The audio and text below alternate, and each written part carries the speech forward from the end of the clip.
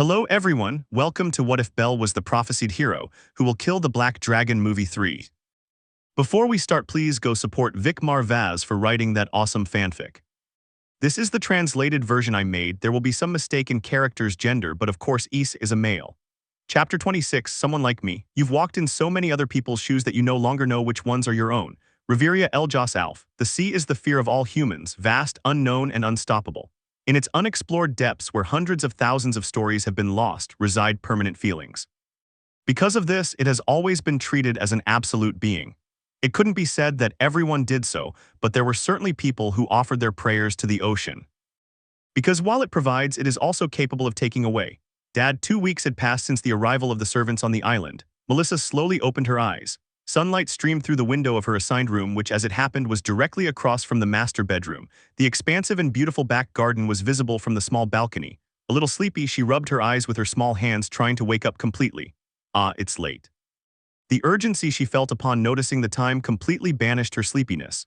She quickly stood up, rushed to the bathroom, and washed her face. The dirt on her cheeks was gone, her disheveled hair was gently brushed, and the shabby maid's outfit was replaced with a new one, hanging on the coat rack beside her bed. Compared to how she spent her days before arriving on this island, Melissa felt that she was finally living a dignified life. After brushing her teeth, arranging her hair in small pigtails, and putting on her cute maid outfit, Melissa flashed a big smile in front of the full-length mirror attached to the wall. She took the necklace hanging from her neck and opened the small pendant, revealing a worn photo. Melissa will do her best today too. The little girl ran and ran, going down the stairs until she met the lady who was now her mistress. The lady's beauty left her speechless. She never thought she would meet such a beautiful woman, and in her heart resided the small desire to one day boast of equal beauty.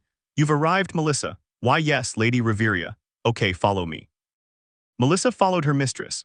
For every 5 steps Melissa took, Reveria took one. Therefore, it seemed as if she were running behind her. However, Melissa didn't seem tired. She was assigned as the lady's personal assistant, so with all her heart she told herself that she would never suffer again. He had a comfortable bed, a roof that protected him from the cold, hot food on the table, and good clothes. He was finally fulfilling his promise to his father. I arrived at Marin Port around 8:00 a.m. 2 weeks had passed since the employees arrived, and as everything seemed to be going quite well, I let Reveria spend some time with Melissa and took the opportunity to finally verify the identity of that girl. I actually wanted to know days ago, but Anna was out of Marin on business, so I couldn't do anything but wait. Now, having received a letter of his return, I immediately left in order to meet him at the cafe nearest to the port. Since it was a casual meeting, I wore a floral shirt and beach shorts, pretty comfortable. By the time I arrived at the cafeteria, Anna was already waiting for me. She raised her arm, greeting me with a friendly smile. The table was empty except for a cup of coffee. Would you like me to order one for you if you would do me a favor? Anna raised her hand and a waitress came immediately. After 5 minutes, I had a black coffee without sugar in front of me. We remained silent for a while, enjoying the coffee and the cool sea breeze caressing our faces. Anna was the first to speak. I returned as soon as I received the news that you were looking for me. May I ask why? It's not that important, it's just curiosity. Curiosity. Anna bowed her head and I nodded, yes. If I remember correctly, Reveria, my wife requested that the employees be elderly or close to it. That's correct. Was there a problem with my selection? If so, I can withdraw and replace whoever was displeased. She is truly professional but also cold. She wasn't the least bit bothered by the idea of firing someone. I smiled bitterly as I shook my head. No, that's not it. We're more than satisfied. It's just there's a little girl. A girl. Just as I suspected, Anna knew nothing about Melissa. It was even more obvious from the way she tilted her head, confused. A little girl arrived with the staff. Her name is Melissa. Do you happen to know her? It seems she snuck in among the staff, and I thought you might know her or know someone who does. Melissa. Anna opened her eyes, asking with clear surprise. He didn't seem to be unaware of the name. He was simply showing the surprise that a person would show after hearing the name of someone they shouldn't have to hear. He hesitated a little, but after a few seconds he spoke about Melissa. Melissa is an orphan girl. There aren't many people who don't know her. She usually spends her time in the central square begging or helping people get something to eat. She lives on the outskirts of Marin. I felt a lump in my throat. The worn suit, his disheveled hair, and the dirt on his cheeks. The wide, forced smile, the dim light in his eyes. Such a small girl, your father. He died in a storm a year and a half ago. Since then, Melissa has been alone, your mother. He died of an illness when Melissa was a baby. How do you know all this? I didn't get a quick response. Although she had just said that there weren't many people who didn't know Melissa, Anna knew more about what a person would be interested in knowing about an orphan. She hesitated once more but gave an answer. Her face was adorned with a sorrowful expression. I usually help her when I can, although not enough. I nodded in understanding. That was enough. I didn't know much, if anything, about Anna's personal life, but it's well known that everyone deals with problems and responsibilities. Only those who were privileged could afford to help others, and only a few would help in good faith. I could tell that Anna was the second one. Did she have siblings to feed, a sick mother, an absent father? None of that was my business. I just wanted to know about Melissa, and I already had what I came for. What we think isn't enough might be enough for the other person, so don't let it bother you. The coffee's on me. Ah, thank you. I stood up, offering words of comfort. Though more than comfort, it was the truth. Anna is a good girl, kind, dedicated to her work, and quite efficient. If I had to mention something bad about her, it would be that she's not good at lying. Or maybe it's just me who's become more noticeable. Anyway, I said goodbye with a smile as Anna waved me off with a gentle expression. As I left the bar, I watched the crowd go by, then headed towards the outskirts of Marin. I had a vague idea of where Melissa's house might be, and after searching for about an hour, I found it. It wasn't hard to find out that she had lived here until recently. At the entrance was a small sign with terribly misspelled words, Mesa's house. How could she have survived a year and a half being so small in a place like this? A small hut made of palm fronds and dry branches held together with mangrove roots.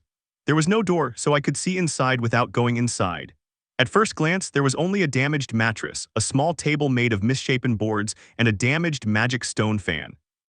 It's painful to watch. I touched my chest. A sharp pain lingered there, causing unpleasant discomfort. How could a little girl deserve to live a life like this? How could she smile knowing how painful and cruel her reality was? Why did he strive so hard to live a life like this? I stared into space as a feeling of apprehension took hold of me. I always thought I had done enough, that I had suffered as much as necessary, and that now I deserved a break. But now I looked at this reality. A helpless girl struggled to survive despite everything being against her, while I pathetically accepted defeat and ran away from my responsibilities. She is a strong girl. My lips curled into a bitter smile.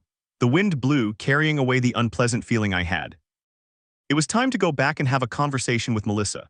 It was around 11:00 a.m. when Belle arrived on the island, greeted by a couple of maids and his wife. Belle got off the boat and walked over to Reveria, taking her hand and giving her a small kiss on the lips, a sign that he had missed her. Reveria smiled contentedly. This foolish husband was finally acting as he should in front of others. I'm back. Did you have a good time? I've discovered a couple of things. Is it okay if we talk about it at lunch? Sure. The brief exchange between the two was enough to make the servants present smile reflexively. From their perspectives, Belle and Reveria were the perfect match. On one hand, there was a woman who transcended mere beauty, and on the other, an attractive young man who exuded warmth and kindness. Not only those present, but the entire staff was able to reach a consensus after the 2 weeks of service they had been providing. That was, of course, because Belle and Reveria were excellent bosses. It was natural for servants to be concerned about the personality of their masters when they were hired, and they came with the conviction of enduring as much as they could if they turned out to be despotic and bitter. However, it was quite the opposite. The lady, Reveria, was not only divinely beautiful, but she always remained composed and asked for things with the utmost courtesy. She even took on an orphan girl as her personal assistant. The man, who was young and handsome, simply smiled at them kindly in silence. His routine consisted of being loving to his wife, fishing, and watching the calm waves on the beach at sunset. Everyone was satisfied with the work. Not only was the pay good, but unexpectedly the lady gave them days off the island in addition to the mandatory rest they had each week as stipulated in the contract. And they were paid. My husband would like lunch. Please prepare something light and set the table on the balcony in the master bedroom. And if anyone sees Melissa, please bring her with us. At your service, Lady Reveria. Reveria approached the head maid, Mariella, and gave her instructions. Mariella nodded with a smile, then gave orders to the others individually. In just 30 minutes, a table was meticulously set with numerous dishes on it. Belle and Reveria took a seat next to each other, and Melissa, who was called after being found playing with the fish in the garden, came running in with clear enthusiasm and happiness. My lord and lady. I heard that Melissa was called, and Melissa has arrived. Belle smiled reflexively at the sight of the charming smile gracing Melissa's face. Since her arrival, she had settled in remarkably quickly, and wherever she went, she seemed to infuse the place with a sense of tranquility. The charm of children, were you playing? Reveria asked, her eyes reflecting a calmness and her lips curved in a soft smile. Yes, Melissa was feeding the goldfish in the canal, I see. Since they've already eaten, I suppose it's your turn, right? Come on, take a seat and join us. I'll wash my hands. Melissa turned around and left the balcony. Although the rest of the employees wouldn't do something as reckless as running through their employer's master bedroom, let alone use their bathroom, Melissa did it without any worries. Her small body was covered by the furniture before she disappeared from Belle and Reveria's sight, and after a few minutes she came running back in the same way. Her black hair billowed in the air, like a kite being pulled by a small child in the park. Her round, beautifully silver eyes crinkled as she smiled at the sight of the abundant food on the table. Its appetizing appearance made Melissa's little stomach rumble adorably.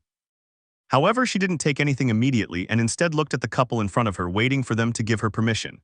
Belle nodded, unable to contain a smile at how sweet Melissa was. "Go ahead, eat until you're full. Thank you." Melissa picked up her silverware, tapping it impatiently on the table. Her small legs swung back and forth as Reveria served portions of each dish. When they handed her a plate full of food, she began to devour it with great appetite. She forgot her utensils and, without a care for being judged, used her small hands. "She has a big appetite, huh? No matter how many times I see her, she still surprises me. It's good to have an appetite, isn't it? It's growing." Belle laughed at Reveria's disbelief, then began eating from the plate she herself had served her. Reveria did the same shortly after. Unlike Melissa, who ate barbarically, every detail in Reveria's movements was sophisticated. Belle thought with a touch of derision that he was witnessing the stark lines separating nobles and commoners in something as simple as a meal. "This is delicious," Melissa screamed. The gentle breeze cooled their bodies, making the meal more comfortable. Although the table was initially set with the intention of being a simple lunch, the dishes were not something that would be easy to finish even if 4 adults were eating. However, Melissa was already fighting her last battle with the remaining dish. While Reveria blinked in disbelief, Belle laughed with delight at the sight, which was both adorable and somewhat sad. To appreciate food to such a degree, a person had to know hunger more than anyone else, deeply and miserably. That's why he liked watching her eat so much. His heart was soothed by the fact that, unlike her intermittent smile before, now it seemed completely radiant. "Melissa, remain, do you want more?" Reveria was about to say that was enough, that eating too much would make her sick. However, seeing her beloved husband smile, the words caught in her throat. In her red eyes, the childlike figure of Melissa was reflected with a gleam. But she didn't look like Melissa. It was just the silhouette of a girl. "Are you still stuck in the past?" Reveria lowered his gaze. Although she was smiling, it was a smile that belonged to the past, not the present. A smile born of memories filled with nostalgia. "Yes, I want more, I see. Then feel free to ask for whatever you want." "Thank you." That's why Reveria couldn't say anything. No, she didn't dare say anything. It was better to silently enjoy that charmingly solitary smile. "I'll let it go this time. I swear I'll definitely make you smile for the future, not for the bitter past that haunts you." Melissa ordered a couple more dishes, mainly shrimp and fish, which she devoured with gusto. When she finished, her little stomach was about to burst, and several crumbs of food rested on her chubby cheeks. The look in her eyes wandered lazily towards the sky, and her body got rid of any strength, taking the chair as a comfortable bed that would give her the best sleep. "Melissa." "Ooh," however, a voice called his name. Melissa's sleepy eyes blinked to clear her vision, and she slowly fixed her drowsy attention on Belle, who was looking at her with kind eyes. "Yes, my lord, can I ask you a question?" "Sure." "Do you know Anna?" Melissa's lazy movements suddenly stiffened. Her simple reaction was a response to Belle's eyes, so clear he didn't need a Laplace device to measure her pulse. Melissa stood up straight and looked away as if she were a wooden puppet being controlled by a beginner. "And no, I don't know her." Reveria wanted to bring the palm of his hand to his own face. Melissa wasn't a natural liar. Her stiff movements, the trembling tone of her voice, and most critically, that unnecessary hiss she made at the end of her answer. "So you know her, huh?" "And no, Melissa said she doesn't know her." "Is that right?" "Melissa never lies." "I see, that's a problem then." "Wait." Melissa, who had climbed onto the chair so she could slam her hands on the table, blinked at Belle's reply. He even crossed his arms and let out a dejected sigh. "A problem." Melissa took a step with great caution. She slowly approached, asking questions curiously but not carelessly. "Yes, I met with Anna today in Marin. She told me that if there was a girl named Melissa on the island, I should give her this." Belle placed a small pink gift box, catching Melissa's attention. What was inside? Was it for her? Melissa swallowed. Doubt was etched on her face, from which small beads of sweat rolled. What isn't it obvious? He said it was a gift, but judging by the smell, it's definitely a dessert. A dessert. What else could it smell like, my lord? I don't know. The flavor? Can you tell me what flavor it is? The flavor may be chocolate. No, it's mocha. Yes, it seems to be mocha. Mocha. Reveria's lips curved into a smile. She almost felt she would burst out laughing if she continued watching Belle's act. When he could have simply revealed that he already knew everything about Melissa, he decided to play along and deceive her in a rather childish way for someone his age. How beautiful. The fact that he was good with children was a good sign. Now she was 100% sure that when they had their child, Belle would be a good father. It's mocha. My lord. Yes, Melissa. Melissa may know someone named Anna. Oh really? Yeah, I see, so you just lied, didn't you? Why yes, I'm sorry. Melissa lowered her gaze, sat down, and remained silent. Her carelessness had led her to a difficult position of which she was aware. Even if Belle were stupid, he would notice the clear abnormality. Melissa, did Anna tell you to sneak in with the rest of the staff? Why did you do it? We should take you back to Marin, shouldn't we? No. Belle remained silent for a few seconds, looking at Melissa. The girl trembled, looking at him with fear in her watery eyes, her small lips pursed. Please, no. I don't want to go back, I want to stay, because I don't want to go hungry anymore. No more. Melissa doesn't want to be hungry anymore. Tears welled in her eyes, running rapidly down her cheeks. Her body began to tremble so violently that Reveria wanted to intervene and calm her. However, he didn't, not when Belle stared at Melissa with no apparent change in his expression. She didn't smile, she didn't blink, she just stared at him. Like someone witnessing another's misfortune, wordless with a huge lump in their throat. I promised my father that Melissa would be happy, that she would survive. I don't want him to be sad. In front of him stood only a little girl who had lost her father, who did not know her mother, and who was alone under the cruelty of this world. Belle recalled the house in which Melissa lived until now. How did he manage to stay afloat for a year and a half? Was it because of that promise? He too had once promised something, and now here he was breaking that promise. Because through tears, Melissa focused on Belle's serious face, who continued to ask questions that were too problematic for a girl of only 7 years old. Why are you so determined to keep that promise? What drives you? Why didn't you give up? Reveria instinctively turned her gaze. She looked at her husband's profile, his eyes incredulous at hearing such a question. What was he doing? If he was going to go so far as to question a child's efforts to survive, he had to stop. He couldn't ignore the fact that he saw himself reflected in a little girl, and worse still, that he questioned her desperate struggle to live another day.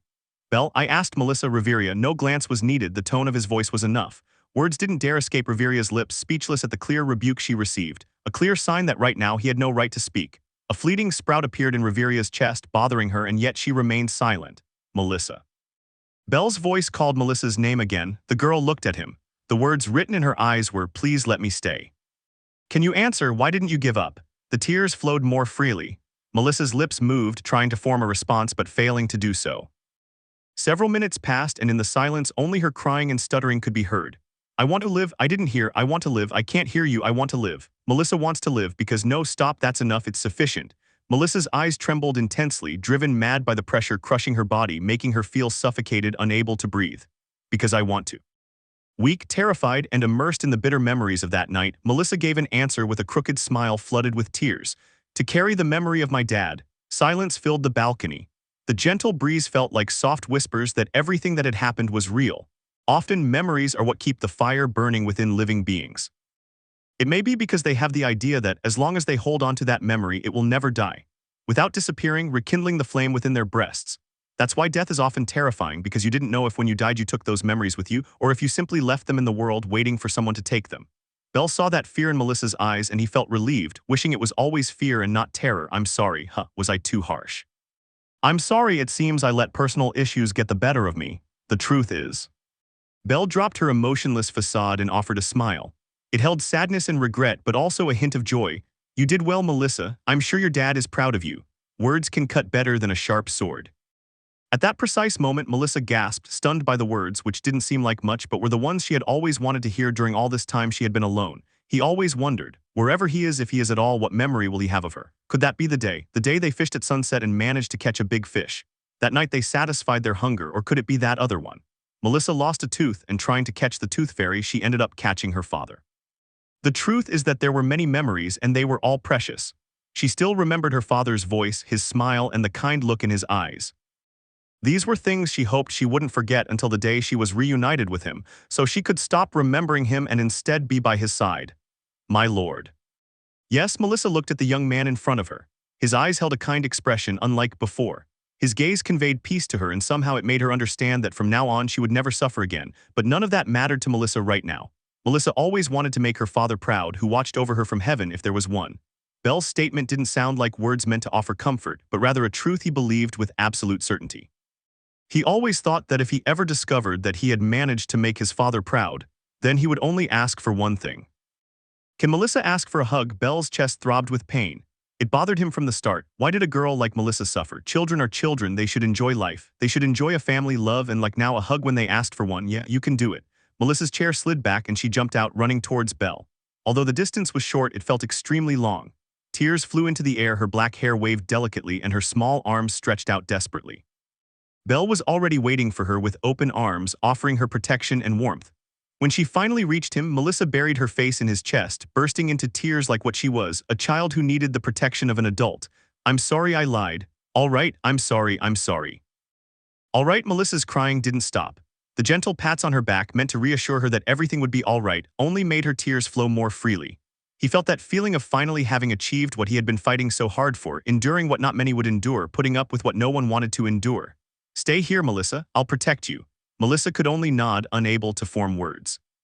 Finally, amidst so much crying, her strength left her body, causing her to fall into a deep sleep. Belle smiled with relief, stood up with Melissa in his arms, and looked at Reveria. I'm sorry too, Reveria. I was quite rude to you, wasn't I? I had to check something. I hope you'll forgive me. Is that a yes? Reveria silently shook her head, which made Belle smile somewhat bitterly. He knew it just by looking into her eyes. His wife was angry. No, angry was an understatement. If looks could kill, he would have died at least a dozen times. There is a way to obtain my forgiveness. Oh, and that's it. Reveria stood up, walked over to Belle, and looked at the little girl in her arms. After looking closely and confirming that she was asleep, she brought her lips close to her husband's ear. His tone was quite direct, almost charming. I'll tell you tonight. Oh shit. A year and a half ago, one day before her birthday, Melissa was awakened by her father's shouts. Melissa, wake up. Own 5 more minutes. 20 minutes later, Melissa was forcibly removed from her bed. She and her father lived on the seashore, under the roof of a small cabin they had built themselves and surviving on what the ocean provided. The routine was always the same. Secure food, sell what could be sold at the market, and buy what was needed for their daily lives. However, today was different. Melissa's birthday was tomorrow, and today her father was preparing their small sailboat to set sail. Where will we go? It's a surprise. I hate surprises. Melissa wants to know where we're going. Okay, here, hold this rope. Father and daughter prepared the sailboat, ready to set sail at any moment. Although Melissa was about to turn 6, she did everything she could to help her father. If something was too heavy, she would shout and he would come to her aid. They didn't have much, but Melissa, with a still immature mind, thought that as long as she had her father, she would be happy. So now, as she watched her father push the sailboat over the waves, Melissa smiled with excitement for what they would do today. But the ocean was cruel. In the middle of their journey, it began to rain. The rain didn't stop, it never did. It seemed like an endless rain, drowning out their desperate cries. The winds roared fiercely and lightning struck all around. The sky, which used to be a beautiful blue, was black, emanating misfortune and sorrow, weeping disasters that ended up destroying the small sailboat. Dad, Melissa's small body fell into the sea. Despite his swimming experience, he was unable to fight against the large and strong waves. Dad. The salt water covered her tears. The roaring wind and thundering lightning silenced their screams. Dad, she screamed and screamed, but he didn't come to help her. Although he opened his eyes as wide as he could, even though the sea salt burned him, he could not glimpse the figure of his father. Everything was dark, too dark. The noise, the darkness, and the fear mingled together, and Melissa, who was just hours away from turning 6, was swallowed by the vastness of the ocean. Melissa. He could only hear a familiar voice. Please, Melissa. He felt the strength of someone taking over his small body, sharing what little color he had left in this frozen hell. He heard a constant splashing, erratic breathing, and desperate cries. Melissa. But more importantly, he heard his father calling his name. Forgive me, my child. A desolate cry sounded amidst the disaster. Please, live, and the sincere plea of a father to his daughter. You have to live, Melissa. A slight push and then a cry overflowing with love and affection tinged with sadness. I love you. Your father is proud of you. And a second later, the screams were drowned out by the storm. Some time later, impossible to know how long, Melissa awoke on the seashore. Her body was tied to a small life preserver, the knots made in desperation. Dad, unlike her usual waking routine, her father was nowhere to be seen. There was no one there to wake her up. The next day, after a tortuous and hot night, Belle went fishing with Melissa at sunset. They were both in a lotus position on the sailboat, holding their fishing rods and talking to each other. My lord, yes, can you teach Melissa that powerful attack? Belle blinked, confused. He turned back to look at Melissa, doubt evident in his expression. Powerful attack, what are you talking about? Until now, Belle was seen as a calm and kind person by everyone who worked on the island. Although there were some rumors about a conflict he had with someone named Darien, none of them witnessed it, so they considered them unfounded rumors. Hence Belle's doubt, the one he used against that scoundrel. But Melissa made it clear that she had in fact seen all of that. Her eyes shone with excitement, but that excitement didn't stop her little hands from holding the fishing rod tightly. You poked him with your finger, but that man went flying through the air. Melissa wants to learn from him. Belle remembered what Anna had told her in that cafe, that Melissa frequented the plaza trying to earn her daily bread. So that look of admiration, it came from you. What a coincidence. A look, I suppose so. Melissa went on talking about how great that shot had been and how much she wanted to learn it. On the other hand, Belle didn't know how to tell him that to achieve it, he needed to have an ability similar to Argonaut. The best thing to do was to convince her that she didn't need to learn something like a powerful punch. Why do you want to learn something like that? You could end up hurting someone or worse yourself. You need to take care of yourself, Melissa. But. What if Melissa needs to defend herself against a thug in the future? That powerful punch will come in handy. A wry smile escaped Belle's lips. If he weren't holding the fishing rod, he would easily have hugged his own stomach in pain. Melissa puffed out her cheeks as she watched him laugh at her, feeling a clear annoyance at being treated like a child. Just as he was about to complain, a soft yet strong hand stroked his head. She glanced at Belle, who was looking at her with kind eyes and an affectionate smile. The crimson rays of the sunset bathed her figure and contrasted with the white of her hair. If that happens, I will protect you, so Melissa doesn't need to be strong. You're just a child. Ideally, you should enjoy life without worries. You can leave your problems to me. The warmth in the palm of his hand was transmitted to Melissa, who slowly lost her fishing posture, becoming defenseless. She lowered her gaze, trying to hide the smile on her small lips. How long has it been since she last felt protected? He didn't dare see Belle as a father figure, but if he had to say something to describe his view of him, he'd say he's like an older brother. The brother he never had. If you say so, I suppose you're. Melissa's fishing rod moved, going in and out of the water's surface until, with an unexpected force, it was pulled deep into the beach. Melissa.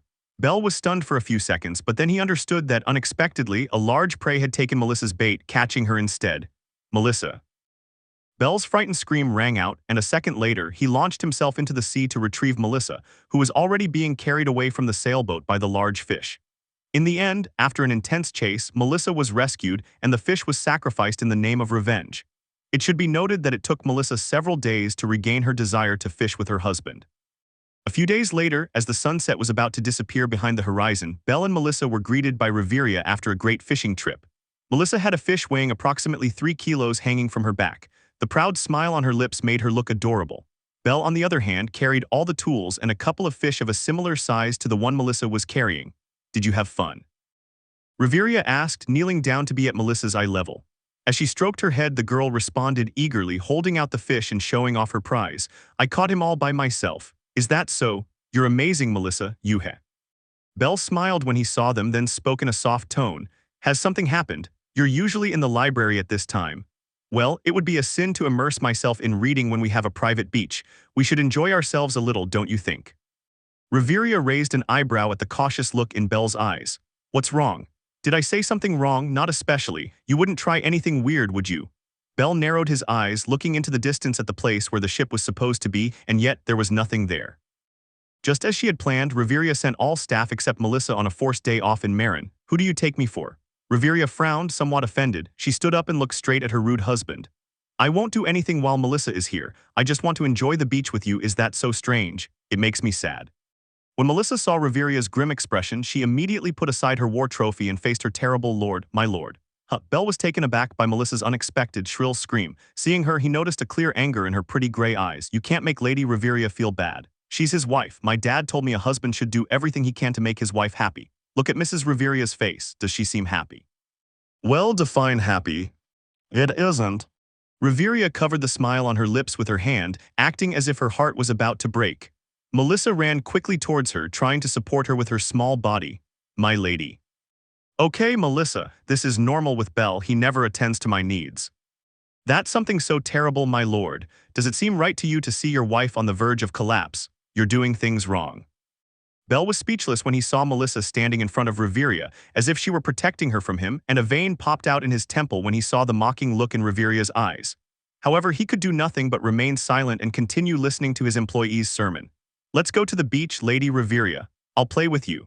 You're so thoughtful, Melissa. I'm glad to have you with me. Don't say that. As long as I'm here, I won't let my lady suffer. Melissa took Reaffirming's hand, guiding her along the path that led to the beach and leaving Belle behind without even giving him one last look. Of course, that was not the case with Reaffirming, who turned around to stick his tongue out in mockery. Belle remained silent, watching their backs recede and disappear into the distance. What did he do wrong? No, first of all, why did Melissa side with Reaffirming? He was the one who played with her every day, and he was the one who went fishing with her every other day. This is so unfair. Feeling quite depressed, Belle thought it wouldn't be so bad if his son took his side when he was born. That way, at least it could be a fair fight. A few minutes later, while I waited sitting alone on the sand, reflecting on my sins according to Melissa, she and Reaffirming arrived showing off cute swimsuits. Reaffirming wore a fairly ordinary bikini, which, although it covered most of her body, left the exposed skin exuding breathtaking beauty. As she had said before, no matter what swimsuit she wore with a body like hers, it would definitely look good on her. Melissa, on the other hand, wore a one-piece swimsuit that accentuated her cuteness.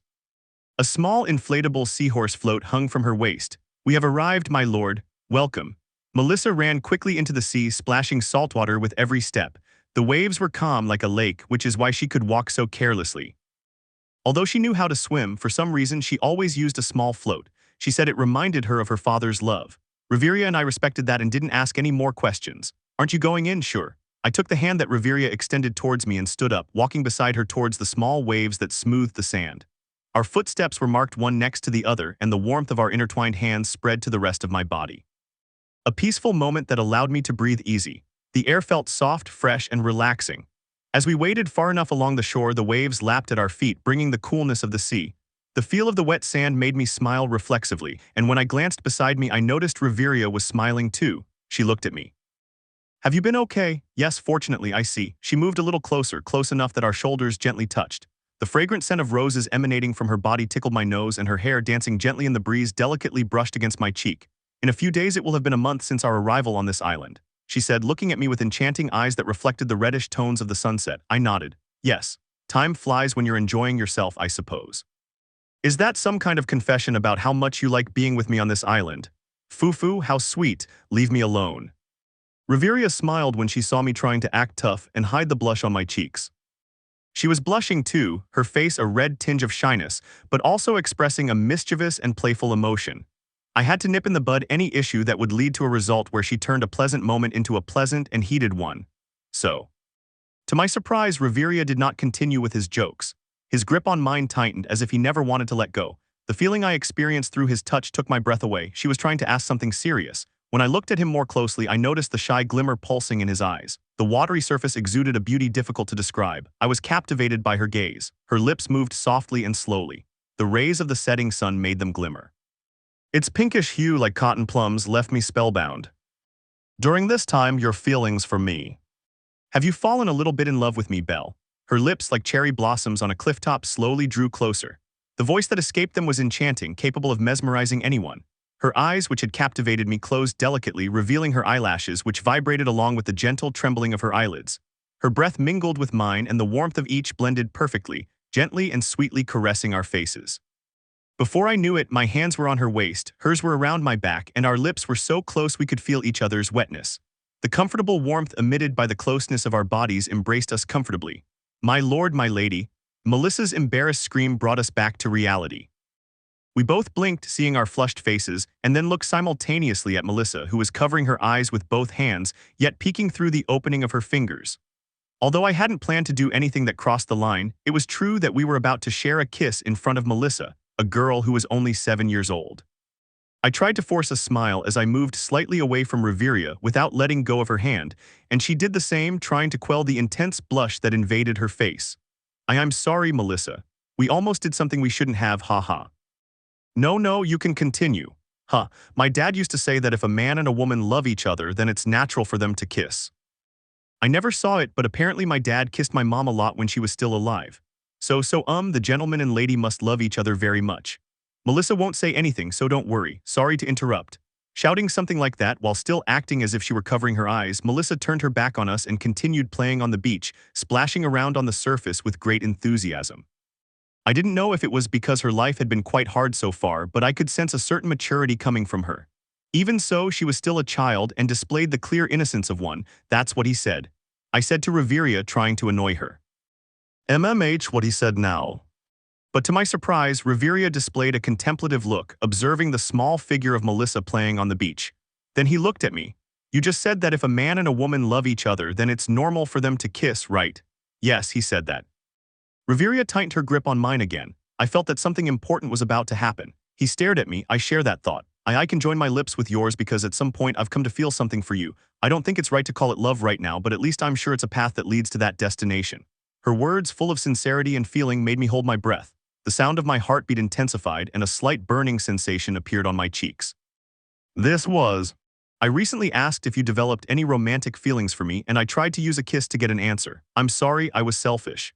Okay, don't make that face. We have plenty of time and we've only just begun. Rushing things won't get us anywhere, and I don't want you trying to lie about feeling pressured. If you do, I'll freeze you out. Reveria laughed softly after telling a joke, which didn't really feel like a joke, but it didn't take away from the beauty that shone from her smile. Seeing her be so serious about this matter made me reflect. My feelings for Aizu were buried that night at my farewell party. Although I was in the process of getting over it, it's true that I wouldn't have been doing such daring and active things with Reveria if I hadn't found her attractive or if there hadn't been any interest. Whether it was romantic or not didn't matter. The truth is, as a woman, I find it interesting. Beyond his physical appearance, he's someone who has supported me throughout these months, which were the hardest of my life. While it's true we had our differences, we talked them through and resolved them maturely. I couldn't call it dependence, but trust. The truth is, she knows parts of me that even I don't know, and the mere fact that she's able to see those parts shows the attention she's paid to me. Belle, yes, I know you're trying to sort out your feelings right now. It must be hard to get over the love you had for Aizu in just a month. I know, so take your time. Reveria came closer again, giving me a light kiss on the lips. Just a warm, wet touch, and yet it made my heart leap because it was so unexpected. As a man and as a person, I like you, Belle. This is a confession. I eagerly await the day you make me love you. He exposed his soul. In front of me, he confessed what not many would have the courage to confess. More difficult than swinging a sword 10,000 times with the same force from beginning to end. Because there was nothing more terrifying than the idea of being rejected or avoided. I know this because, at the time, I felt it when my love for Aizu still burned brightly in my chest. And here was Reveria, performing such a brave and risky act while displaying the most beautiful smile I have ever seen in my life. To someone like me, who abandoned their path and now wandered aimlessly. To a person like me who betrayed the expectations of thousands. To someone like me who wasn't sure what I wanted to achieve, who had no goals, aspirations, or desires beyond living carefree. Someone like me. I can wait a lifetime if it's about you, but if you feel the same way, please spare me the wait. Her lips remained curved in a smile. Beautiful and radiant, a smile dedicated only to me and lips just for me. Did that make your heart skip a beat? She asked in a mocking tone, the corners of her lips raised in a flirtatious smile. The sunset enveloped her figure and her exposed skin contrasted, radiating a divine presence.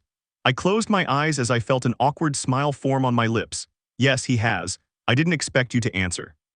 Shouldn't I have done it? No, that's not what I meant. How to put it, it was just unexpected, though gratifying, I must say. I see, and regarding what you just said.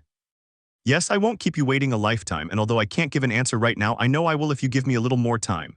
HMPH, what a shameless man. Imagine asking me, Reveria Eljas Alf, for time when I've been quite direct about my feelings. Are you aware that my beauty is divinely beautiful? I know, for better or for worse, I've been able to see that beauty in depth, for better or for worse. I see you're looking for a good hit. Haha, sorry. I rubbed my shoulder after receiving a light tap, acting as if it hurt. Reveria pouted, then looked away but never let go of my hand. As we walked along the beach, he spoke again. Anyway, I wasn't expecting anything today anyway. I said I'll wait, so focus on sorting out your feelings and give me an answer by then. I won't make it easy for you though, just so you know. What do you mean by that? Isn't it obvious? Once you sort out your feelings, you'll have to do your best to make me fall head over heels in love with you. I'm not an easy woman. I nodded with a smile and we continued walking slowly, ignoring Melissa, who followed us at a short distance while trying to hide and peek. Reveria also noticed her presence, and yet she stood in front of me, stopping our walk and looked at me with enchanting eyes. So. Her gaze wandered from side to side until it finally met mine, never to separate again. How about we seal this agreement with a kiss? She asked with a cute blush on her cheeks. Seeing her like that, I couldn't resist the urge to bother her. Didn't you just say you're not an easy woman? HMPH, you ignorant fool. To my surprise, she didn't get angry and throw a tantrum, but instead acted with a lovely arrogance. You're the easy one here. When will you realize that? Oh, then I can refuse and prove that I'm not easy. Do you think you can do it? We drew our bodies closer, embracing in the warmth that emanated from us. My hands encircled Reveria's soft waist, and her arms took hold of my neck, urging me to draw even closer. Little by little, our breaths mingled. The sea breeze gently caressed us, and under the last ray of sunset, we joined our lips in a kiss full of intense, undiscovered emotions. We heard Melissa's exclamation in the distance, but the sensation of our lips made us dismiss it. After all, it was just a kiss. Things a child shouldn't see would happen in the room tonight. A week later, Melissa welcomed her master to the temporary training ground. As he had requested, she would begin self-defense lessons starting today. The other workers took it as a courtesy from their kind master, who didn't bother to play with Melissa and fulfill her whims. However, the few who were free of duties thought differently from the others as they watched the training. 1, 2, continue like this until you complete 100 repetitions. Yes, sir. Melissa held a small wooden sword custom made by Belle himself. Instead of her usual maid outfit, she now wore a training uniform. Again and again, Melissa swung her sword tirelessly. Beads of sweat trickled down her face, showing her exhaustion. When he finished the 100 vertical cuts and believed his training was over, Belle demanded that he run 10 complete laps around the training field. D10 turns. With a pale face, Melissa began to run. However, she collapsed, on the verge of collapse in the middle of the third lap. I can't anymore. At this rate, you'll be able to pull off that big heist in about 50 years. 50 years. It was better to give up, Melissa thought. However, at the same time as the idea of giving up crossed his mind, the memory of what happened 3 days ago blossomed in his mind. While accompanying his lady on a shopping trip, some thugs approached him and invited him to go to strange places.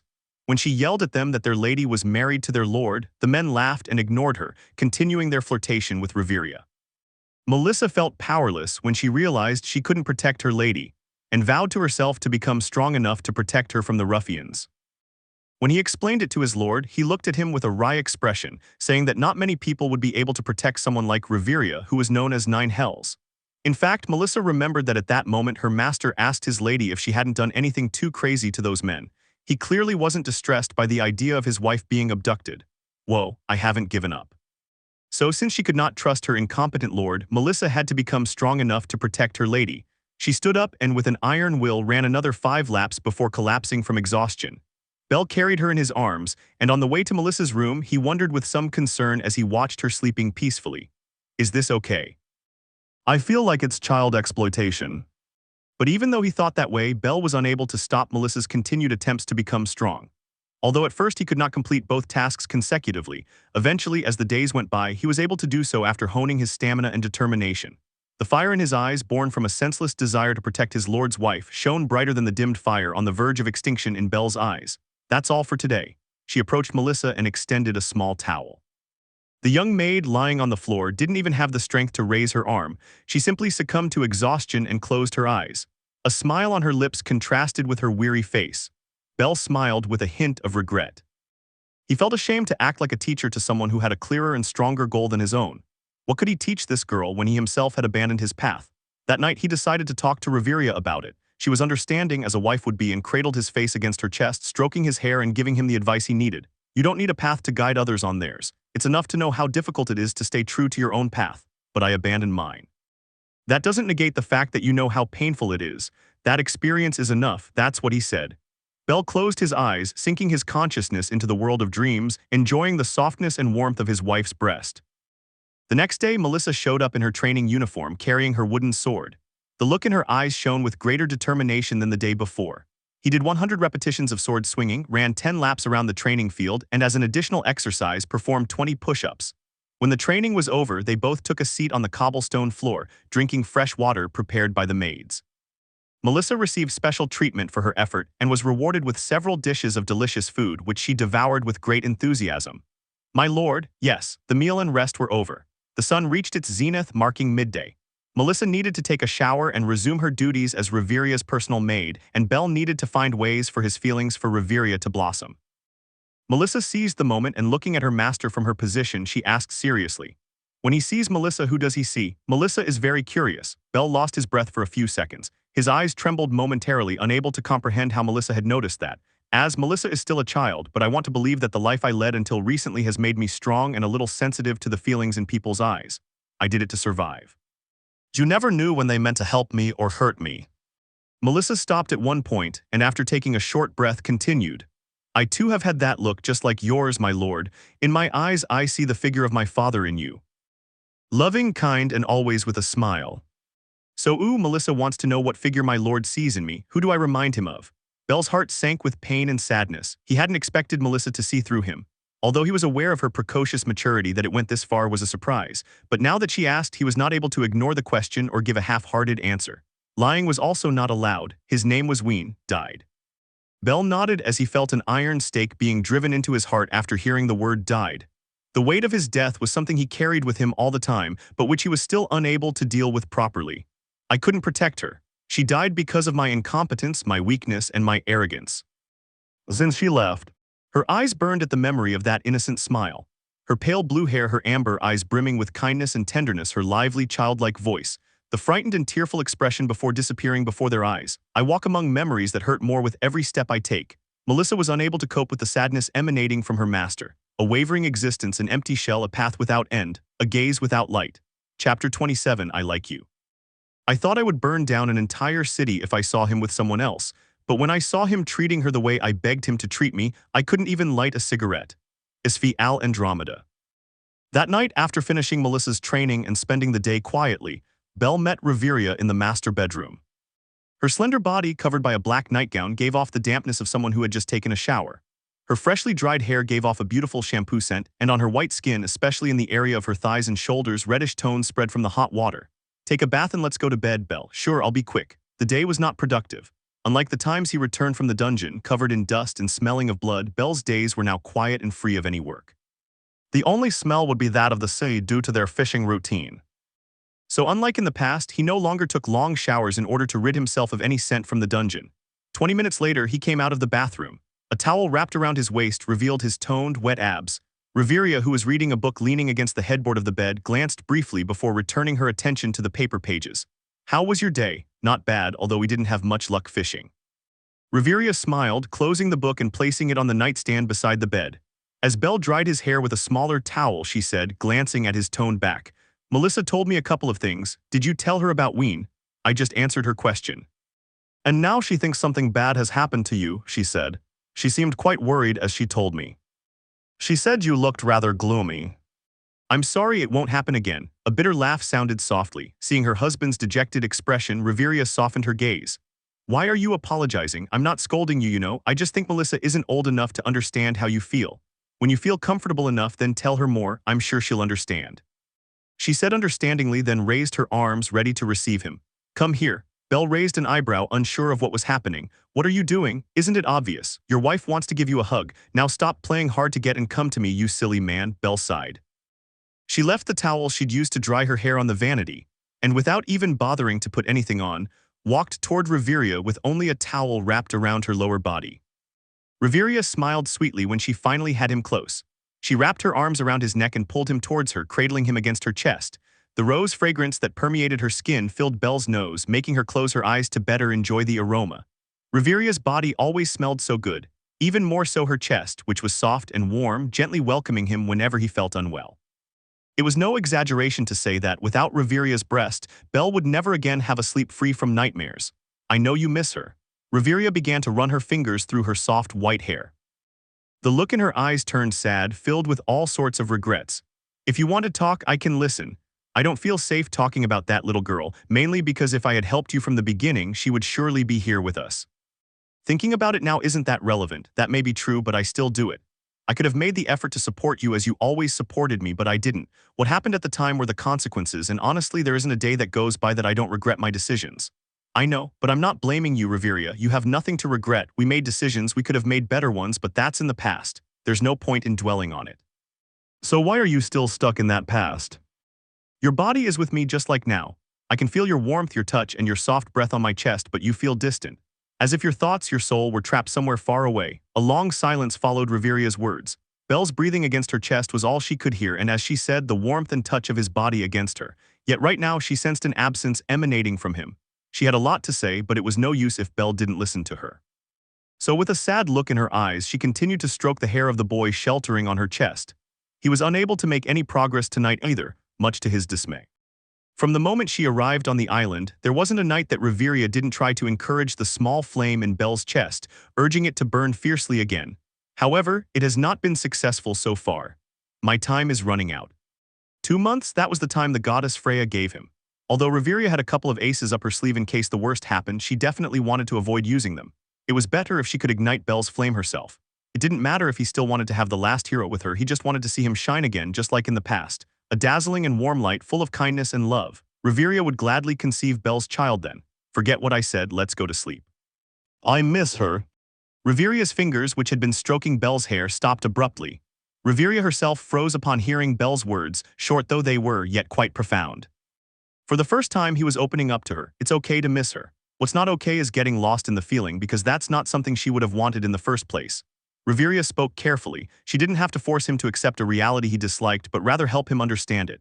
He stroked Belle's hair again, speaking in a sweet and reassuring tone. "As I told you some time ago, it's not about forgetting, but about remembering without pain."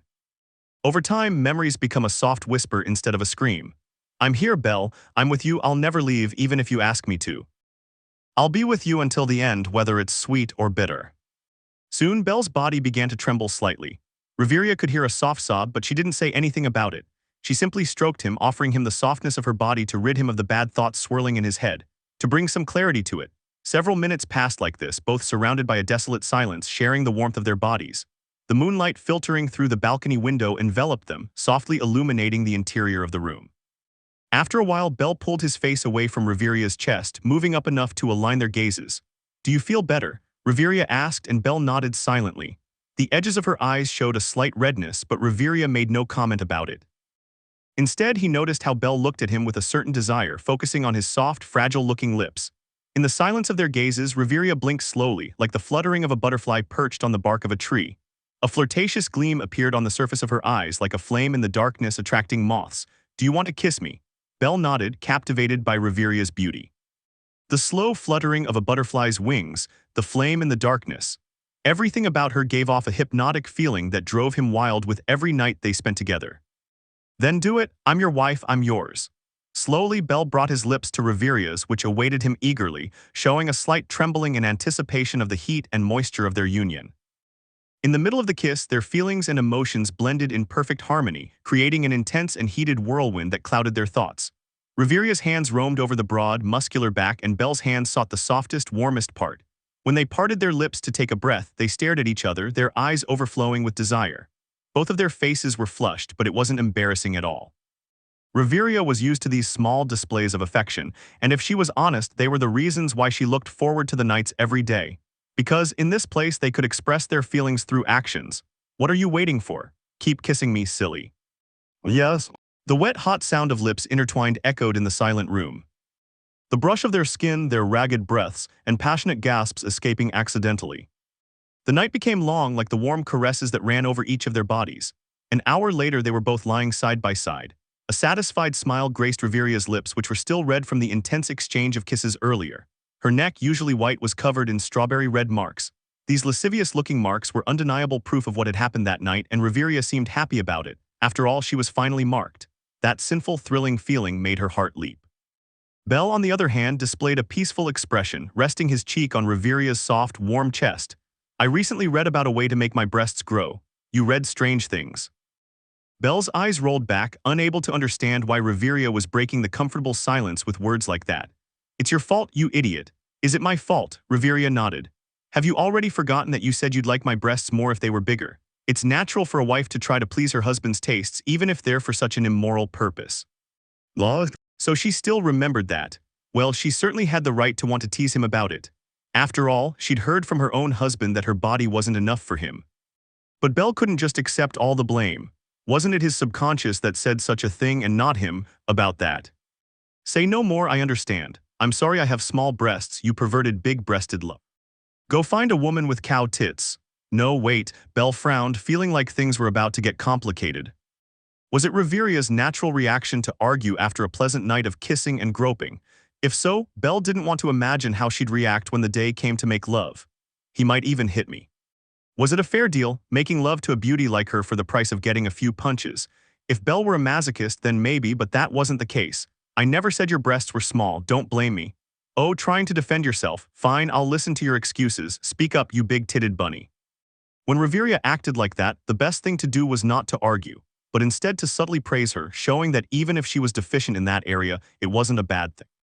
"My grandfather always said this. What? It's not the size that matters, but the shape and color. Reveria, your breasts have a perfect shape and a beautiful color. They're not small either, so it's no exaggeration to say they're custom-made. I like them." Reveria's excitement at the possibility of embarrassing and upsetting Belle vanished as soon as she heard his words. What kind of grandfather would say such a thing to his grandson? Perhaps he judged Belle too quickly since, right now, he firmly believed that he was a degenerate by nature. Although, well, I guess that's a valid comment. He couldn't help but feel happy too. Mainly because of the latter. I like them.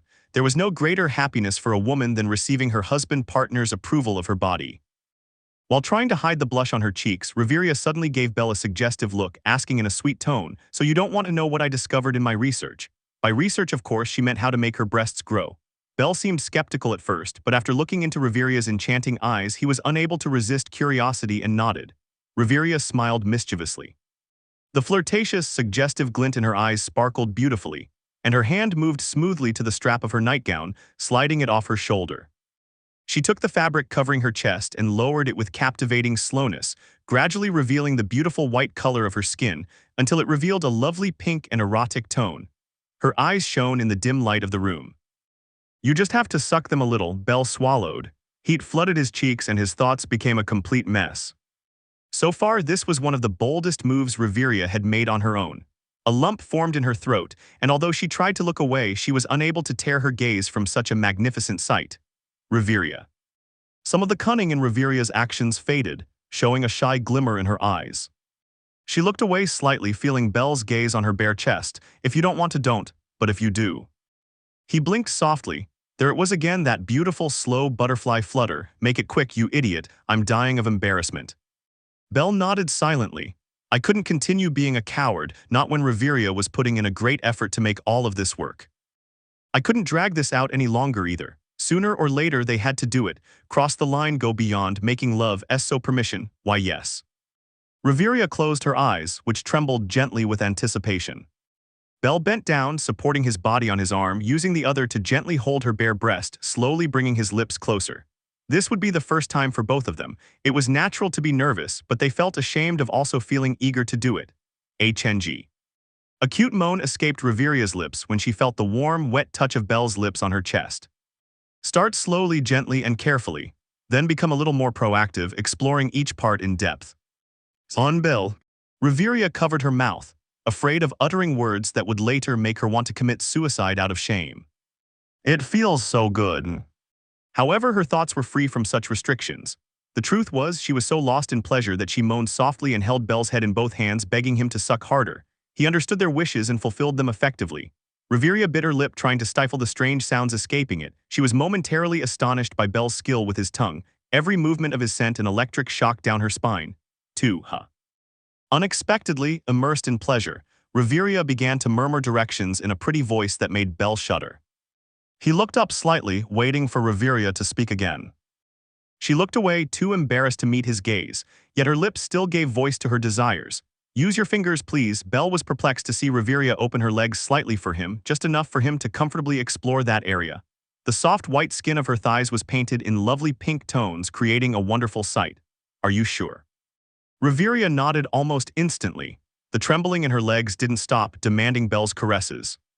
Do it quickly, you idiots. Seeing that Reveria closed her eyes, Belle had to summon his courage once more. Reveria's breathing matched his, both erratic and ragged. His hand traveled over Reveria's flat, smooth abdomen, moving downwards with unsettling slowness. He passed by the hidden paradise between her legs, caressing her plump thighs before finally turning back and entering gently. Ah. Reveria's soft voice rang out between excited moans. Her body, already quite hot, reacted to Belle's touch, welcoming it with pleasure. Its warm, moist interior pressed tightly against his fingers, refusing to let go. Reveria cupped Belle's face in her hands, aligning their gazes. Her eyes shone with a shy, expectant glow, and her lips curved into a soft smile. Be kind. Yes. They both enjoyed the warmth of each other's bodies, giving and receiving caresses, exchanging heated kisses, deepening their intimacy an inch before crossing the line. The next day, after Melissa's training, Belle met up with his wife after spending a pleasant time by the sea. Reveria was in the library and Melissa sat next to her, calmly listening to the story Reveria was telling her. Are you having fun? My lord. Melissa jumped out of her chair and ran to Belle when she heard his voice. Since she was still short, she hugged Belle's leg, looking up at him with excited eyes. Are they going to have a child? Melissa's question made Belle blink, completely oblivious and perplexed. He glanced at Reveria, who, upon seeing him, remembered the previous night and looked away, appearing shy. Seeing that he would not receive a response from his beloved wife, Belle lowered his gaze to Melissa. Why do you think that? Mrs. Reveria said they are planning to have a child. Melissa, that's it. Reveria screamed on the spot, something inappropriate and rare to see. So that's how things are, Belle sighed, showing a smile as he stroked Melissa's head and walked towards Reveria. She looked nervous, glancing everywhere but at him. Her cheeks and the tips of her ears were painted an adorable shade of red. Her slender fingers tapped repeatedly on the cover of the book on the table, displaying the panic that gripped her. Is that true, Reveria? Maybe. Belle let out a pleasant laugh, as if he were teasing his wife about how beautiful she looked. Reveria frowned but remained silent, too embarrassed to even attempt to admonish him. After all, it was true that she said something related to having a child with Belle while reading a story to Melissa. Can I sit down? Belle asked and Reveria nodded, if you want to go ahead. Thank you. Reveria puffed out her cheeks, feeling even more annoyed by the haughty tone in Belle's voice. You silly man, acting so happy about catching me off guard. If you hadn't done a good job last night, I'd freeze you out right now. She thought, watching Belle sit down next to her even though the table had chairs all around. What are you doing? Belle raised an eyebrow, acting innocent. Isn't it natural to want to sit next to my wife? Melissa too. Of course Melissa can join too. Yeah. As Belle took Melissa in his arms and sat her on his lap, Reveria tried to calm her racing heartbeat. Thinking about the heated and passionate night before also worked against her, as she now felt twice as embarrassed as before. Control yourself, woman. What happened last night was something that happened because it had to happen. There's nothing to be ashamed of. It's natural for a married couple to play around a little before going to sleep. He said that, but it was still embarrassing. After all, having exchanged intense kisses and touched each other's bodies to their heart's content, they both went straight to sleep, unable to say anything out of embarrassment. Although they slept embraced, with Belle wrapping his arms around her from behind and pressing his crotch against her buttocks, it was still uncomfortable even if they slept peacefully. Reveria also had doubts about whether her body was good enough for Belle. Was that area well shaved? Did her breasts really taste as good as he said, or was that a lie? Did she smell? Was her breath okay? All sorts of worries assailed her, as was the case with women. What were you reading? The book. Belle pointed to the book on the table, bringing Reveria back to reality. She blinked and, after settling her thoughts, cleared her throat and answered, an old tale of heroes. Are you interested? I can read it to you too. Reveria tried to counterattack. It was well known that Belle was embarrassed by the fact that his fondness for heroic tales, even as an adult, was known. However, the smile on her lips did not disappear. Sure, I'd like to hear it. Erg. In fact, didn't he look quite handsome? More than usual, apparently. The smile on his lips exuded a natural freshness that went perfectly with his handsome face and white hair. Her red eyes shone with a kind and captivating glow. What's going on? Is it because of last night? He seems more attractive than usual. Reveria's thoughts went crazy, preventing her from perfectly controlling her body movements. He took the book with trembling hands, and as he read, his voice rose and fell unnaturally. Belle and Melissa listened attentively without interrupting, imagining the scenarios that Reveria described. Although he made mistakes from time to time, his storytelling captivated both Belle and Melissa in a fictional world. This was the power of the nobility. When the reading ended, they both applauded enthusiastically. Reveria sighed, hiding the shy blush on her cheeks. Did you like it? I liked it. I liked it. Melissa never tires of hearing stories from her lady, as one would expect of a princess. Ouch. Why are you hitting me? Stop making fun of me, you fool. Although I wasn't making fun of you. Belle rubbed his shin, which had been kicked under the table. Melissa was oblivious to this unjustified act of violence, so Belle continued to complain silently. Therefore, Reveria silently enjoyed Belle's suffering, then picked up another book and, somewhat more calmly, read a second heroic tale. Time passed quickly, though comfortably, and the afternoon arrived rapidly. Only then did Melissa glance back and forth between her lord and lady. Both, despite the heat, were wearing turtlenecks. She could understand it when it wasn't so late, but now that it was past 5:00 p.m. and they were in an enclosed space without the cool sea breeze, Melissa could no longer contain her curiosity. My lord, my lady. Belle and Reveria raised an eyebrow, waiting for Melissa to say what she wanted to say. She, with an innocent expression, pointed to both of their necks. Aren't you hot? She asked. Why are you wearing those around your necks? Melissa wants one too. Reveria's face instantly flushed red, as did Belle's. Both remained silent, unsure what to say, and instinctively placed their hands on their necks, fearful that they might accidentally slip down and expose the evidence of their nighttime deeds. Well, it's a matching set, ha ha. Belle said, trying to quickly change the subject and move on to something else. Anything. However, Melissa stood up on his lap and took the turtleneck, pulling it toward her. Melissa wants one too. Panic gripped Belle. His whole body trembled, afraid he might reveal something embarrassing. Although Melissa probably wouldn't understand, that didn't change the fact that it would be humiliating for both him and Reveria. Reveria would probably hit him for showing something so inappropriate to a child. Melissa, wait. I want one, I want one, I want one. If Mariella, the head maid, saw the scene where Melissa, a servant, was pulling her master so rudely, she would faint on the spot. It was unthinkable that a maid would even stand on her master's lap. Nevertheless, Melissa was treated more like a daughter than a servant. It was an open secret that the lady and master showed great favor and affection for the little girl. That led to the current scene where Melissa was throwing a tantrum and pulling on her master's turtleneck. When Reveria tried to take Melissa in her arms to help her husband in distress, it was already too late.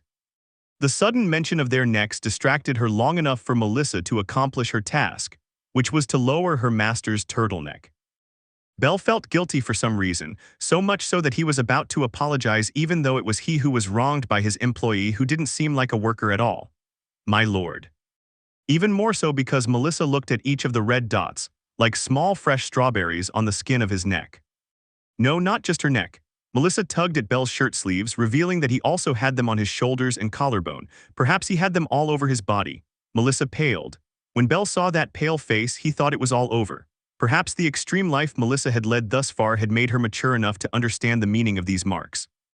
All of them were, of course, hickeys made by Reveria herself, who looked away and remained completely silent in the hope of not being implicated in this matter.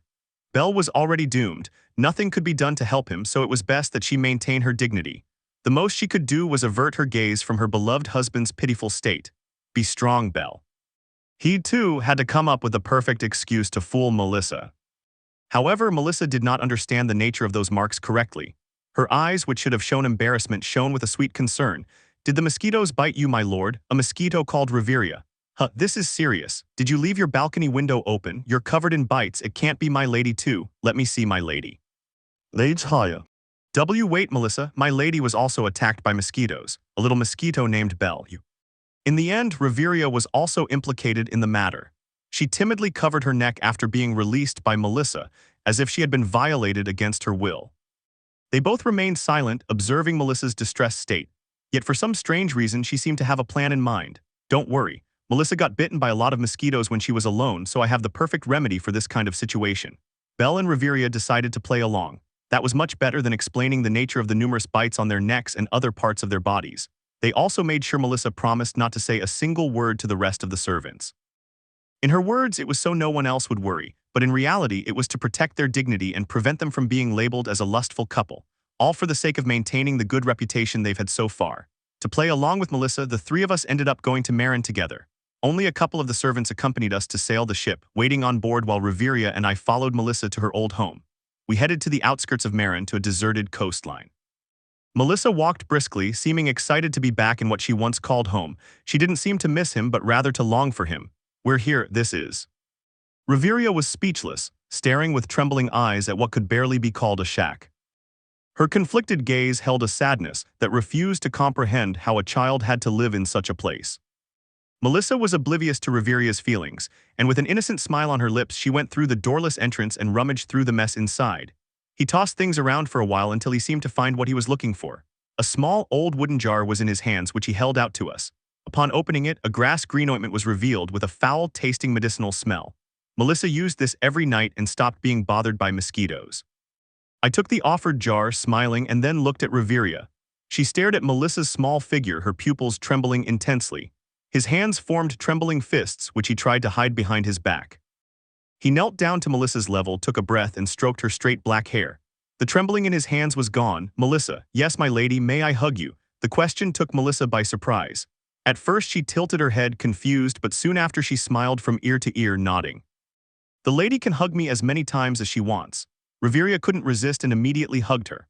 Her slender body enveloped Melissa's little one, surrounding her in a hug as if she were protecting her from all the bad things in the world. I'll make sure you never lack anything again. I promise. I couldn't see the expression on Melissa's face, which was buried in Reveria's chest, but I was sure it expressed a clear feeling of gratitude for the words dedicated to her, as well as the promise. I stood watching a touching scene unfold between the two of them. As always, Reveria was quite perceptive on matters like these. It was evident from how he completely read a guy like me.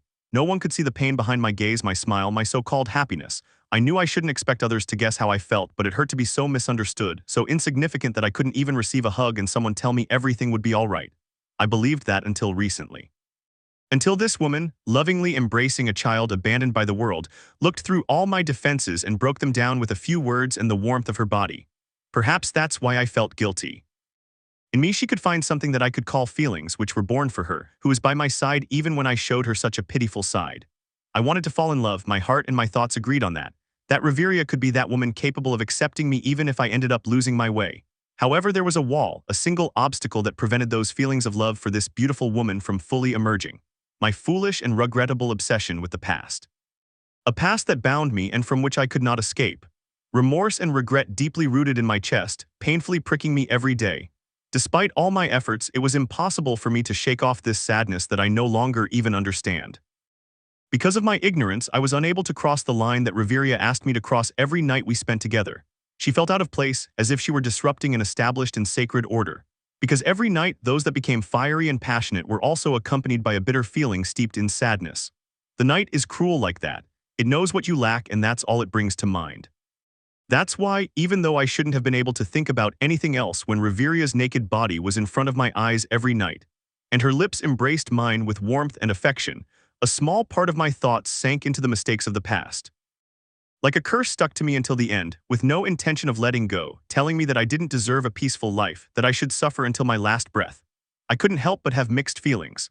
On one hand, I wanted to give myself body and soul to the woman who gave her all to deal with the disaster that was me, and on the other hand, there was a me lost among memories clinging to my soul. Because whenever I closed my eyes, superimposed on the delicate and beautiful image of Reveria was an image of the past where everything was all right. My consciousness would go to that place, longing for the peace of that time. Darling, what? I blinked a couple of times, coming out of the trance I'd entered without realizing it. Reveria was in front of me, looking at me with her beautiful eyes. Each time she closed them, her eyelashes danced slowly, like the fluttering of a butterfly perched on the bark of a tree. No, forget that. What did you just call me, darling? As if she could read my thoughts, Reveria called me by that shameful word again. Why yes, what's wrong? You got lost in your thoughts. Is everything all right? Reveria approached me so naturally that I didn't find it strange. That is, until her lips gently touched mine, leaving a faint trace of her warmth and a taste of fresh strawberries. Did that wake you up? Ah yes, a kiss. Whoa, again. Melissa wants to see him again. Melissa began jumping with excitement, covering her eyes but peeking through the opening between her fingers. Her cheeks were noticeably flushed. As I tried to regain my senses, Reveria smiled as she responded to Melissa's excitement. I really can't refuse a request from Melissa, huh? No, that sounds more like an excuse to kiss me again. Stop it, darling. Still, I couldn't do anything and froze as I watched her lips approach mine with enchanting slowness. Their edges, blending vivid red and soft pink, shimmered in the sunlight, exuding an exquisite appearance. She closed her eyes, revealing her eyelashes, which trembled charmingly as they waited for me to take the final step. Kiss her, kiss her, kiss her. Melissa's encouragement wouldn't let me back down in this battle. I, a mere squire, faced the wondrous abilities of a jade dragon. The little princess trapped in the dragon's tower cried out fervently, "Save me, my hero." Ah, whatevers. I surrendered to the situation and took Reveria's waist, holding her gently. Her body jumped shyly, but her arms encircled my neck in acceptance. Her lips pursed tenderly, awaiting the arrival of mine. I closed my eyes and completed the long-awaited union of our lips. Melissa squealed with excitement, her childlike voice echoing in my ears as I immersed myself in the softness of Reveria's lips. Her waist, the floral fragrance emanating from her skin, the soft tickle of her hair dancing in the wind, the shy yet daring movement of her lips, the intensity of her feelings, and the strength of her arms around my neck, pleading with me not to move away. The absence of our tongues in action due to Melissa's presence did not prevent this kiss, which constantly intertwined and separated, from being any less passionate than all the ones we have had so far. When we parted after what felt like an eternity, her lips stood out with a captivating sheen, glistening with a light sheen of saliva. She opened her eyes, blinking a few times. The jade-green glow hid and revealed itself, exuding a shy feeling of joy and satisfaction. His arms were still around my neck, his hair was caressing my face, and his breath was mingling with mine. Her flushed face showed an expression that was both shy and flirtatious. "I will belong to no one, only to you." The wind blew strongly. My heart beat intensely, until my bones turned to ashes and my heart stops beating. Something stirred in my chest, an uncontrollable movement, a reaction to the beauty and sincerity in Reveria's words. If someone asked me why I was with her, I would probably smile, look down, and not answer, because I didn't want them to fall in love with her too. That. Just now, unconsciously perhaps, did I accept a burning spark that threatened to grow into a great flame of love. My cheeks burned intensely. More than ever before, shame and shyness gripped my entire body tightly, threatening to destroy it if I just stayed silent and said nothing. If I didn't release something, the emotions swirling inside me would make me explode. Reveria. Yes. Melissa's little jumps echoed in my ears, as did the calm surf in the distance, crashing against the breakwater. The spark in my heart burned fiercely, a flame so intense that it began to burn away the rotten obsession with the past rooted in my soul. Although not completely, it was enough to give me the freedom to at least express this. I like you. The expression on her face froze instantly. From her eyes, which trembled and shone with bewilderment and shock, small, crystalline tears slid down. Her trembling lips tried to formulate a response, but nothing came out beyond an adorable stutter. The blush on her cheeks and the tips of her ears suddenly exploded, and as her arms tightened their grip on my neck, her trembling lips moved toward me and took mine. Under the sunlight, feeling the sea breeze and being encouraged by an excited little girl, we shared a kiss filled with so many emotions that they were impossible to describe. A little later, sitting on a park bench near the central square, I grabbed my head with the intention of tearing it off. Crazy bastard. That was basically a confession. I got carried away by my emotions and said something that would definitely put me in a difficult position from now on. Although it wasn't the "I love you" Reveria had hoped for, "I like you" isn't without its implications. She had also recently confessed her feelings for me, so she understood what all of this meant. The nights will become more intense. I trembled with fear. I could see it in Reveria's eyes after we parted our lips after I confessed my feelings. Her eyes shone with anticipation of what would happen tonight. There was even a possibility that, if it weren't for Melissa's presence at that moment, she might have pounced on me right then and there. "You crazy bastard, oh damn it." I rubbed my face desperately, hoping to wake up in the room with the idea that it was all a dream. But it wasn't. This was as real as the fear that invaded my entire being. Those eyes. I remembered Reveria's gaze before we parted a few minutes ago. That mysterious gleam was similar to the one predators display when they see their prey fall into a trap. I'll be devoured. Well, I guess it had to happen sooner or later. She'll surely take this as an opportunity to finally cross the line. I took a deep breath and looked up at the sky. The shade of the tree behind the bench protected me from the sun's rays, which were stronger than before. The heat had also increased a bit, which is why Reveria and Melissa went to buy ice cream somewhere. The feeling of warmth made me think deeply. Was I really ready to be a father? I grew up an orphan, raised by my grandfather for as long as I can remember. The closest thing I had to family was that woman in the portrait, but I never met her in person, or rather, I didn't remember her. I suppose I'll do my best. I sighed softly, hoping that, along with that sigh, the problems that were weighing down my head would go away. "We've arrived, my lord." As she pondered the idea of having a child with Reveria, Melissa's cheerful voice reached her from a distance. In her hands, she held 2 triple-scoop ice creams. Her lips broke into a sweet and adorable smile, reflecting the happiness she felt. "Look at Melissa's ice creams," he said in a presumptuous tone as he reached me, rubbing the ice creams in my face before taking a bite out of each one. "Was that how you were supposed to eat ice cream? Besides, I thought one of those was for me." I looked at Reveria for answers, but she looked away, clearly guilty. I had to press her a little to get a response. "Won't eating so much ice cream make him sick?" I asked, to which Reveria shrugged, trying to appear calm. "It's not bad once in a while." Melissa insisted she wanted to. "So you couldn't resist his tenderness, huh? Think what you want. Here, stop questioning me and eat." I was surprised that Reveria changed her mind. I was supposed to be the nice guy and she was acting like the strict, righteous mother. Now she was all accommodating and permissive. She seems to be in a good mood. As I was thinking that, I looked at the ice cream that was being handed to me. From the color, I could tell it was lemon-flavored. A flavor quite to my liking, I must say. However, it was clearly already underway. Are we going to share ice cream while Melissa enjoys 2 all to herself? I feel like something's not right. Do you dislike sharing an ice cream with me that much? If you don't want to, that's fine, don't eat anything. I didn't say that. HMPH, then try it and stop complaining, you silly man. I heeded their demands and took the ice cream. Upon tasting it, the sweet and sour flavor of lemon filled my mouth. Pretty good. Reveria sat next to me while Melissa immersed herself in her own world with 2 ice creams. I focused on my wife and decided to ignore Melissa's bliss for the sake of my sanity. Is it good? She asked in a sweet tone of voice. I nodded in response, taking another lick of the ice cream. It was definitely good.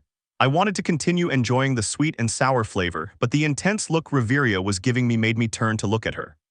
"What's wrong? Aren't you going to give me some?" She made cute little pouts, looking like a squirrel. I was shocked for a moment, but after getting over the charm of her image, I gave her the ice cream.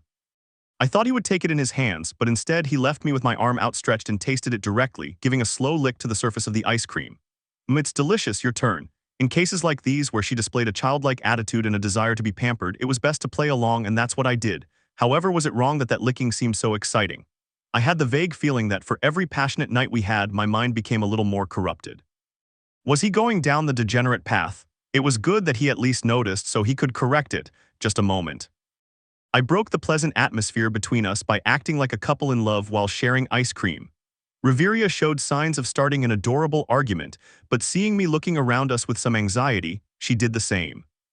We both looked at each other and asked at the same time, "Where is Melissa?" And Melissa. I found it strange that everything was so quiet, and it turned out that Melissa was no longer with us. We searched the immediate surroundings, but we couldn't find any short, black-haired people running around. When we turned to look at each other once more, our faces reflected a clear urgency. While her employers flirted with each other, Melissa explored the streets where she used to earn her daily bread. Among the many, there was one that was quite frequented by alley thugs who in the past harassed and robbed her on numerous occasions. Melissa will return what was given. His face was adorned with a malicious expression. The small smile on his lips seemed wicked. Melissa stopped when she heard the confused tone of a man sitting on the sidewalk. She looked up, and to her surprise, those beside her did the same. Everyone looked towards Melissa, a girl who had her earnings from cleaning shoes or running errands stolen a month ago. "You little brat, I thought you died somewhere in this place, so you were still alive." The man who appeared to be the leader looked Melissa up and down. Her petite frame was adorned with high-quality clothing. Her shoes were designer, her glossy hair embellished with a small silver butterfly pendant and tiny gemstones. "Where did you get that from?" he asked, although he concluded that it was surely stolen or donated by kind-hearted people who saw a girl from the alleys like Melissa.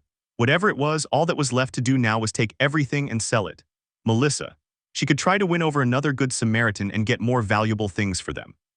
"Never mind, just leave everything here and get out of here before we beat you up."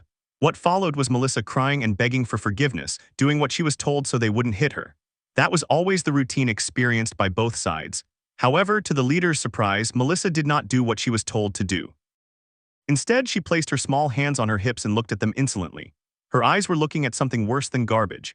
"You scoundrels, Melissa isn't her usual self today. What, you will pay for your sins, third-rate villains. I have brought here a powerful servant of justice." The leader glanced around. Did this brat call the police? His worries vanished when he saw that no one was with her. The leader stood up, letting out a sigh and looking at Melissa with a hint of irritation in his eyes.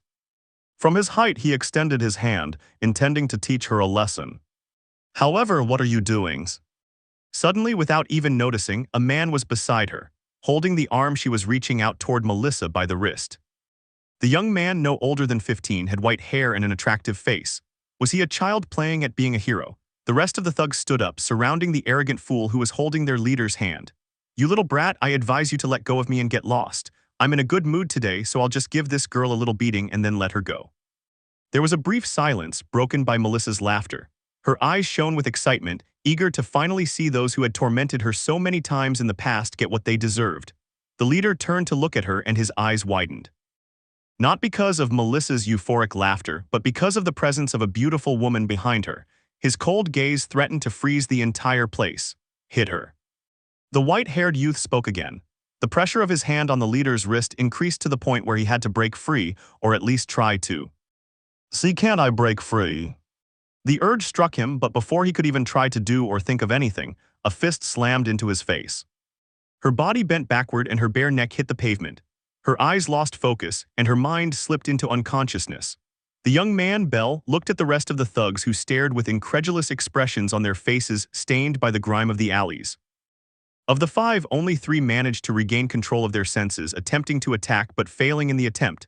Just like their unconscious leader, Belle knocked them out with a single blow to the face.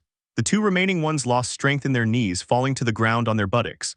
Belle looked at them for a moment. His eyes held a turbulent expression, enraged enough to want to beat them senseless. Although he knew that Melissa had led them both here for this very purpose, it was clear that in the past they had bothered her quite a few times. Were they taking advantage of a girl who was doing everything she could to survive? That was justification enough to beat them up.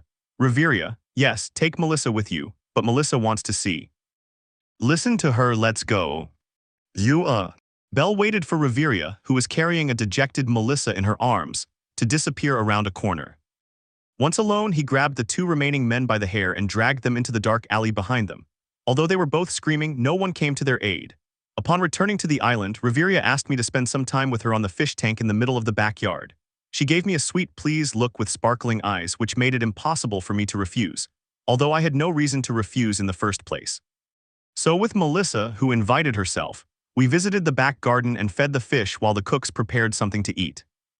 Melissa, holding a bag of fish food, sprinkled the contents onto the surface of the crystal clear water.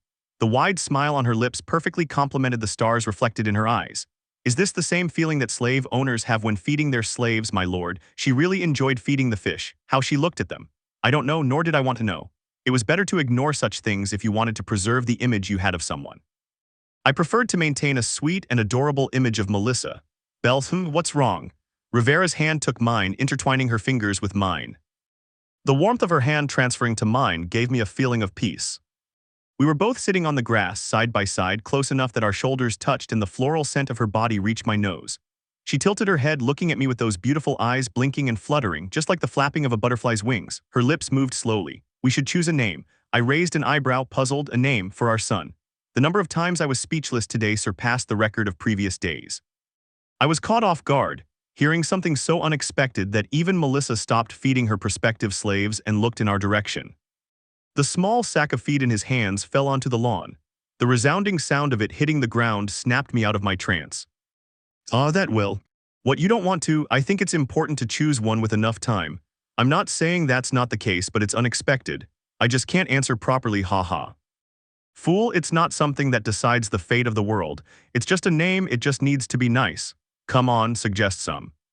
Her grip on mine tightened gently, urging me to hurry. The emotion in Reveria's eyes made it quite clear that this was important to her. Melissa sat across from us, crossing her legs and waiting silently. Reveria, on the other hand, rested her cheek on my shoulder, waiting patiently. Why did I always get stuck with the difficult things? Well, if I refused, I was sure Melissa would lecture me after seeing Reveria so sad. No matter what, I had to avoid that outcome. A moment. I closed my eyes and thought for a moment. What name would be good for our son? Honestly, any would be fine, but if I said something like that, he'd definitely be sleeping on the couch tonight. Reveria could easily let a passionate night pass in order to make me pay for my sins, according to his personal definition of sin, which was basically being an inept and clueless husband. Sometimes I felt like I could do anything and she wouldn't say anything as long as it wasn't related to our married life or something similar. Beating up the thugs who bullied Melissa in the past, for example. But if it were ignoring the stare she receives, then I'd get in trouble for not being possessive. I've gone off on a tangent. I sighed inwardly, noticing how my thoughts had clearly strayed. A name I needed to find one that met my demanding wife standards. Should I choose the name of a hero? He's supposed to be the last hero, so it would be fitting. No, if that's the case, then it must be someone who hasn't been heard of in heroic tales. He can't be called the same as some other hero. Things got unexpectedly complicated. Who would have thought choosing a name would be so difficult?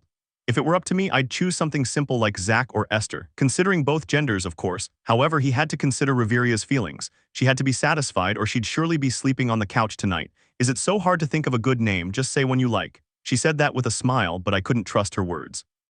Reveria tended to get angry over small things like this, so caution was necessary. Can I suggest one for a boy? Let me hear it. When I showed signs of finally having thought of a good name, both Reveria and Melissa showed excitement on their faces. That only put more pressure on my shoulders. Now I definitely needed to come up with a good name, not a random one. However, I didn't overcomplicate things. I remembered that some time ago I found Reveria in a rather embarrassing situation for her where she was talking to herself about the subject of the name for our son. The name he said back then was still fresh in my memory. What do you think of Rivel? Upon hearing me, the look in Reveria's eyes changed noticeably. She realized how familiar that name sounded, and her face instantly flushed red. That name. Don't you like it? No, I didn't say that. Reveria looked away, too embarrassed to meet my gaze. Her adorable demeanor made me smile victoriously, for I had survived this great ordeal called a name for our son. Whoa, it's beautiful. While Reveria was drowning in her own embarrassment, Melissa clapped her little hands, congratulating my wit. I crossed my arms and gave a proud expression. It wasn't so bad to gloat once in a while. Hey, ouch. But like all good things, this moment of glory ended when I felt a light pinch on my leg and heard my wife's cold voice. Reveria looked at me with a certain animosity in her gaze, sulking. That name isn't yours. He was trying to invalidate my proposal, but that was something I couldn't let happen. I clarified my expression and asked, so who is the original author? Honey, Reveria lowered her gaze, forming trembling fists with her hands, which gripped the fabric of her dress in an attempt to contain her emotions. I felt sorry for her, but I wasn't going to back down here. Revealing that past in front of Melissa and me was something she wasn't capable of, so she had no choice but to let it go. Her pride as a princess worked against her this time. Forget it. Excuse me, I didn't hear you. I said forget it. Do you want me to hit you? The part where he resorted to violence after failing to win with words surfaced. That endearing side of him signaled that this was my victory. Satisfied, I smiled and made a peace sign, and only then did her attempt at domestic violence cease. Besides, she would never seriously hit me with Melissa present. My lord and lady love each other very much. No, honey, this wasn't flirting. If you weren't here, Reveria really would have tried to hit me with all her might.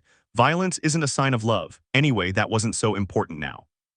I looked at Reveria, who shrank shyly and slid down to my chest, burying her face there. I could barely hear what she was murmuring, but I clearly heard her call me a cheater. It's nice. Really? Yes, if it's a boy, we'll name him that. I smiled softly. His warm breath tickled my chest, and the softness of his body enveloped me in a warm embrace. I instinctively brought my hand to her hair, gently caressing it. What if it's a girl? If it's a girl? I couldn't see the expression on her face, but I sensed it was a happy one. Her voice sounded sweet a few seconds later. If it's a girl, she'll be Stella. I also like Raelsa. If they're twins, they'll be Stella and Raelsa. They're cute twins. Her words stunned my senses, but I forced myself to quickly regain my composure. I didn't want to ruin the good atmosphere and get punched. Really? Yes. Reveria laughed adorably, looking happy. She leaned her body closer to mine, exerting force to make me fall backward onto the grass. I didn't resist and fell with her on top of me, resting on my chest. Her long hair spread out like vines, tickling my neck.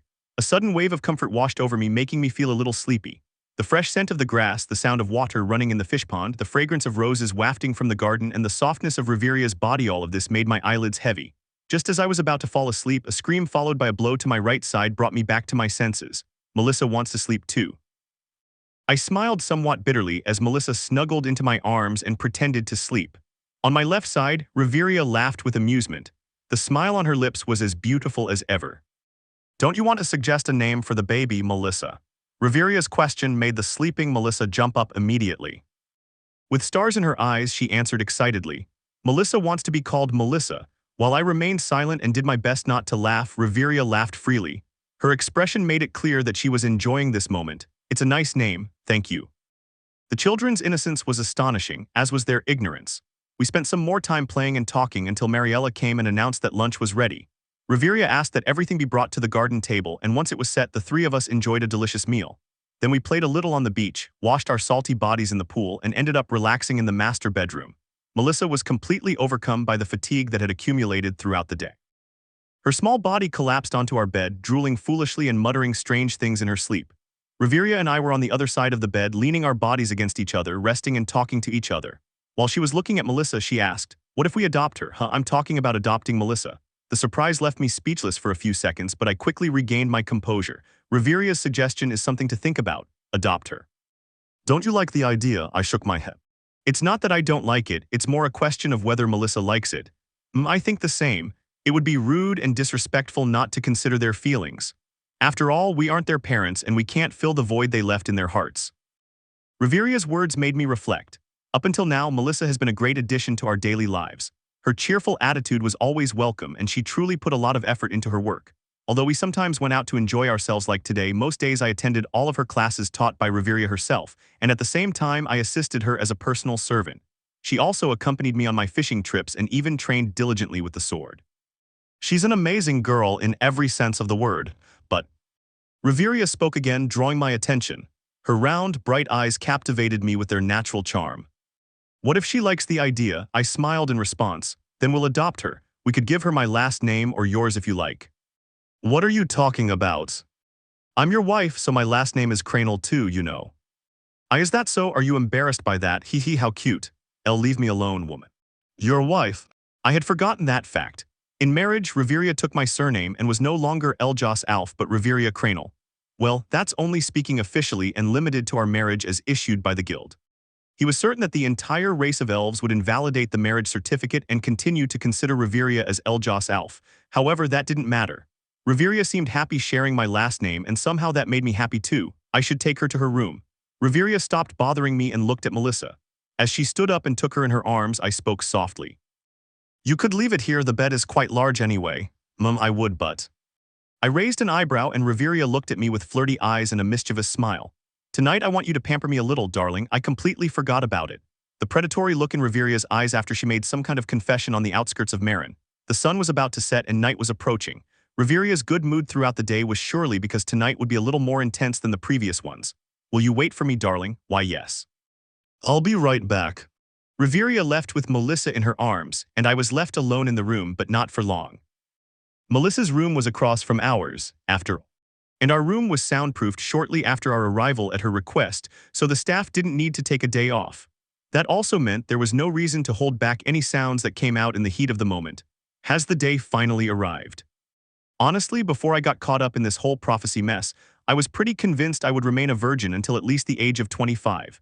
However, shortly after the audience with the god Uranos and the revelation of the prophecy, Isfi appeared, taking my first kiss, and then Reveria giving me her first kiss and many more first times. Don't get nervous, don't get nervous. I was already nervous. As a man, it was normal to be nervous. Questions like, will I be able to do it right? What if I finish too quickly? Do I know where to put it? What if I leave her unsatisfied? Raced through my mind.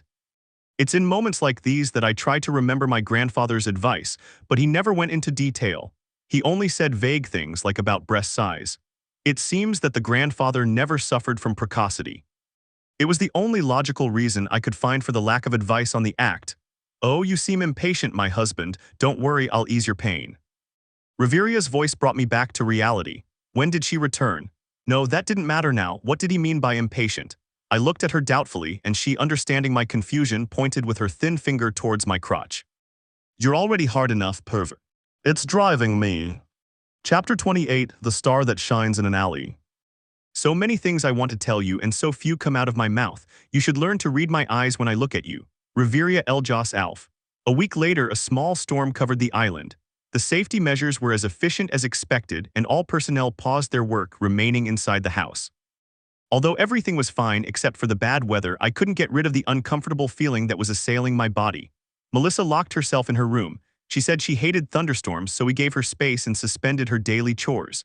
Reveria especially went to her and told her heroic stories. Meanwhile, I hung out in the front yard. The roof was open to let in the sunlight, so the rainwater trickled in like little waterfalls, soaking my legs. Mariella suggested I go inside to avoid catching a cold, but I politely declined. Now all I could do was enjoy the rain a little longer before I told Reveria and she came to get me. It seems the image they have of me isn't entirely positive. Everyone knows they should call Reveria if I refuse to do something. My dignity was slightly wounded, but there was nothing I could do about it. The truth is, Reveria had a certain amount of control over me, but no more than was necessary. How long will it last? I looked up at the sky, thick with dark clouds, unleashing its torrential rains. In front of me, the usually tranquil beach was now being battered by ferocious waves. The shining sand was darkened by the relentless humidity, and the palm trees swayed precariously in the strong winds. I gazed at the chaotic landscape for a few minutes until I sensed a presence behind me. As expected, Mariella alerted Reveria, "You're going to catch a cold. A little rain won't hurt me." Her worried voice came softly, echoing with the sound of the rain and the strong whispers of the wind.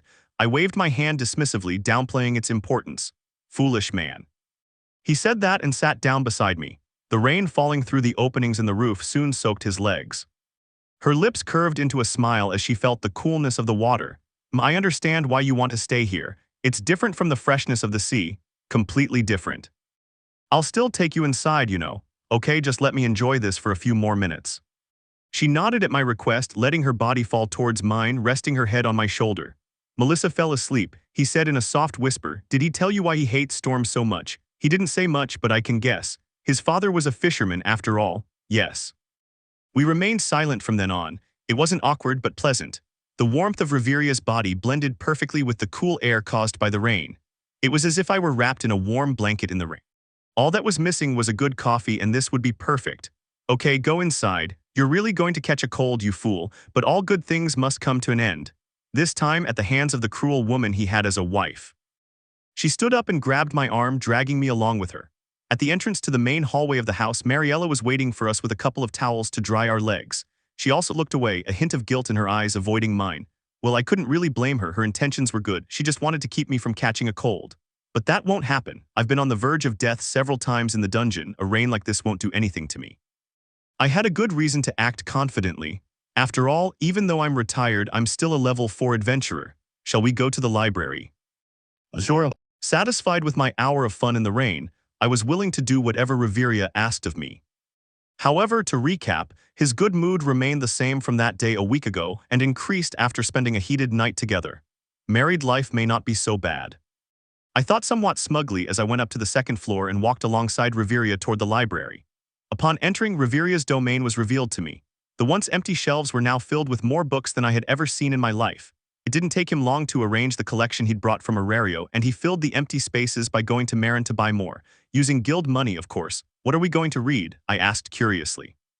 While holding my hand, Reveria led me through the aisles of a bookcase. The section had a small plaque with the word romance written on it. Let's read a love story. Something I absolutely had to highlight was how active Reveria became regarding affection and intimacy between us.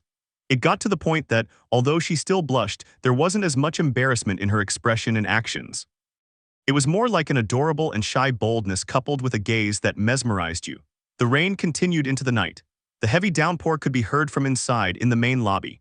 Most employees, with the exception of Mariella and Melissa, were in their rooms, resting properly. Mariella was in the kitchen, preparing some evening snacks. Meanwhile, Reveria and Melissa were relaxing on the large sofa in the living room, bundled up to their necks against the cold and reading a picture book. Melissa was learning to read properly with those kinds of books. Large padded earmuffs covered his ears, helping him to ignore the loud noise caused by the storm. I watched the smile spread across Reveria's face as she pointed out Melissa's mistakes. She looked like a patient and kind mother teaching her daughter. Reveria always showed signs of being a good mother, which took away any worries I had about our future child. I was sure she would take care of him with all her heart. Do I have something on my face? I was caught snooping. Reveria frowned and looked at me with a wary expression on her face. Melissa continued trying to read and correctly interpret the illustrated story. No, I just thought you looked pretty. My unexpected attack made her cheeks flush.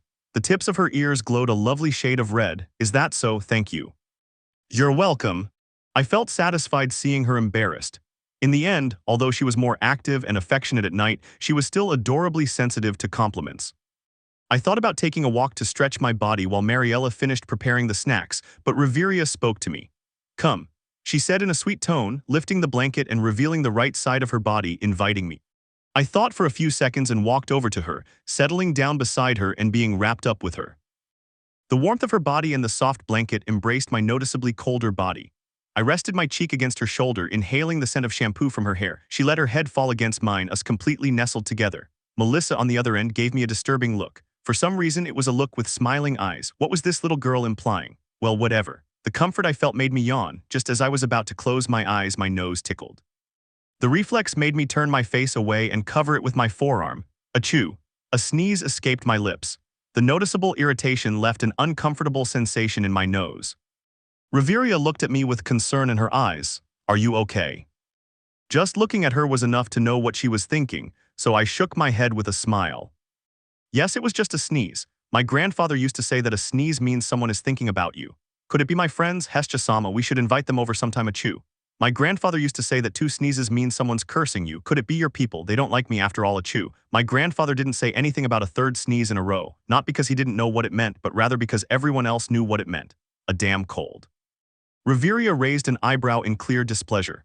Have you run out of excuses? Mariella, prepare some medicine. Yes, my lady, and no medicine. I tried to stand up and escape, but I was stopped immediately. Huddling up next to him was a fatal mistake. It turned out to be a rabbit trap, not a warm burrow for resting. I don't want to. Don't be silly. At this rate, you'll infect us all. Come on, let's go to the room. Mariella, when the medicine is ready, take it to the master bedroom. Yes, my lady, and Melissa, should I accompany you to your room? Melissa can do it alone, my lady, good girl. I'll have this silly man of yours put in confinement, so good night, good night. I felt my heart break into pieces when I saw that none of them came to my aid. Especially Melissa. She, more than anyone, should have at least tried or pretended to protect me. But it wasn't so, and I was dragged mercilessly to the main room, confined and awaiting treatment. That disgusting medicine. I didn't know what it tasted like, but it was a law of nature that all medicine that works instantly tastes disgusting. So much so that it will make you wish for death. My dear wife, let's negotiate. I don't do business with sick people, just listen to me. I wasn't listened to at all, and a few minutes later, Mariella arrived with the medicine. I was able to see something bubbling on the surface of whatever that green soup-like thing was. Eat? No, what? I won't. This gave me a strange feeling of déjà vu. I was once fed medicine by Reveria in the past, and that was when I almost died from hypothermia after being frozen by seeing her naked in the bathroom. I said, eat, Belle. The look in her eyes turned cold. She seemed prepared to force me in unethical ways if I didn't eat quietly. Even so, with the sour, rancid smell of the green liquid reaching my nose, I was unable to accept it. It tasted like poison instead of medicine. I'd rather die. You're a fool to the end. Reveria approached me, who was lying on the bed. I tried to back away reflexively, afraid that she would force my mouth open and shove that thing down my throat. However, she also left the bowl on the nightstand next to the bed. She came closer, bringing her full lips close to my ear. The soft whisper of her voice tickled me. If you finish it, I'll reward you handsomely when you get better. I could use my thighs. She clearly knows how to negotiate. The medicine was disgusting, but it did its job flawlessly. The next day, I was as fresh as a cucumber, and the annoying irritation in my nose vanished without a trace. Tonight, at the urging of my lovely wife, I would receive my reward for being an obedient husband who takes his medicine when told to. I didn't think of it as a kind of domestication influenced by carnal pleasures, but as a mutual and civilized agreement between two adults. Anyway, since I felt so refreshed, and because the storm was still preventing us from enjoying the beach and fishing, Mariella obtained top-quality clay and organized art activities at Riveria's request. We were currently in the ground floor interior garden, sitting on the artificial grass and playing with handfuls of clay. How did it turn out? It's hideous, ouch. Idiot. I rubbed my shoulder as I looked at Riveria's annoyed expression. Well, she was being irrational now. After all, her sculpture really was hideous. You have no talent with your hands, dear. I wanted to keep teasing her, but Riveria didn't say anything right away. Instead, she looked at me for a few moments and then looked around. Melissa was focused on making clay figures, and the few servants who were with us were meticulously pruning the decorative plants scattered throughout the place. No one was paying us enough attention, and they weren't close enough to hear us either. Except for Melissa, of course, but she was really caught up in her own business. Only then did Riveria curve her full lips into a small, suggestive smile, moving close enough to feel his breath. Am I not good with my hands? No, you're not. I thought it was a suspicious attitude, but I denied it anyway, to be completely honest. Honestly, I just wanted to make her angry and see her throw a couple of tantrums and make cute pouty faces. However, her smile widened. The sparkle in her eyes flashed with a flirty and mischievous look. I could make you think otherwise tonight. He was playing dirty again. How could he possibly change my mind? Of course I knew it, but I didn't want to imagine it. We're having a wonderful time as a family. I can't let such an atmosphere be tainted by sinful thoughts and actions. Stop playing. Phew. Seemingly satisfied with embarrassing me, Riveria covered her lips as she laughed. The blush on her cheeks was irrefutable proof that she was also embarrassed, but also happy to make me feel uncomfortable. Eventually, while silently enduring their mocking stares, we returned to our artistic pursuits. Riveria set aside what appeared to be a clay rabbit, picked up another handful, and began a new creation. Her serious expression, which signaled concentration, was also beautiful. I'm done, Melissa shouted excitedly a few seconds later. I stopped admiring Riveria's beauty and looked at her. What her small clay-covered hands were holding was something resembling a mouse with bat wings, and a tail with a flower at the end. What's that? It's a rarity, raw from Raton mouse, lake of bat, YR of flower. Melissa's imagination and originality impressed me more and more as the days went by. It's cute, I'll give it to her. I smiled kindly and complimented her creation. That thing might as well be a monster born in the depths of the dungeon, but I had to tell her it was cute. Nothing good would come of making her cry. She might even lose tonight's reward. Riveria had grown particularly fond of Melissa after all. I definitely wouldn't put something like this in my bedroom. Wouldn't it be better to take it to the vegetable gardens and use it as a scarecrow? Yes, that was fine. Once the storm has passed, we should try to grow something together. Oranges, for example. A warm sensation settled on my arm. I snapped out of my thoughts and looked at Riveria, who was curiously observing the figure in my hands. Her chest pressed gently against my arm. She was so close. A butterfly. Fufu, did you actually take my words seriously when we first arrived in Marin? You're a butterfly. How funny. I kept my cool and struck back. The real reason I made this butterfly was... I was influenced by you, I suppose. What about me? Yes, every time you look at me when you blink slowly, it reminds me of the fluttering of a beautiful butterfly. Riveria blinked, testing my words with those cute actions. Soon after, her whole face glowed bright red. Idiot, I received a hard blow to the face. I managed to hear the astonishment of the servants who were finishing pruning and watering the plants. But the main thing was the fact that I rolled along the ground for a couple of meters. I should have kept quiet. I wanted to see her embarrassed and act a little cute, but instead I got hit with her full LV.6 power. Even though she was a mage, her strength was clearly above average. I stood up and rubbed my cheek, then looked at Riveria, who was a bundle of nerves. Her embarrassed expression, covered by a deep blush, was still there. Once again, her eyes flickered gently, mimicking the flight of a butterfly. What am I supposed to do if you suddenly say something like that? Idiot. Surely hitting me isn't an option, is it? I am sorry, does it hurt? A little. Riveria stood up and ran over to me, rubbing my cheek instead. The servants looked at us, sweat running down their faces, which had expressions of not knowing what to do. They were surely impressed to see how a woman with a seemingly fragile figure sent a man flying with a single blow. Does it still hurt, darling? No, speaking sweetly won't make the pain go away. But what was this strange feeling in my chest? Hearing her call my name so lovingly somehow calmed my senses, which were on high alert from the blow. This was perhaps a mysterious charm emanating from her. It's gone down a little, I sighed as I said that. Complaining about it wouldn't accomplish anything except make Reveria even more remorseful and try to flatter me in front of the servants. I didn't want a strange rumor to spread and my reputation among them to suffer significantly. My lady loves my lord very much. Melissa arrived shortly after, holding a completely different clay figure and sporting an adorably innocent smile. It was clear she was a child, for she perceived violence as a kind of love. Your master is not a masochistic pervert, Melissa. Come. Reveria looked at me with a certain regret in her gaze, timidly inviting me to rest my head on her lap. I let myself be drawn in by her whispers, and we returned to the spot where I'd been thrown off by the impact. The artificial turf gently cradled my body, and Reveria's lap acted as the ultimate pillow for my head. Is it comfortable? It is. I felt an intense urge to sleep.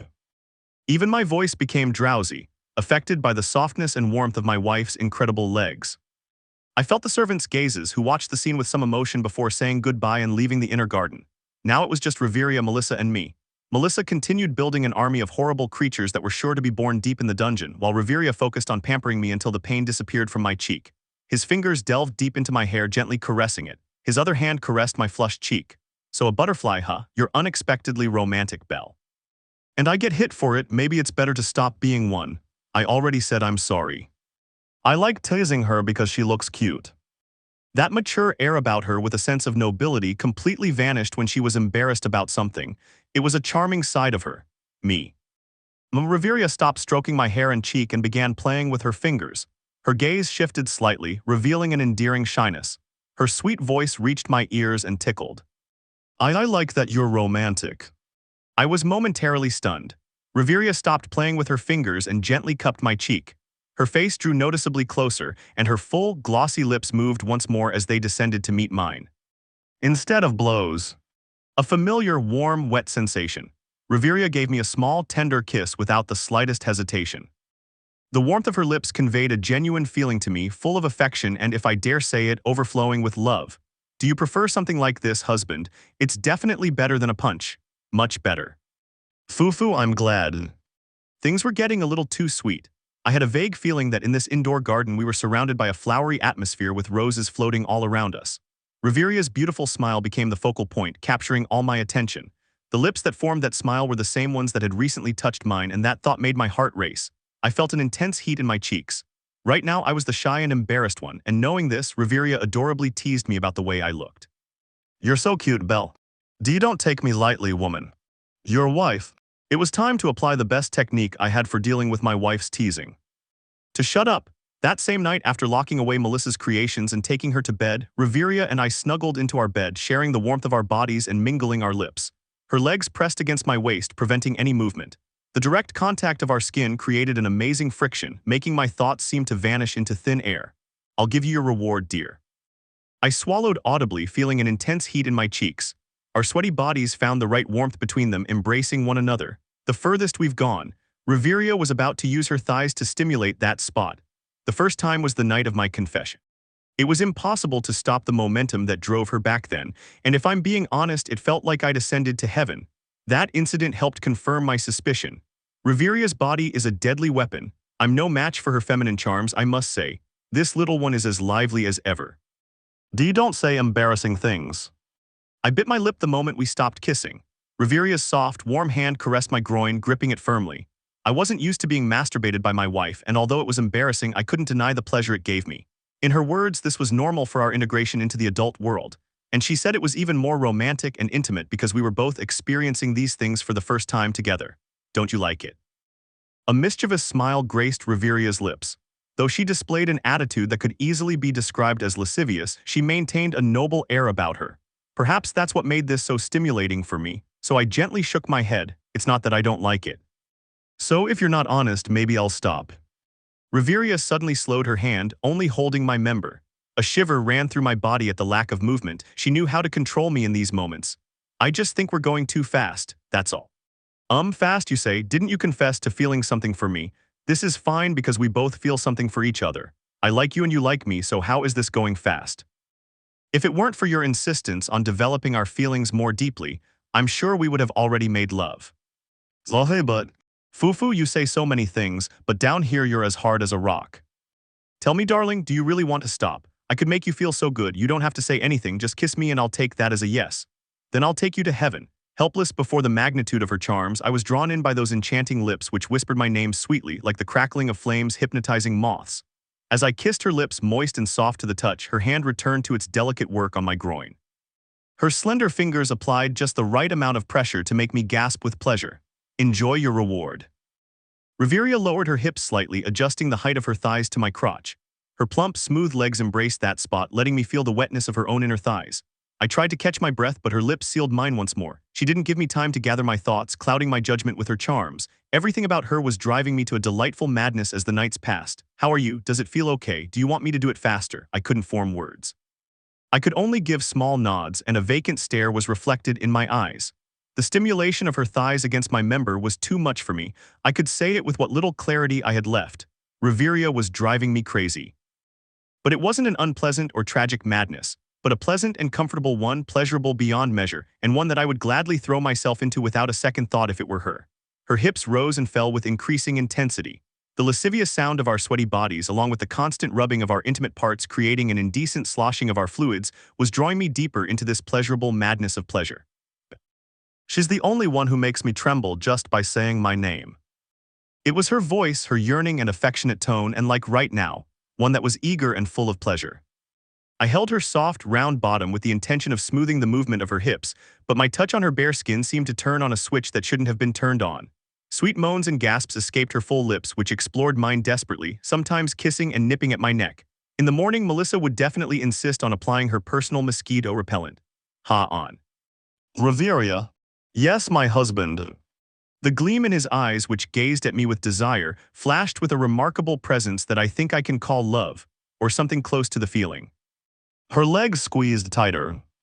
I could feel the softness of her crotch brushing against my member, as well as the bounce of her buttocks with every hip movement.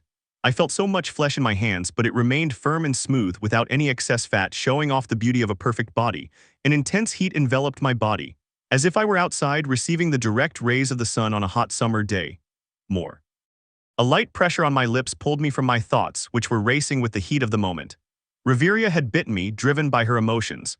Her lips formed pleas imbued with a supplicant and strangely hexy tone. Louder. A husband's purpose is to make his wife happy. It was a line from a love story we read together at the library. That vague and precious memory we shared made me comply with her request. Just as she asked, I gripped her bottom more firmly, this time assisting her hip movement. Her thighs, which were masturbating my member, bounced with a clear and distinct speed different from before. Reveria let out soft, hexy moans, panting as she felt my hardness against the outer folds of her crotch. The lascivious fluids emanating from that place soaked as much as they could. Sheets, skin, and my entire member. He gave me one last kiss, fleeting and instantaneous, but more intense than any other, overflowing with a beautiful and desperate need to convey his feelings. Love. I was doing this not out of desire but out of love. The message my clouded mind managed to decipher was that Reveria was surrendering her being with the intention of loving me.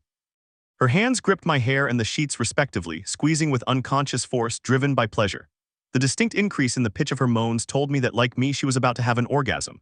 Her lips were confined to the area of my neck, sometimes giving light and quick kisses, other times gently biting, leaving her mark and sucking as if she were a vampire. I gripped her bottom tighter, making her body tremble with incredible and intense spasms. The elasticity and softness of her buttocks allowed me to touch the line that separated the beautiful creation that was her rear end. Tell me you love me. I love you. Again, say it again. Seeming to finish with my neck, he brought his lips to my ear, biting my lobe and whispering adorable requests. His warm breath tickled. I love you. Again, I love you. One more time, I love you. Why do you love me? Because it's you, Reveria. That answer seemed to be sufficient. She raised her head for a moment, looking me in the eyes. The expression lost in pleasure etched on her flushed face took my breath away. Her watery eyes reflected my own face, red as a tomato. Her lips, from which adorable gasps and moans emerged, curved into a beautiful smile. I love you too. For the last time, without stopping the movement of her hips, and without removing the pressure of her thighs on my crotch, she joined her lips with mine. No, we joined our lips in a kiss overflowing with love. We were unable to contain the powerful waves of pleasure, reaching a joint orgasm that released the heaviness in our hearts. Reveria fell to the side, breathing heavily. As her back turned to me, I could see her cute bottom and thighs covered in a thick white liquid. Her sweaty skin contrasted with the white, giving her an erotic appearance. Reveria's unexpected insult took me by surprise. She shot me a reproachful look, glancing over her shoulder. Her back was curved and her rear end slightly pushed back, highlighting her curves. Did you enjoy throwing your paint on my canvas, degenerate rabbit? No, but you. Pervert, this was our routine every time we finished our nightly activities. When our thoughts cleared and the heat faded, Reveria would act adorably and blame me for being an out-of-control beast, taking on the role of victim.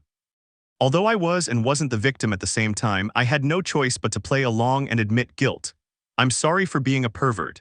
Maybe I'll forgive you if you hug me. Her lovely tone of voice made me smile. She arched her back, displaying her canvas and moving it in a mesmerizing way. The paint on that beautiful canvas slid slowly. I'll do it, I'll do it. I approached her and wrapped my arms around her, spooning her.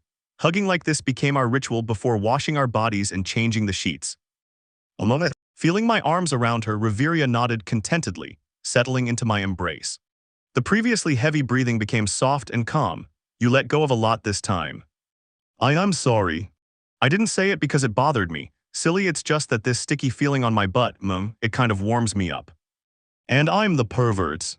Did you say something? No, nothing. HMPH, silly. Reveria laughed slightly, seemingly pleased with how submissive I usually was after our activities. Well, it wasn't submissiveness, I just didn't like arguing after we'd had a good time together. So, about what I said. What are you talking about, you know? No, I didn't know. Reveria glanced at me sideways, a shy glimmer in her eyes. Her hand slid down to take mine, intertwining them. You always show an excessive fondness for my ass. Ah, so that's what he meant. Well, it wasn't the first time he'd brought it up, and I remember admitting guilt on more than one occasion. Do you like it that much? Are you not satisfied just because my breasts are small? Of course not. Your butt is the cutest in the world. I love it. Have you seen others? Please just accept the compliment. Okay, that's right. I love this side of him. Whenever we did things like this, she always made sure to ask if I enjoyed it and if her body satisfied me. Of course, I always answered positively and honestly.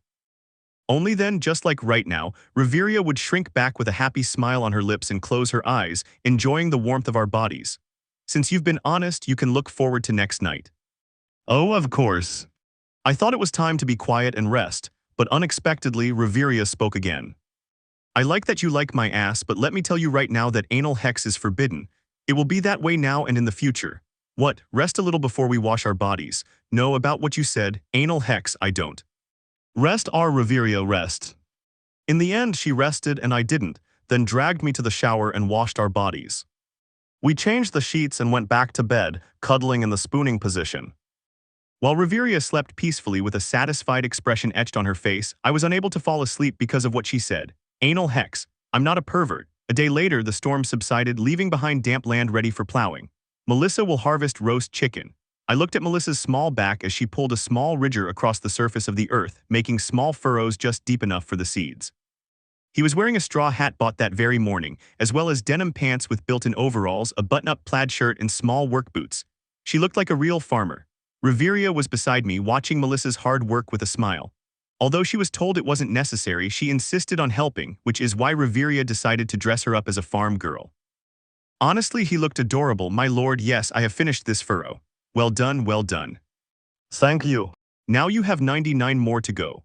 When Melissa saw the 10-meter furrow that took her an hour to finish and saw the rest of the land to be plowed, her eyes began to water. Her dust-stained expression reflected a clear sadness, as if to say that she had done enough. Reveria nudged me with her elbow, glaring at me reproachfully. She always hit me whenever I tried to tease Melissa, and Melissa would chime in with lines like, "My lady loves my lord very much. Stop making fun of him and start helping him. Won't you help her? My role as a wife is to supervise." I glanced somewhat reluctantly at Reveria's smug expression. Oh well, there was nothing I could do about it. Like Melissa, I was dressed like your average farmer. The sun was fierce during the day, so the straw hats were more out of necessity than to complete the costume. Anyway, I grabbed my tools and started plowing the land alongside Melissa. When she saw me start helping, she jumped up excitedly and began a new furrow. While she finished one in an hour, I was about to finish 80. Her help wasn't significant, but I appreciated her intentions. We're finished, my lord. Yes, we're done. I tried to joke around a bit, but Reveria gave me a sharp look instantly. I had to save my jokes for tonight. Come and have some lemonade, I'm going. I finished the last few rows in a matter of minutes, while Melissa ran towards Reveria. At some point, my dear wife set up a small umbrella and coffee table in front of the fields. Her wide-brimmed hat and dark glasses completely protected her from the intense rays of the sun. You seem comfortable, I said with some resentment, to which she smiled sweetly. I am, dear. I stared into space for a few seconds, then took the glass of lemonade she offered me and sat down in one of the chairs next to her. Melissa was almost finished with her lemonade, asking for more. This isn't what I meant when I said we should grow something to pass the time.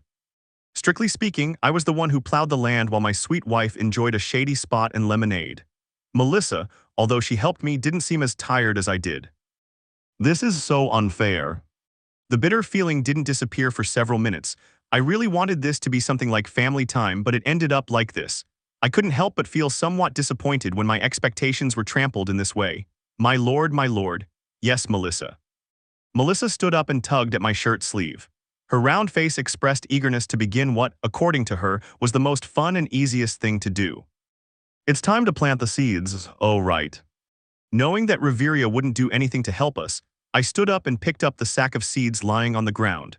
I took out a handful of them and put them in Melissa's overall pockets, and she immediately ran off scattering seeds everywhere. I sighed and smiled.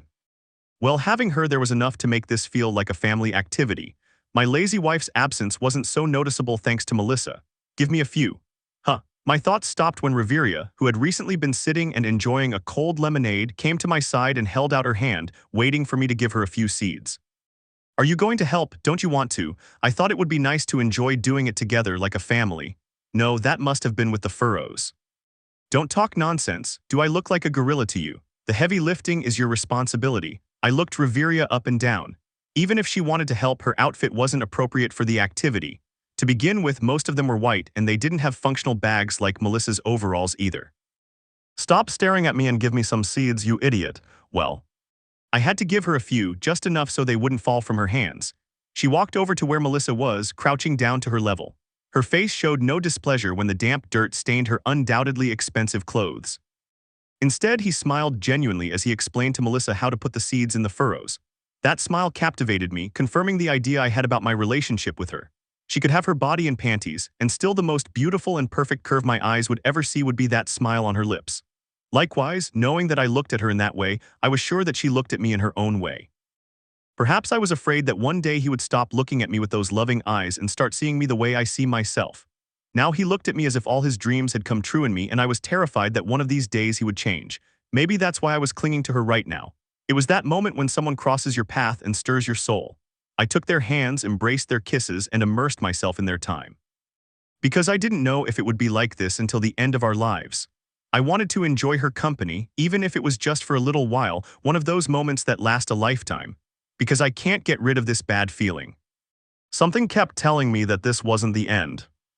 That the kind of life I was looking for wasn't available to a coward who ran away from his responsibilities. That those same responsibilities would come for me one of these days. Well, I suppose this feeling of loneliness wouldn't go away on its own. No one ever gets used to absence. Another sun isn't your sun, even if it shines on you, so at least I enjoyed the warmth that Reveria and Melissa gave me. Belle, hurry up. I'm coming, I'm coming. I hoped they wouldn't come so soon. That they would let me enjoy this peace and quiet a little longer, that my heart would heal completely. Although I don't know the end of my journey since I chose this path, I plan to see it through to the end. I walked over to my wife and Melissa, who were burying seeds between the furrows with cheerful smiles on their lips. Their hair danced in the gentle breeze. Black and jade mingled, creating a harmonious scene that made them look like mother and daughter. I remembered the adoption suggestion Reveria mentioned not too long ago. I should suggest it to Melissa one of these days. I was clinging to them like a child clings to the light out of fear of the dark, yes, but it wasn't dependence. I was here because I chose to be. Because it was the answer I chose to my doubts. Because I like Reveria. Because Melissa's innocent smile brought peace to my heart. Because Reveria's gentle caresses healed the bleeding scars across my body, and because her kisses brought peace to my pessimistic thoughts. Because being with her made me happy, because... Were you hiding in a place like this? An unfamiliar voice came from behind, halting the train of my thoughts. The masculine, disinterested tone made me turn around reflexively. Before me, radiating the majesty of a gentleman, stood a blonde-haired man in a black suit. His golden eyes regarded me with a mixture of interest and curiosity, then scanned the surrounding fields. It's been a while, Miss Reveria. Leon. The name Reveria spoke echoed in my head. Leon. A name I'd heard once during one of the many training sessions I had with Otter. I couldn't breathe properly. Not because of the terrifying pressure emanating from his body and his suffocating presence, nor because of the bestial aura in his eyes. A knot formed not in my throat but in my heart. Why, I asked, why have you come? The man who resembled the knights of old from stories forgotten by time smiled. His smile made my insides churn. I knew the meaning of that smile. I didn't need words. Consequences, bellcranel. Responsibilities found me, and they came in the form of a powerful and majestic lion roaring fiercely. Leon's mission was to bring Reveria back to the Forest of Alf. The employer was, of course, King Larfel Eljas Alf. There were several mixed reasons why Leon accepted the request, however, one stood out among them. Meet the famous bellcranel. From the moment the young man, rumored to be a rising star, arrived, Leon kept a close eye on every achievement he made at the start of his career as an adventurer. The fastest rabbit in the world, the one who defeated an adventurer who was one level above him, his victory against a black Goliath, the rescue of the maiden from the east, his battle against the black Minotaur. Every time Leon heard news of the boy, he was fascinated. Joy filled his being, happy to see a child walking the path of a hero. Leon was an enthusiast of heroes. Although it wasn't always like this, numerous experiences changed my view of them for the better. But her illusions were shattered when she finally met the young man. This is a bit disappointing. A striking appearance, quite handsome, white hair and red eyes. Although his face still bore the childlike traces of a boy, he had the features of a handsome man. However, are you really bellcranel? The young man in front of Leon didn't shine at all. He didn't look like a rising star in its prime, illuminating the endless dark night. It was more like a dead star. Its last glimmer had long since ceased, radiating a faint and pitiful dull glow. His eyes did not possess the unwavering will he thought they would reflect as the eyes of a hero facing adversity are supposed to be. It was a shell. The view was so pitiful that Leon found it difficult to continue looking. I guess I was wrong about you. What? Unable to look at a man who was practically dead, Leon walked past Belle and toward Reveria. She stood there watching him warily, while Melissa stood behind her hugging her legs. Miss Reveria, your father sent me. He said it's time to return. You're good at telling jokes. What makes you think I want to come back? Father knows perfectly well that I have no intention of doing so. He surely knows that's why he sent me. Melissa clung tighter to Reveria's legs, clutching the white dress with her hands covered in damp dirt. She didn't quite understand who the man speaking to her lady was, but the atmosphere felt off. Leon's presence made her feel threatened, and although she wanted to step forward and tell him to leave, her body was unable to move. Reveria felt Melissa's fear through her trembling body. Her small hands, clutching her dress, wobbled fragilely. Are you saying you're going to take me by force? If necessary, Leon responded, bowing his head in a gesture of sorrow and respect. This action demonstrated his stance. Although he did not wish to resort to force, he would be compelled by his dealings with Reveria's father. How much did my father offer? I don't know the details, but he's promised a close relationship with the school district. Apparently he's quite unhappy with Aario. This is laughable. I didn't remember you as a man interested in politics. What changed? Not really. Actually, I dislike that powerful nations are more interested in their own profits than in the overall well-being of the world. But I have responsibilities to fulfill as a teacher. Reveria nodded, understanding Leon's situation. She couldn't simply be hostile because she herself respected him as everyone did. However, his respect was not tied to an obligation. He stood firm in his place without taking a step toward Leon. Seeing this, Leon smiled bitterly. Then he looked back at the failed hero who stood motionless, staring into space. May I ask what changed? What are you talking about? Leon sighed, pointing at Belle. Why would someone like you, who in the past refused any commitment, now voluntarily enter into one? There's a vague memory in my head of you also rejecting the arranged marriage between you and me. I don't have to answer that. What if you had it? Reveria looked past Leon where her husband stood, doing and saying nothing. He wasn't trembling, he might not even be breathing, but his back remained firm. A smile graced her lips because it's him. What an answer, Leon thought. He noticed in Reveria's eyes, which were fixed on the young man's back behind him, a great affection and tenderness. It was a scene he thought he would never see. Once again, he turned to look at the back of the faded star. Another achievement he hadn't even noticed, and it was the most impressive. Thaw the cold heart of Reveria Eljas Alf. But now that she knew, she wondered if Reveria's blinding brilliance was achieved at the expense of that young man's brilliance. I see. It's a confusing answer, but sufficient. If that has satisfied you, then go back the way you came. Tell my father I won't be returning. You know I can't do that. Reveria closed her eyes, sighing heavily. Yes, I know then. Leon walked toward Reveria. The aura around his body turned cold, and the ground beneath his feet began to tremble slightly. My lord. Melissa's shout made Leon blink in confusion. The little girl stepped in front of Reveria, shielding her from him. There wasn't enough time to find her adorable because it wasn't him Melissa called. On his side, right next to him, was Belle. When? The dull star looked at him coldly, and although it was a star whose light had faded, a white glow shone brightly in its right fist. That glow. Don't go near my wife. Leon was caught in the white glow. Old memories of the past resurfaced in his mind as Belle's fist slammed into his face. The explosion of power and the force of thrust sent him flying far away from the farm fields. His thoughts raced. It was true that Belle was fast, but the reason he hadn't been able to respond properly to the unexpected attack was that glow that accompanied the sound of soft bells. Leon landed on his feet, rubbing his right cheek. The sharp pain persisted and a trickle of red blood ran from his nose. That's not the strength of a level 4. A smile spread across her lips. The reason he wasn't fighting back was because, thanks to the memories, his heart was beating strongly. That white glow, a glow he had witnessed in the past, emanating from a woman who was no longer in this world, the radiance of heroes. Belle's once subdued figure radiated a soft, unwavering, and immovable light. That strange young man walked towards Leon while his entire body was covered in a white light. That power. Please go. The conflicted boy now stood before him like a man, shining with the sole intention of protecting his place on this island. To remain by Reveria's side. Because even if a star fell from the sky into the dirtiest alleyways in the world, it still had the right to shine. Belle was simply claiming that right. I can't. However, although he was fascinated by the glow of a fallen star, Leon was here not for personal reasons but out of duty. He wiped the blood from his nose and brushed the dust off his suit. The look in his eyes turned calm, ready to crush the brilliance of a star to fulfill the purpose entrusted to him. I can give you time to get a weapon. Don't take this the wrong way, but I don't trust you. Although it's hurtful, it's a good answer. Leon smiled contentedly, gathering his magical power and forming a hand sword of light. Persil, the first weapon. Belle's eyes widened in surprise for a moment. He had heard from Otter that Leon's magic was quite peculiar, and that the longer the battle went on, the more power he gained. I can't win. That thought wasn't created by fear, but by cold, sensible reasoning. After all, he was still a level 4, and his opponent was the pinnacle of the 2 level 7s that existed in the world. The fight was lost before it even started, but if it was for trivialities like that Belle backed down once, he wouldn't have gone the way he once did. Reveria, get Melissa out of here. I'll be back soon. Belle nodded, making sure Leon didn't make any move to stop Reveria from leaving. He just watched her go silent. When Reveria, who was carrying little Melissa in her arms, disappeared into the distance, Leon turned his attention back to Belle. I've wanted to meet you for a long time. I'm sorry it has to be this way. It's not too late to fix it. Just leave and don't come back. I'm sorry, that won't be possible. And you know perfectly well that you can't defeat me. Why do you think that? Because your sword is too light. Tell me, why are you fighting? A question Belle couldn't answer.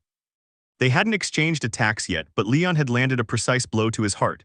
Leon noticed that complicity in the young man's expression. He was certainly a diamond covered in coal, but he could be polished. Part of him wanted to make the fallen star rise above the sky once more. I'm not here for you, I'm only here for Miss Reveria. If you step aside, I won't do anything to you.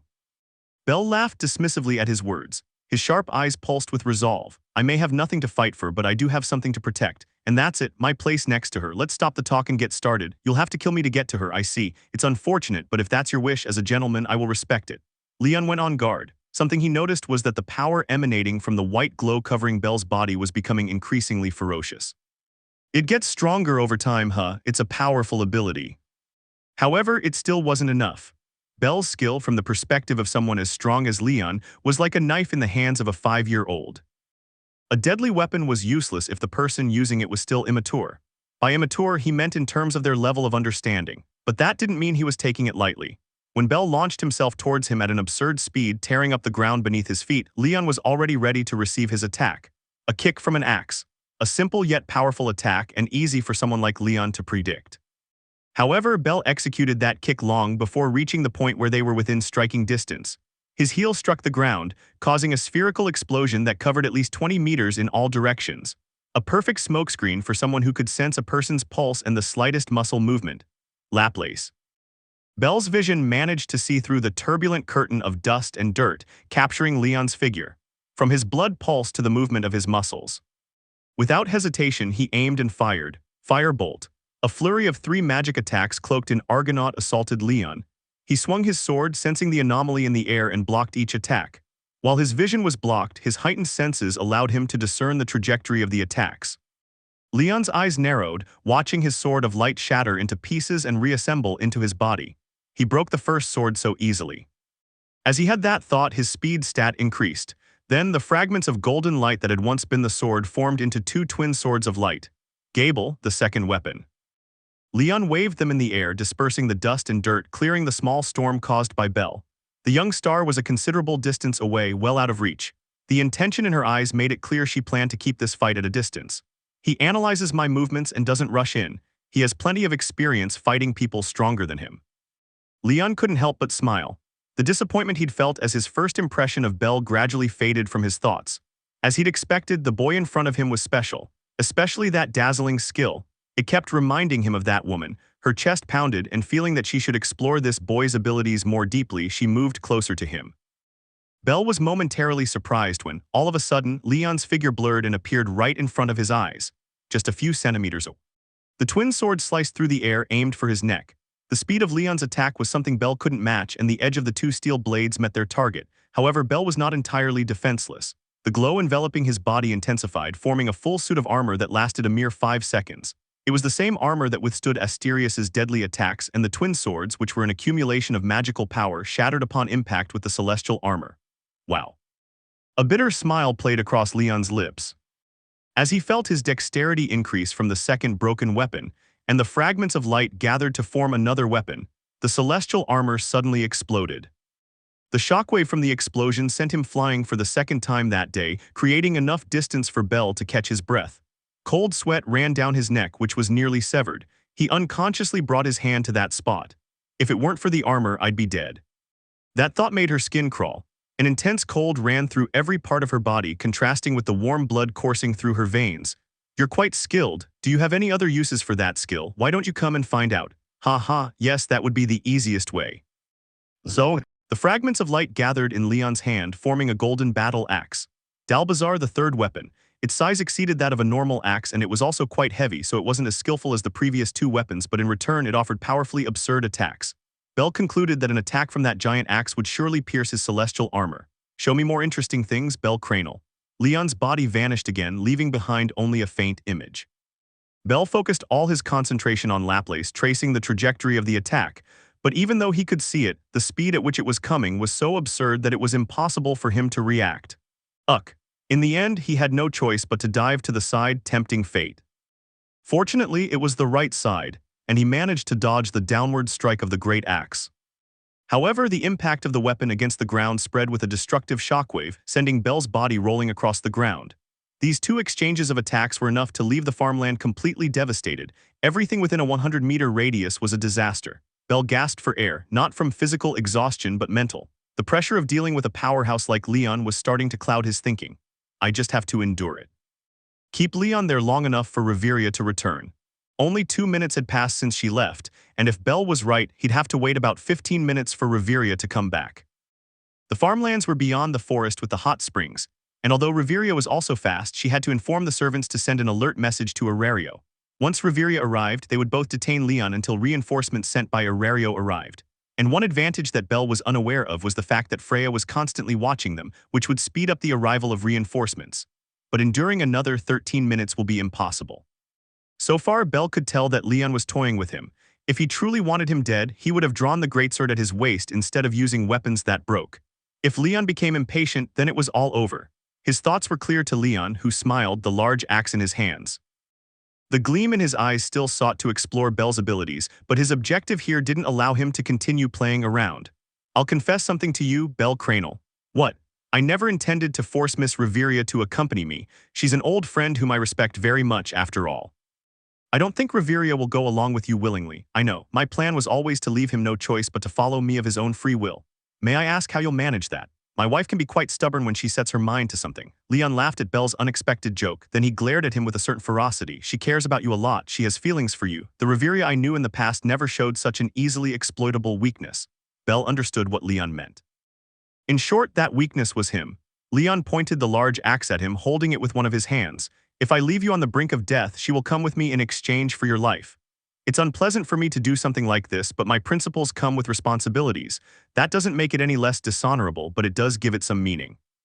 I understand, however, I feel that it's not the whole story. Leon nodded. That's correct. Please consider what is about to happen as a baptism from me. Your brilliance has not faded. In short, you're going to beat me up. I prefer more civilized words, but yes, I'll beat you up. Belle smiled with a touch of bitterness. As he feared, Leon stopped toying with him and was now going to get serious. If he was optimistic, he'd last 2 minutes, and if he was honest with himself, he wouldn't last a minute. Even so, he didn't back down and took a fighting stance. The Argonaut's glow intensified, and Laplace extended its range to the point where his eyes began to bleed. Giving it their all was their only chance to get out alive. As that premature thought crossed his mind, Leon was already in front of him, swinging his axe horizontally. The blade struck Belle's abdomen, sending him flying. The absurdity of the attack was that, while the armor shattered, Belle's body landed on the beach on the other side of the island. His entire body screamed in pain as he felt the impact that left him buried a couple of meters deep. Cough. Cough. The worst part was that Belle understood that Leon didn't use all his strength, because if he had, he wouldn't have been blown away, but instead he would have been cut in half. He struggled out of the hole in which he was buried, vomiting a large amount of blood, barely able to support his kneeling body against the soft sand. My abdomen. Belle touched the spot where he'd been hit, feeling the stickiness of the cut flesh. In the middle of his abdomen, a medium-deep cut was marked from side to side. Blood was dripping from that place. I'm sure you had your reasons, which I respect even without knowing what they are, but it still infuriates me that you left everything and ran away with your tail between your legs to this place. Not when the world needs young people with your potential. Leon's footsteps drew nearer, not even giving him a minute to catch his breath. Belle gasped for air, then looked up, meeting Leon's gaze. As he expressed it, his eyes emitted a slight and clear displeasure at the appearance Belle showed him. The axe was no longer in his hands, but that wasn't exactly good news. In his current state, even a couple of bare-knuckle punches would knock him out. I'm still so pathetically weak. He admonished himself internally without responding to Leon's words. From his point of view, it wasn't necessary. Leon read Belle's thoughts and frowned. Why are you still here, bellcranel? The world needs you, and you're wasting your time in this corner, playing at being a family and pretending everything is all right. Innocent people are dying, pleading for starlight to illuminate the endless nights of suffering. Yet you turn a blind eye to that suffering and do nothing more. Yes, that was true. Belle knew better than anyone that he himself had strayed too far from what he once was, a young man with an unwavering sense of justice, incapable of ignoring the suffering of others. Someone who extended his hand to those who needed it. It's not too late, you can come back. If it's you, you can get back on track. Rise up, shine, and be what the world wants. And what does the world want? Leon smiled gently. His expression softened, and with all the honesty in his heart, he replied, Heroes, the world needs heroes like you, bellcranel. Before, Belle was certain that with Leon's words, he would take the outstretched hand and follow him, that he would be glad that someone still had hope in someone like him. However, what she felt was not joy nor a comforting feeling. The blood coursing through her veins and dripping from her wound and mouth boiled with rage. What did she think she was to say those kinds of things when she knew nothing about him? If she were Reveria, then she would understand and surely accept it. However, that didn't apply to Leon. What the world needs? Yes. Leon felt Belle was coming to her senses. An intense emotion settled in his chest at the thought of making a fallen star shine again in the beautiful night sky. However, what he got in response was a powerful scream, filled with anger. Has the world ever wondered what I need? His voice echoed across the entire beach, reaching the ship that was being boarded by the servants and Melissa. Reveria, who returned halfway through the cultivated fields, arrived with heavy breath, seeing the broken image of her husband. She wanted to run to him, but Belle's shrill, furious shout stopped her. Though her heart ached, she needed to finally release all the anger that had been bottled up inside her. Do you think you're a god, a Buddha, a damn prophet? Belle continued his outburst against Leon, who listened in silence. The excitement in his chest vanished completely, and now his eyes held a faint sadness. Leave me alone, what do you expect me to be? A hero. The last time I tried to be anything like that, a little girl died. And all because of the people who live in the world you say needs heroes. Yes, maybe it needs them, but have you ever wondered if it deserves them? A world with so many rotten people who can't be bothered to let an innocent girl die over some stupid, stereotypical idea, in my opinion, doesn't deserve to be saved. So go to hell and leave me alone. I have the right to choose my own path in life, and you, like everyone else, have the obligation to respect other people's decisions that don't affect you at all. I've already shed too much blood for the sake of others. Belle vomited blood again, but it didn't stop his outburst against Leon. On the contrary, enduring the pain that threatened to break his body, he stood on his trembling legs and walked toward the knight who was silently watching him. I broke my bones time and time again, risked my life, protected the innocent. But what was it all for? When I needed their help, did they give it to me? Bullshit. They turned their backs on me and let Ween die. He died in my arms while they laughed. They don't need heroes, they need puppets who will do their bidding, who won't hesitate to give their lives for theirs. Why would I ever want to be that? When Belle was close enough, he grabbed Leon by the collar of his suit. His trembling hands posed no threat to the knight, but they displayed impeccable ferocity, a deep remorse and resentment, and also immense sadness. If being a hero means sacrificing a loved one for the good of the world, then you and your heroes can go to hell. I don't care if others want to be heroes, just leave me out of it. Say something, Leon Vardenberg. Where's that idealistic smile that ignores the personal suffering of those who are destined to be heroes for people who will abandon them when they need them most? Where is it? Belle's throat burned intensely, threatening to burst if he continued screaming at the top of his lungs. Blood also continued to seep from his body, slowly cooling the blazing flame of anger lodged in his chest. The lack of blood dulled his other senses. He wasn't even able to hear Melissa's distant cries, which repeatedly begged him to stop. Mariella, who was holding Melissa back from running towards her master, pressed her lips tightly together, which were wet with tears emerging from her eyes. The other servants covered their lips, letting out worried breaths for their kind master. They all prayed in their hearts that this was nothing more than a bad dream. Reveria, maintaining her composure, refused to look away from the bloodied image of her husband. Although her heart urged her to step forward and stop him, she did not. Belle never did anything senseless. She had unwavering faith in her husband. If you don't have an answer, disappear from here and leave us alone. Belle's chest rose and fell repeatedly, trying to get enough air, but he couldn't. The lack of blood in his body was already taking its toll. However, Leon did nothing to help him. Instead, she processed the boy's words and replied, "I still don't understand it. What? I still don't understand why you're here, bellcranel, that girl you're talking about, Ween. Don't you dare mention her. How many girls in the same situation do you think there are in this vast world? How many little girls look to the sky at night praying for a hero to come and end their suffering?" Leon looked away and Belle followed his gaze. In the distance, though his vision was somewhat blurry, he managed to make out Melissa's tearful expression. Leon looked at Belle again. "How many girls like that little one crying for you do you think there are in the world?" Belle was unable to respond. Words wouldn't come out of his mouth. He didn't even know what to say. Because she remembered the life Melissa lived before she met them. A shack on the outskirts of the city, begging for a piece of bread and suffering at the hands of the adults who were supposed to help her. Without family, alone at her young age. How many girls like Melissa and Ween were still out there, refusing to give up and waiting for their hero? Her hands, which had been gripping the collar of Leon's suit tightly, loosened and fell to his sides. Belle dropped to his knees on the sand, lowering his gaze with sorrow and sadness. He didn't think he had spoken out of turn, but he did believe he had insulted those who were uninvolved in the Ween incident. After all, it wasn't the whole world that turned its back on him. He was silent for a few seconds and then he let out an empty laugh. "Buck you," he said bitterly. "My old self would have given you a better answer. I was brilliant and idealistic. I am just a shadow of what's left." Leon sighed, noticeably disappointed. "Yes, I don't know what I expected from you." He took the sword hilt at his waist and unsheathed it, creating a crisp, sharp sound. The sword rose, pointing to the sky and threatening to cleave Belle in two. The sun's rays reflected off the silver surface as if passing judgment on an undeserving star clinging to the dirtiest, darkest alleyways in the world. "That's enough." Reveria intervened. Her shout stopped Leon in his tracks and he looked at her over his shoulder. What their eyes saw was the image of Reveria, who showed a pleading expression and shed tears. A wife tearfully pleading for her husband's life. "I'll go with you, so please just drop it. That's enough." The plan devised from the beginning was a success, but that success did not eliminate the bad taste in Leon's mouth. After all, this was far from what a gentleman would do. The heaviness in his chest didn't disappear even after he lowered his sword and returned it to its scabbard. "Okay, then, Miss Reveria." "Yes," Leon extended his hand toward her, indicating that it was time to go. Reveria nodded, looking at Belle for a few seconds before taking Leon's hand. When Leon finally held Reveria's hand, he smiled, relieved to have finished this task so quickly. He wanted to look at Belle one last time, but a strange pressure in his hand made him raise an eyebrow, puzzled. He looked at Reveria, who was holding his hand tightly and looking at him with chilly eyes capable of freezing the world. The disgusted expression on her beautiful face made it clear that this handshake was not to her liking. "This is for daring to touch my husband, Leon." A bitter smile crossed Leon's lips, unable to separate himself from Reveria in time. Magical explosion. A large amount of alien mana entered his body through the connection between his hand and Reveria's.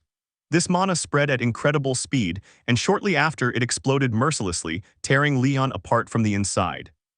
A mouthful of blood shot from his mouth, and he staggered helplessly, trying to process the internal damage. Blood trickled not only from her lips, but also from her ears and eyes, and most of her skin was torn by the intensity and purity of Reveria's mana. And to think that I would use a killing technique without hesitation. Leon fell to one knee, trying to catch his breath but failing.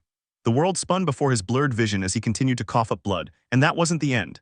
His ears, stunned by the unexpected attack, managed to pick up a loud ringing, like the sound of church bells. Slowly, Leon raised his gaze, finding himself face to face with Belle's battered and bloodied body. His right arm shone with a blinding glow that, contrary to what it would do to his body, granted a certain calm just by looking at it. "Ha ha, I let my guard down. It's my defeat." Belle looked down at him, barely able to support his trembling body. He raised his arm and pointed it at the sky, just as Leon had done with his sword a short while ago. The white flash that radiated from his arm dictated his sentence and claimed his place as the star of this island. Go find heroes elsewhere, Leon Vardenberg. The right arm, which was pointing to the sky and formed a blade with its fingers, fell with the ferocity of lightning. The Argonaut's light shone fiercely, unleashed like a ranged attack, creating a giant wall that ripped across the beach behind Leon. The wall lasted only a few seconds, glowing until the very end. As it disappeared over the horizon, the scene revealed the beach split in two, showing two walls of water that soon collapsed and merged together, returning to their original shape. Leon watched the attack, astonished.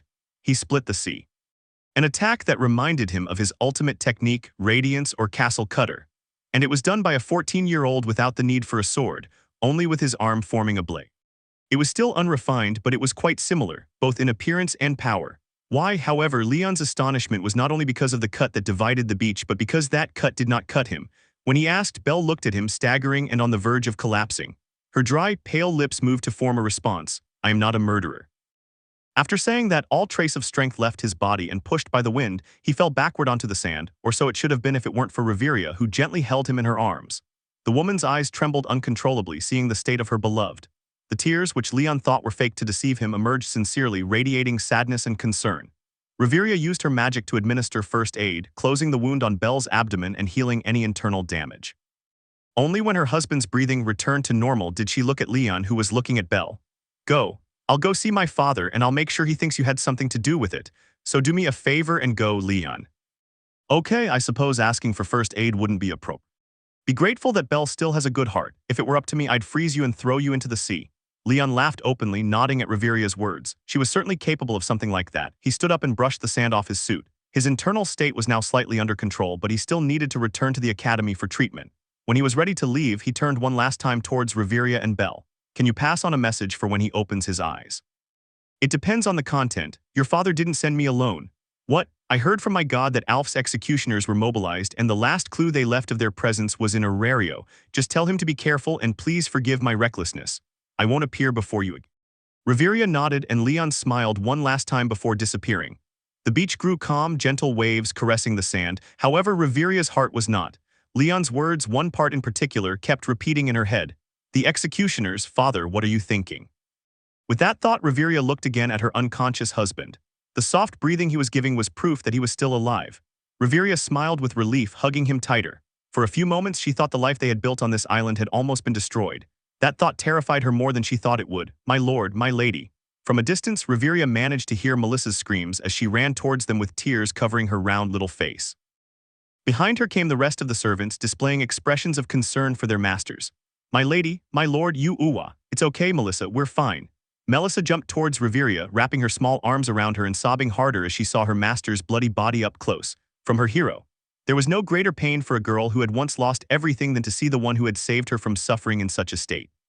Why won't my lord wake up? And my lady, my lord won't open his eyes, he's just resting. He'll be fine, do you promise? Reveria smiled, nodding as she stroked Melissa's hair. I promise, tomorrow morning Belle will cook you some delicious pancakes, so stop crying. Yes. Dusk fell soon after, and under Reveria's instructions, the rest of the servants, except for Mariella and Melissa, returned to their rooms, exempt from their duties for the day. After all, tomorrow they would have to fix the mess Belle and Leon had made in the fields. Mariella. Yes, my lady. Reveria called Mariella when Melissa finally fell asleep, leaning against Belle's body, hugging him as if trying to transmit her energy to him. Prepare bandages and hot water in the bathtub in the master bedroom. Also, have some tranquilizers ready and prepare some fish broth for my husband's recovery tomorrow. Immediately, my lady. Mariella withdrew after receiving separate instructions, leaving Reveria alone with Melissa and Belle in her arms. The softness of the sand and the calm sound of the waves did nothing to soothe their worries. She looked down, seeing her husband's calm face. I've caused you trouble again, my dear. You have no idea how sorry I am. Under the fading rays of the setting sun, and with the salty breeze rustling her hair, Reveria lowered her lips and kissed Belle's forehead. There were 2 weeks left until the deadline given to him by the goddess Freya, but that was no longer among his concerns. It was time to rekindle her husband's passion and pay a visit to her parents. You've crossed the line, father. The gleam in his eyes radiated a strong anger directed into the distance, disappearing into the horizon, where the sun was slowly vanishing. Chapter 29, Your Story. I've been running away from someone all night. I lead the pursuit and the escape, bellcranel. Although they received orders to cease all activity and rest in their respective rooms, none of the employees could remain calm. They had lived quiet lives until now, but they knew of the existence of those who ignored logic and mocked what was supposed to be impossible. Superhumans blessed by the gods, adventurers. The image of the sea being divided by the simple cut of the arm of the young man who fished every day with a kind smile and a calm expression did not leave their heads. Such a fearsome power in someone like their lord. If an outsider were to ask, "What do you think of your master?" the servants would undoubtedly say, "He is a kind person who loves and fears his wife." At all times, they always saw bellcranel as a nice guy, quite submissive to his wife. It wasn't for nothing that they turned to Reveria whenever he did something that might affect her. And now, as they awaited news of their lord's safe awakening, a small flicker of fear and respect stirred in their hearts, all directed at a single person, and it was not the one who had parted the sea with apparent ease, but the one whom that man both feared and loved. Reveria, his lady. How could she have any control over the actions of a man with such superhuman abilities? Was it because of her divine beauty, her majestic character, and the noble aura that her presence emitted? Knowing the answer wasn't important in itself, but rather the absolute fact that it was a reality. For that very reason, in the eyes of the servants, the lady they served was worthy of fear and respect. And of course, their admiration for their lord was not non-existent. Belle's body was laid on the bed, bandaged mainly around his abdomen and other parts with shallow cuts. The main wound was the gash that sent him flying to the other side of the island. Although superficial, it was so forceful and precise that it severed enough arteries to cause severe bleeding, both internal and external. Reveria closed the wound after Leon retreated, but the blood that had been left on Belle's body could not be recovered. His skin turned pale, his temperature dropped significantly, and his heartbeat grew weaker. Mariella entered the room with towels and more warm water, which was used to finish cleaning Belle's body. Reveria personally applied disinfectants to prevent the wounds from becoming infected. Common sense for the adventurers explained that things like that were not necessary for a being whose organism was empowered by the blessing of a god. But that common sense meant nothing to a wife worried about her husband's condition. Even if he eventually recovered without so many procedures and precautions, Reveria would still do everything to be certain of his waking up. The thought of losing him made her heart ache, as if she couldn't breathe, as if her vision were blurring and the air felt like poison. Until the very end, Reveria stayed by Belle's side. Seated on a chair beside the bed, she took her husband's noticeably cold hand, lowering her gaze and enduring the lump forming in her throat. Mariella remained in the room in case her lady requested anything further. It was painful for her to see Reveria's disheartened and troubled figure, so much so that she averted her gaze. Melissa lay asleep at the other end of the bed. Just as Reveria had asked, the little girl endured her crying and waited for her master to wake up until she too fell asleep. The hours passed quickly, night reigning over the sky. The blanket of darkness, with a single pale light in the middle, worsened the already gloomy atmosphere. Reveria remained seated beside her husband, holding his hand tightly and waiting for him to open his eyes. Mariella and Melissa, on the other hand, went out to prepare snacks for when their master awoke. They were also worried about Reveria, who had been silent for so long without saying, taking, or eating anything. A short time later, after only a few minutes, Mariella rushed into the room. The noise of the door was unusual enough to make Reveria turn around reflexively. He noticed the anxiety on Mariella's face, who was looking at him while her lips tried to form words. My lady, outside there are." Before she could finish, a tall, grotesque figure appeared behind Mariella, cutting off anything else the maid could say. "Otter, I have come by order of my goddess." Reveria's gaze turned cold. In the end, the letter requesting reinforcements from Aario was not sent because of how quickly everything ended due to Leon's absurd power, but here was the strongest adventurer in Aario. It wasn't difficult for Reveria to figure out how he found out. This is what made her glare at Otter with a certain fury. Leon left approximately 4 hours ago. Although Aario was 3 hours away, that only applied to carriages. An adventurer of Otter's caliber could have arrived in under 20 minutes using his full speed. Did that conceited goddess want Leon to take me with him and leave Belle behind, or did she just find it entertaining to stand aside and watch? Reveria gestured to Mariella, indicating that she could leave. The maid nodded, barely able to bear the trembling that gripped her body from the pressure emanating from the man's presence behind her. Otter went inside, focusing solely on Belle's bandaged body. The soft, fragile breathing he emitted made Beau's frown. Why doesn't he wake up for something so small? Otter's question was the last straw for Reveria. The room grew cold, cold enough to make both of their breathing visible. Otter was unfazed. He shook off the small amount of frost that had formed on his shoulder, then said in a flat tone, "He ended up worse in training with me. This happened because his determination is waning. What have you been doing all this time? I don't even see a spark of the immense flame of the past. Just tell me why you've come, Otter." What I've done is not something you can know, Otter nodded. To tell the truth, this was purely out of personal curiosity. A genuine interest he had in the existence called bellcranel. The reason he came to this island so late had nothing to do with a master's simple concern for his student. Well, if his relationship with Belle could even be explained that way. My goddess sent me to remind you of the deadline. You have 2 weeks left, Reveria Eljos Alf. For the good of the city, I recommend you hurry. Or not, Aario will burn. It's an outcome I personally want to avoid. Tusk, I can't stand these lunatics. I thought you were the most sensible one in that pack of animals. Being sensible has nothing to do with it. Sensibility loses its meaning in the face of the orders and desires of my goddess. That's exactly what I mean. Having common sense and not using it on purpose makes you stupider than everyone else. I'm just a messenger, Tusk. Otter's lack of response only made Reveria more annoyed than she already was. First, her husband wouldn't wake up, and second, some giant idiot came to deliver a stupid reminder she was well aware of. The most feasible option right now was to agree with her. That's what she did with Belle when they argued, and that's what he did with her, mostly with Belle agreeing with her. It was an activity between them, the same activity that Reveria enjoyed only because Belle looked cute when he got angry, when he was submissive, and when he boasted proudly because he was right. Now, when it came to someone with whom I didn't even have a friendship, the urge to agree with him so that he would finally leave was immense. I know very well how much time I have left. It's my problem, and I'm sure I'll fulfill the agreement within the agreed timeframe. I will tell my goddess. Do it. Otter lowered his head in farewell, looked at Belle's pale face one last time and left the room. His presence vanished instantly, leaving no trace of his having been there. The sudden silence felt unsettling, but the warmth caused by the joining of Belle and Reveria's hands made that strange feeling vanish. Reveria gazed at her husband's sleeping expression. The coldness in his eyes was gone, replaced by a warm embrace that seemed to beg for the blinking of those closed eyes. That he would let her see the beautiful shine of the ruby, that he would smile awkwardly at her, and that he would kiss her for having worried her. Feeling a heaviness in her chest, Reveria lowered her head and lay down on Belle's chest, listening to the faint beating of his heart. She knew by the way his heartbeat was beating. That weak, weary rhythm was a clear sign to Reveria, who knew Belle better than anyone. You're hesitating, aren't you? A tear rolled down her skin, being absorbed by the bandage covering Belle's chest. Don't give up, you have to come back to me. Don't go, don't leave me alone, Belle. Please come back. His words, which could not be heard, echoed within the silent room. I'm waiting for you, you fool. I had the vague sensation of being in front of the sea, lying on the soft sand and caressed by the calm waves of the beach.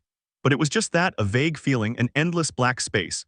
There was no end no matter how far I walked, making me feel like I hadn't even moved in the first place. It made no sense at all. No matter how long I waited, nothing changed. I lost track of time in what seemed like an eternally isolated space. At some point, while lying on the darkened ground wasting time, I felt a presence. I immediately stood up, looking straight ahead, noticing there the distorted figure of who appeared to be a young man. 2 swirling eddies erupted in the sockets where his eyes should have been, staring at me as if trying to swallow me into their deep darkness. The figure, too turbulent and distorted, spoke. What are you doing here? His tone, like his appearance, was tinged with murky waves as if he were scratching the surface of a blackboard with his fingernails. However, I felt no sense of urgency in his presence. Rather than feeling threatening, he felt familiar. The gaze that was cast at me from those turbulent eddies was the same gaze that my reflection had on the mirror. Don't know, I answered softly, taking a seat on the darkened floor. The figure did the same shortly after. He showed no reaction to my calmness and instead pointed towards the ground, which was slowly ceasing to be dark and beginning to produce what seemed to be one of my memories. It felt as if we were a pair of gods watching the events of the earthly world, observing the day-to-day lives of mortals. But I didn't see a beautiful meadow with cattle, a farm with people working the land, or a city teeming with people. The scene was one that, unfortunately for me, was quite familiar. A series of long, dark corridors, the floor stained with blood, a person pressing their forehead to the cold floor and screaming for mercy. Do you remember him? Yes. What was his name? I don't know.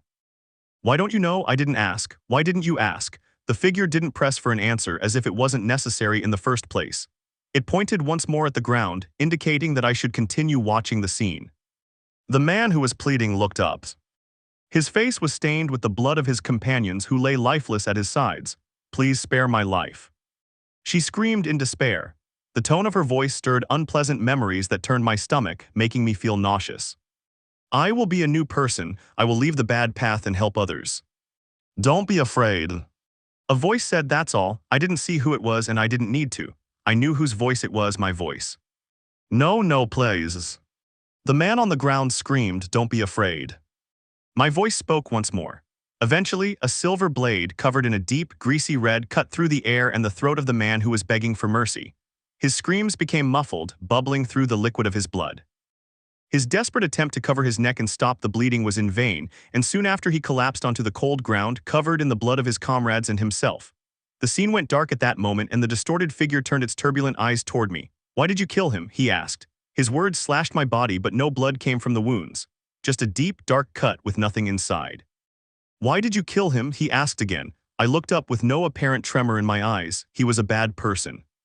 He asked for forgiveness. His repentance did not bring back those he killed.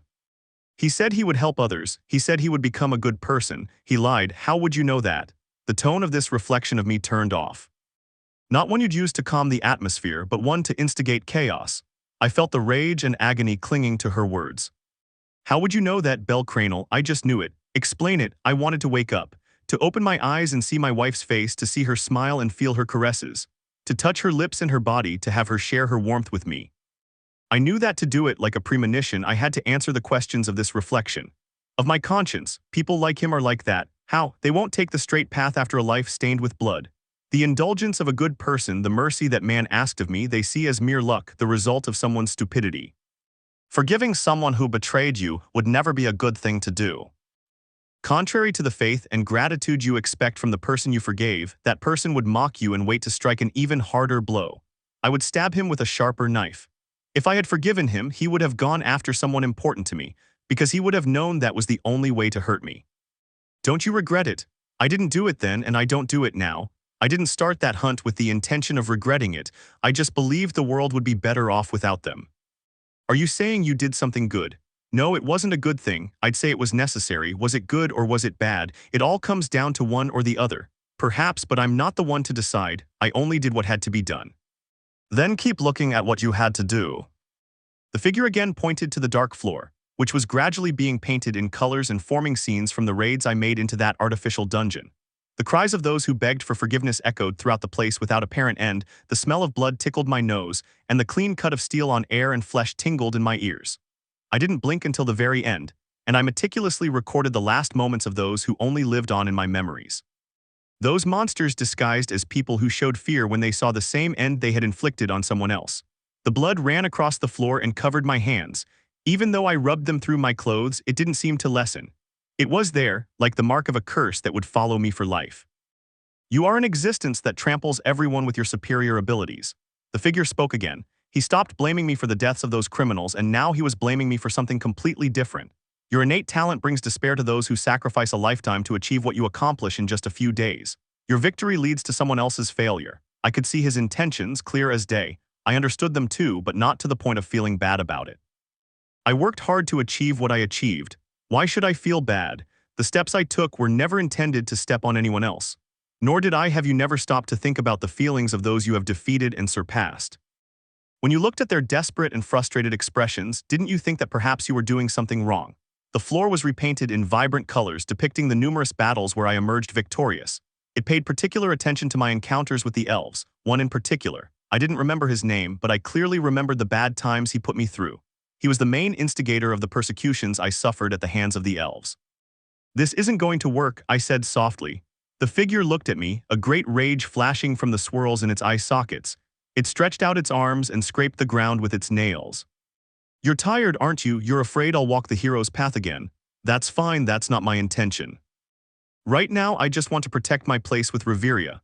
What happens after that, well, there's no need for you to get involved. I'll handle it so you can rest easy. You're a murderer, bellcranel. You don't deserve to be called a hero. I'm not looking for that anymore, so it's fine. You will fail again. It will be my decision whether I get up or not. They'll turn their backs on you again. It doesn't matter if the world turns its back on me. I have people by my side who won't. She won't. You will lose another loved one. I won't do it. How do you know? I don't know. I have no way of knowing. All I know is that I won't let something like that happen again. You said the same thing about Ween, but you let her die. I know, and it's something I'll carry with me until the end of my life. His memory lives on in my heart. You must stop. I won't do it. The figure lowered its gaze. The force of its nails scratching the ground ceased, and now its arms hung loosely at its sides. Her body emitted a feeling of deep sadness, and little by little the murky waters that covered her body became clearer, showing some color. A little boy, about 8 years old, was looking at me with tears in his eyes. I don't want to suffer anymore. I just long to sleep and be silent. I'm fed up with humanity. I looked at him in silence, watching him wipe away his tears with small, fragile-looking hands. Her white hair shook slightly as her body trembled, caused by the sobs she was trying to control. We don't fit into this world.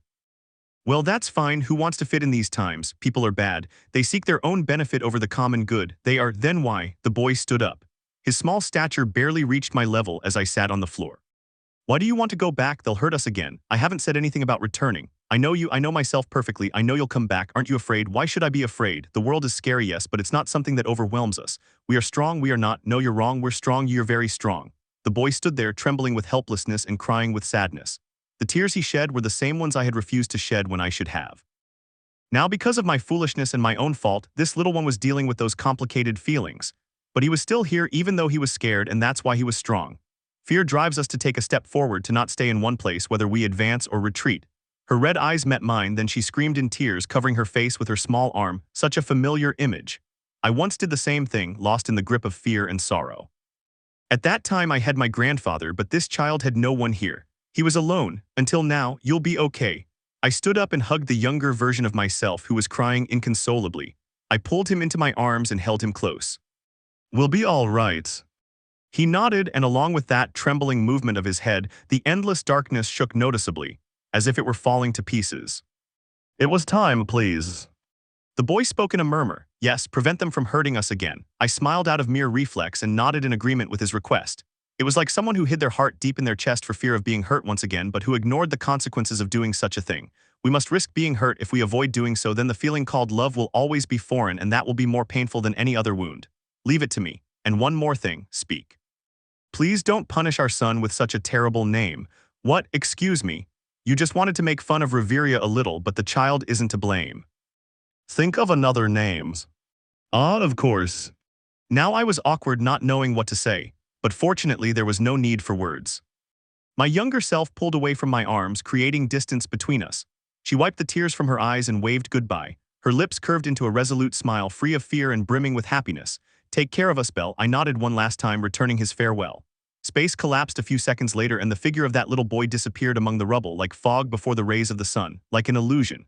When I opened my eyes, the first thing I saw was Reveria's face. I looked at her. All of heaven and earth flowed through those eyes. Belle, her trembling voice called my name, as if she couldn't believe we were now sharing glances. It seems I made you worry, I joked, to which she nodded gently, covering her lips that formed a smile. Her hair swayed with the movements of her head. Yes, you made me worry again. I'm sorry, it's not something you can fix so easily. What could I do then? That'll tell you right now. The corners of her eyes were reddened, and the gleam of the jadeite surface gave off a feeling of happiness and shyness. He lowered his lips to mine, taking them gently. I accepted his affection, his warmth and gentleness, along with the moisture of his lips. His hands caressed my body, easing the numbness that enveloped it. You are forgiven, she said with a beautiful smile, so contagious that my lips inevitably curved. Thank you for your kindness. Yes, yes, kiss me again. I just woke up from a possible coma, you know, so you won't do it. I didn't say that. I knew I had to listen to her when I saw that cute but terrifying frown. It definitely wasn't because I wanted to kiss her again, but because I was afraid of what she would do if I made her angry. We shared a couple more kisses, enough to satisfy her, and only then did she give me a hand to sit down on the bed. My body, covered in bandages, creaked in pain, especially my abdomen where Leon had cut me. A phantom pain throbbed in that area.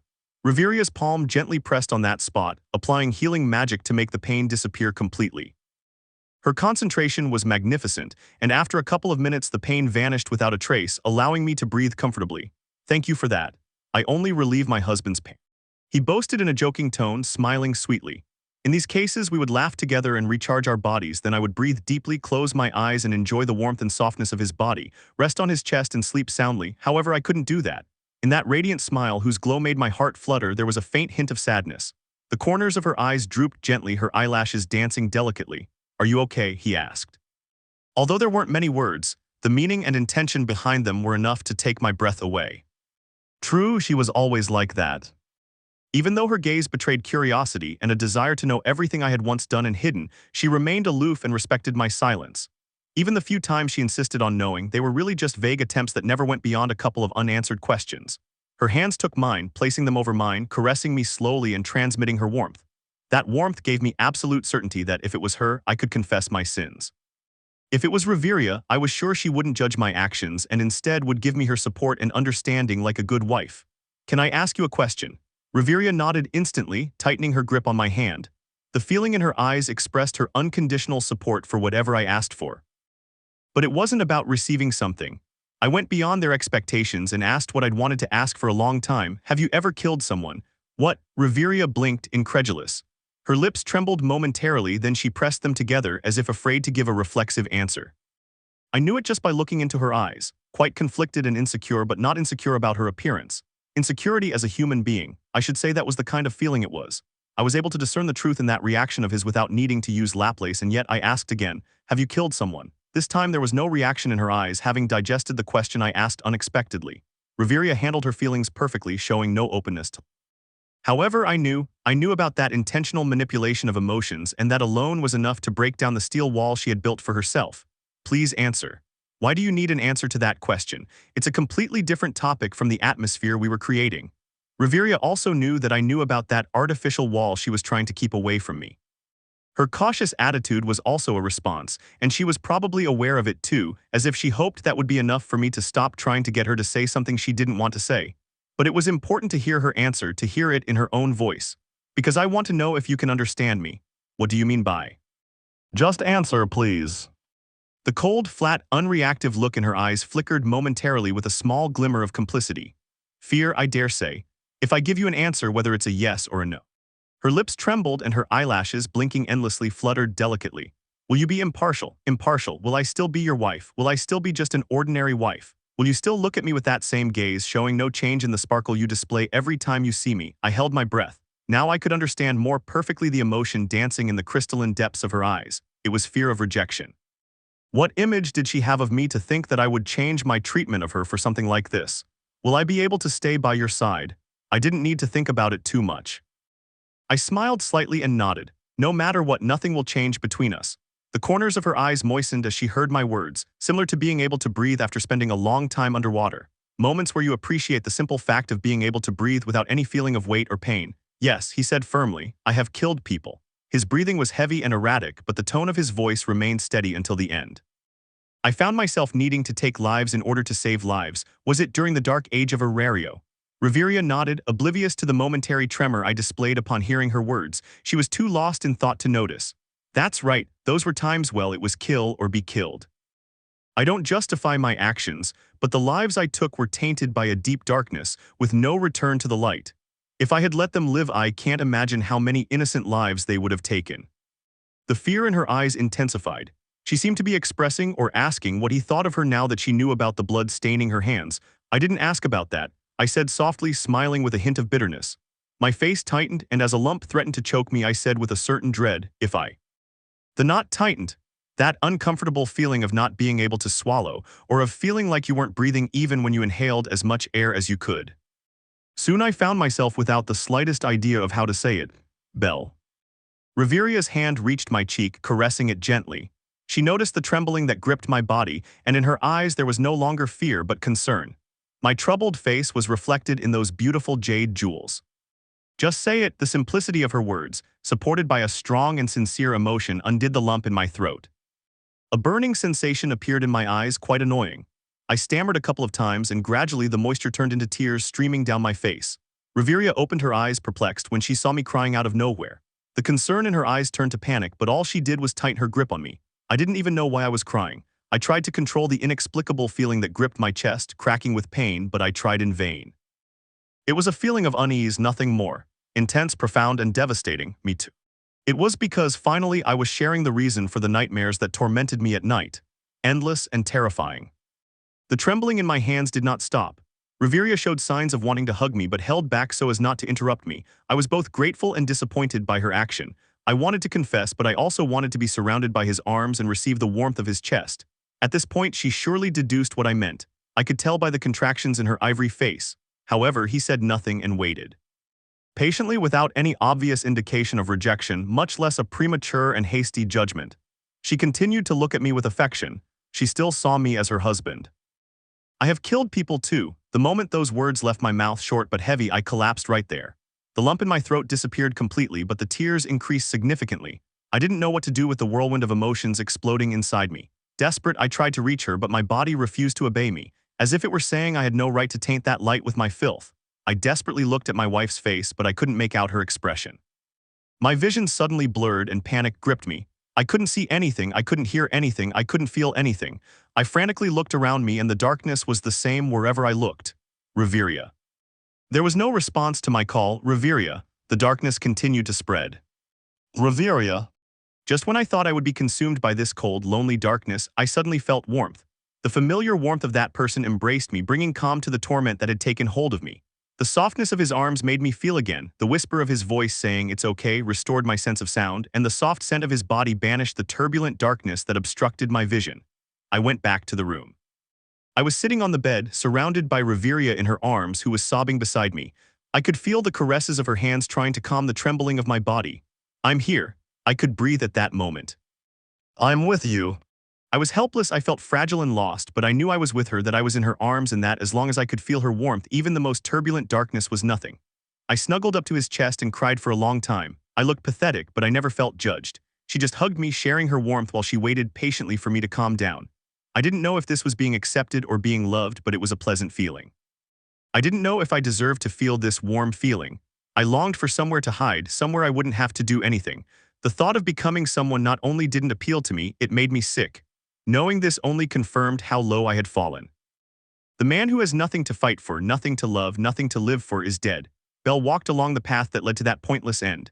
If I didn't have something to fight for, at least I wanted me to have something to love and something to live for. It might sound presumptuous, but I wanted to be the reason for his love as well as his desire to live. I wanted him to fall in love with himself while he was with me. So when I heard his confession, I almost collapsed with him.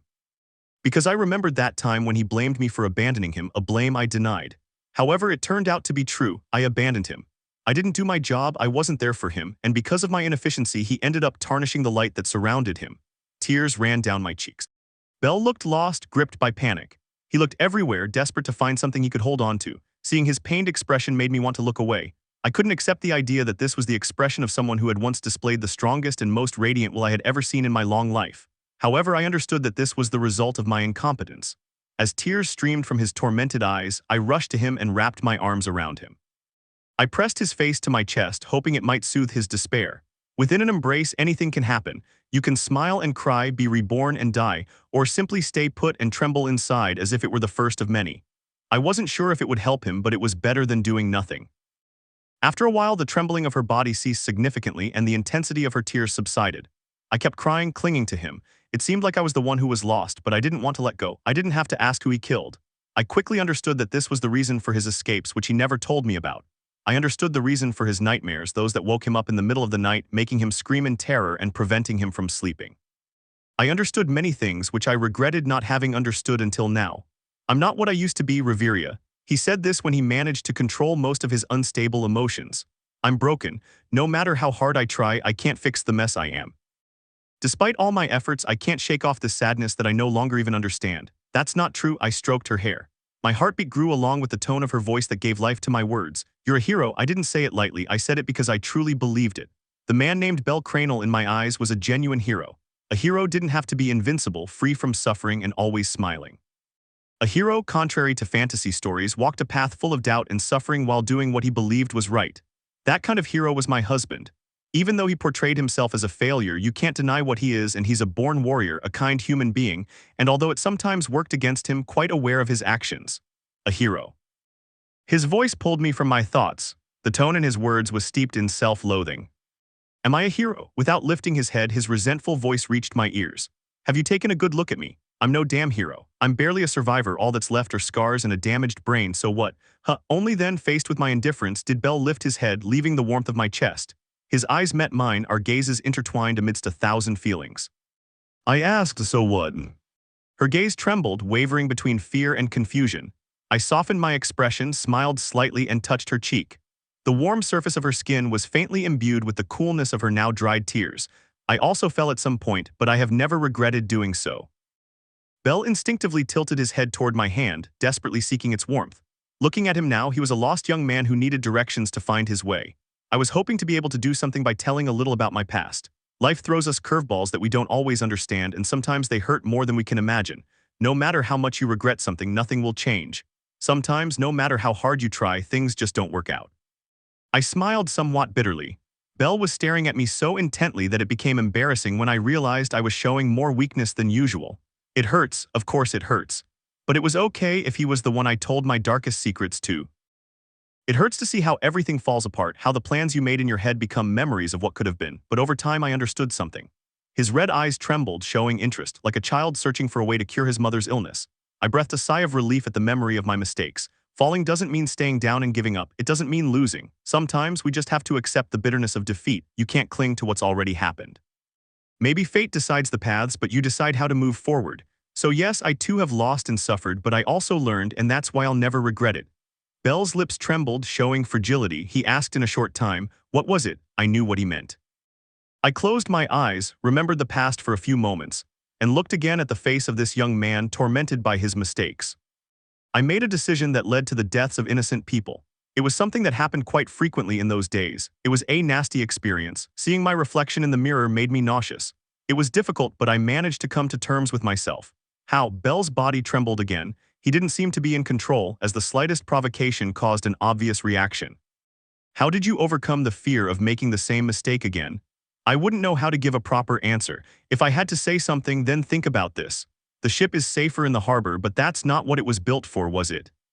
Well, comparing a person to a ship is... Fufu, it's a metaphor, silly. What I mean is it's okay to be afraid because it's a constant reminder of what we once did. It would be worse to do something without considering that you've already made a mistake once, as if it never happened. So why not steer the ship into the storm? Storms are momentary, not eternal. Fear is momentary too. While I sensed the turbulent conflict in Belle's eyes, my thoughts went in another direction. If not now, it would never happen. I had to make a move, not out of fear of what the goddess Freya would do if I broke our agreement. I wanted to make Belle stop self-destructing. The feelings of a goddess obsessed with him were a mere speck of dust compared to the storm of emotions raging in my chest. To begin with, it was never my intention to give Belle to him. He's mine. Belle, yes, how long will you keep lying here, crying like a baby over things that are over? It's time you got up. What? The sudden coldness of my words took him by surprise. He opened his eyes in shock, barely processing what I said. I didn't give him a chance to speak. Doing so would have broken my resolve and my heart would have softened, making me incapable of saying anything that might hurt him. What are you doing? Look at you. I thought you really wanted to achieve something greater, something worthy of who you are. Don't you remember what motivated you in the beginning? That spark, that hunger that drove you. Where did it go? I can guess. You've let yourself be distracted, softened, even persuaded by comfort or the noise of those who will never understand what you can become. No, not that. What's that? Let me tell you something. Forgetting your reasons is betraying yourself. If you lose sight of your goal, everything you've done so far will have been for nothing. Are you really willing to throw all that away? Don't be mistaken, the world won't wait for you to reorganize. The expression on her face visibly distorted, understanding my words even if she didn't want to. He tried to pull his hands away as if he wanted to get out of bed and leave the room. That cowardly attitude, never before seen in someone like him, now dominated him like the sunrise each morning. I frowned in annoyance and grabbed him tightly. My own voice rose several tones just before becoming an angry shout. Take back control, reclaim your purpose, and move forward. Don't let your vision fade, because if you forget it, no one else will remember it for you. Stand up already. Honestly, if I were to be true to myself, I would have to say that it would be impossible for me to love a cowardly man. If rest were Belle's genuine wish, then I would accept it without question. I would love him without prejudice, without mockery or pretense. However, he knew perfectly well that rest was not what he desired. This cowardice of his was a weed born of the fear of making the same mistake again. I couldn't allow myself to love someone like that, but that didn't mean I abandoned him. I didn't want to find someone brave and unwavering. Instead, I wanted Belle to become that again. Only then could she love him sincerely and genuinely. Because it had to be him, because she wouldn't accept anyone else if it wasn't him. That's why I didn't care at all if I ended up saying things that might hurt him right now. Because I knew that, for someone like him, it wouldn't mean much once he went back to his old self. It's okay if he ends up falling many more times on the thorny path ahead. As long as I'm by his side, I'll keep the pieces safe. I'll put them back together again and again and encourage him to fight on. Falling down is not a failure. I loosened my grip on her wrist, glanced at her subtly, and continued to encourage her slowly. The distorted expression on her face gradually faded. Failure comes when you stay where you've fallen, but I am. You are what you think. When he tried to deny it, I interrupted again. I didn't have to give him the chance to even think about himself. When you fall into despair, your worst enemy is always yourself. You become what you think about. Thoughts lead to actions, actions to behaviors, behaviors to lifestyle, and lifestyle defines your destiny. It all starts in the mind, Belle. But fate. If you control your mind, you determine your destiny. Who cares about a stupid prophecy? Suddenly, one of the nights we spent together came to mind. We stayed up talking until the early hours of the morning. I remember thinking I could listen to it for a lifetime without getting bored. I've never felt that way about anyone. I think that's when I started to like it, in the same way I wanted him to like me. But could someone who was broken truly love? No, of course not. How could someone who didn't love themselves know what love was in the first place? If I return. The trembling words barely escaped her lips. A pitiful sight for someone who used to shine as brightly as the sun. I'll just ruin things again. I'm not special, I'm not the chosen one, I'm not even. The blood in my veins began to boil. I really couldn't stand this fearful side he showed every time I tried to reason with him. I'm not a hero like in fairy tales. Don't even think about giving up. I shouted suddenly, taking him by surprise. His eyes, wide open, trembled as they focused on the reflection of my enraged face. You're running away. Of course, it's easier to lock yourself away in the dark, but that won't get you anywhere. Even if there's no turning back, don't give in to despair and run away. Even if you're not the chosen one, even if they don't love you or forgive you, fight to the very end, even if you have to crawl. I met a boy who worked much harder than anyone else. He shouted that he would never give up and that at any cost he would fulfill his ideals with unwavering willpower. I fell in love with that boy, the same one who was standing in front of me right now. He was himself without being himself, but he still had a part of himself, hidden and protected deep within his chest. Because despite being shattered, he's still here, not ruining anyone's life because being broken didn't give him the right to break others. The part of him that understood that was part of that boy. I had to take that part and pull it out by force. Are you telling me you're satisfied, that you gave it your all and have no regrets? How can you give up so easily? Get up and try harder, pray and fight for your life. I lowered my gaze sadly. My throat began to burn from how loudly I had been shouting. I lowered my voice and then I asked him sincerely, don't let your wounds turn you into something you're not. But the world, he wasn't kind to you, I know. He hit you, he betrayed you, he let you down. But instead of giving up, you have to do what only you can do. You have to become stronger. Every scar on you tells a story, not of defeat, but of resilience. Every blow you've taken has taught you to get up faster, to hit harder, to depend on no one but your own strength. The world may have thought it would break you, but it didn't. You may think you're broken, but it's different in my eyes. So how is it in your eyes? You're the same as always. A little dirty, perhaps, but if you scrub a little, that beautiful shine will show its light. I separated our hands and put my arms behind his back, pulling him towards me in a hug. The look in her eyes still held doubt, but it shone faintly at the sound of my words. What was superfluous in her eyes was the doubt, not that beautiful gleam that resembled the light of rubies. But I have killed, so what? Her trembling tone was still tinged with doubt and fear. Her body shook even more than her voice at my reply. I'm no hero, so what? He was desperately searching for a way to deny himself, like anyone who fears getting up after experiencing the comfort of a bed. He didn't want to get up and he hoped his words would make me back down, but they didn't. A simple "so what" was enough to make him falter. For those lost because of the world's cruelty, sometimes it wasn't necessary to light their way or point them in the right direction. Comfort might not work either. A simple, pointless rebuke of their self-criticism was enough. The kind of person who blames themselves usually finds what they're looking for when their sins become insignificant. So what? Belle took a little distance, lifted his face from my chest, and looked at me with eyes that darted from side to side. His eyes were filled with sadness, his legs refused to stand up again, he even doubted my sincere love, believing himself unworthy. But you have things to do, right? He had things to do, nothing beyond that mattered. He has things to do and he will do them whether he wants to or not. It is the essence of his existence. Even if he is not the chosen one, even if they do not forgive him for what he has done or what he will do, even if he is not special. Bellcranel is the kind of man who does the things he has to do, and he still has many more to do. I shared the warmth of my hand, placing it on top of her cheek. It's worth starting over again and again as long as you're alive. Forget destiny, ignore prophecy. From the beginning, this has been your story, Belle. The tears that had stopped began to flow again, emerging from her crystalline eyes and falling down her cheeks. More intense and sincere, purer and more repentant. It is true that one should live without regrets, but it is the memory of such regrets that sometimes gives you the final push to continue with your life. Perhaps I was contradicting myself, but what did that matter when in front of me, crying like a small child lost in a dark forest, Belle finally opened his soul and asked for my embrace, longing for my warmth and touch. What did it matter if it made sense or not? Faced with the joy of finally having entered her heart, of having taken that small fragment of light tormented by doubts and fear and brought it to the surface, things like meaning ceased to matter. The weight of my words, however, only made sense to the person I wanted them to make sense to. That was him, of course. If he accepted them, nothing else mattered. I gave him my warmth and held him in my arms. He seemed so fragile that I was afraid he would fall to pieces if I didn't hold him properly. But I knew he wouldn't. The intense wailing of her cries confirmed to me that this moment of weakness was the starting point for a new chapter. Her arms, which gripped my waist with unrestrained force, conveyed that same sense of certainty. Although he cried and screamed, it was merely the release of someone who had silently endured too much. He wasn't being pathetic, he was being brave and at the same time showing resolve. There were no words, but he made me understand that he had the confidence to break down in tears in front of me. This was something only I as his wife could do. It wasn't just a simple shelter. It was his place of rest, his safe haven, his campfire ready to warm his body from the cold whenever he needed it. He was the one who accepted his moments of weakness, his fears, his sadness, his regrets, his sins, his achievements, his misfortune, and his smallest joys. It was what every strong man needs in his life. A home. I always had a thought. From the day the greatest prophecy was revealed, I sincerely asked myself again and again, do I follow my own decisions or just follow the dictates of something previously established? At the time, I told myself that thinking about it was simply stupid, that it was pointless and a waste of time I could use to train. I just ignored the thought, but it never went away. I never shook off that feeling of doing something set in stone, closed off to possibilities. What if, I often wondered, but I never gave myself the chance to test it. To try to do something on my own and move forward without knowing the end of the road.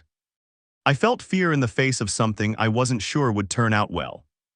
I let myself be embraced by the comfort and security of something that was already dictated, that was established and ensured a happy ending for everyone.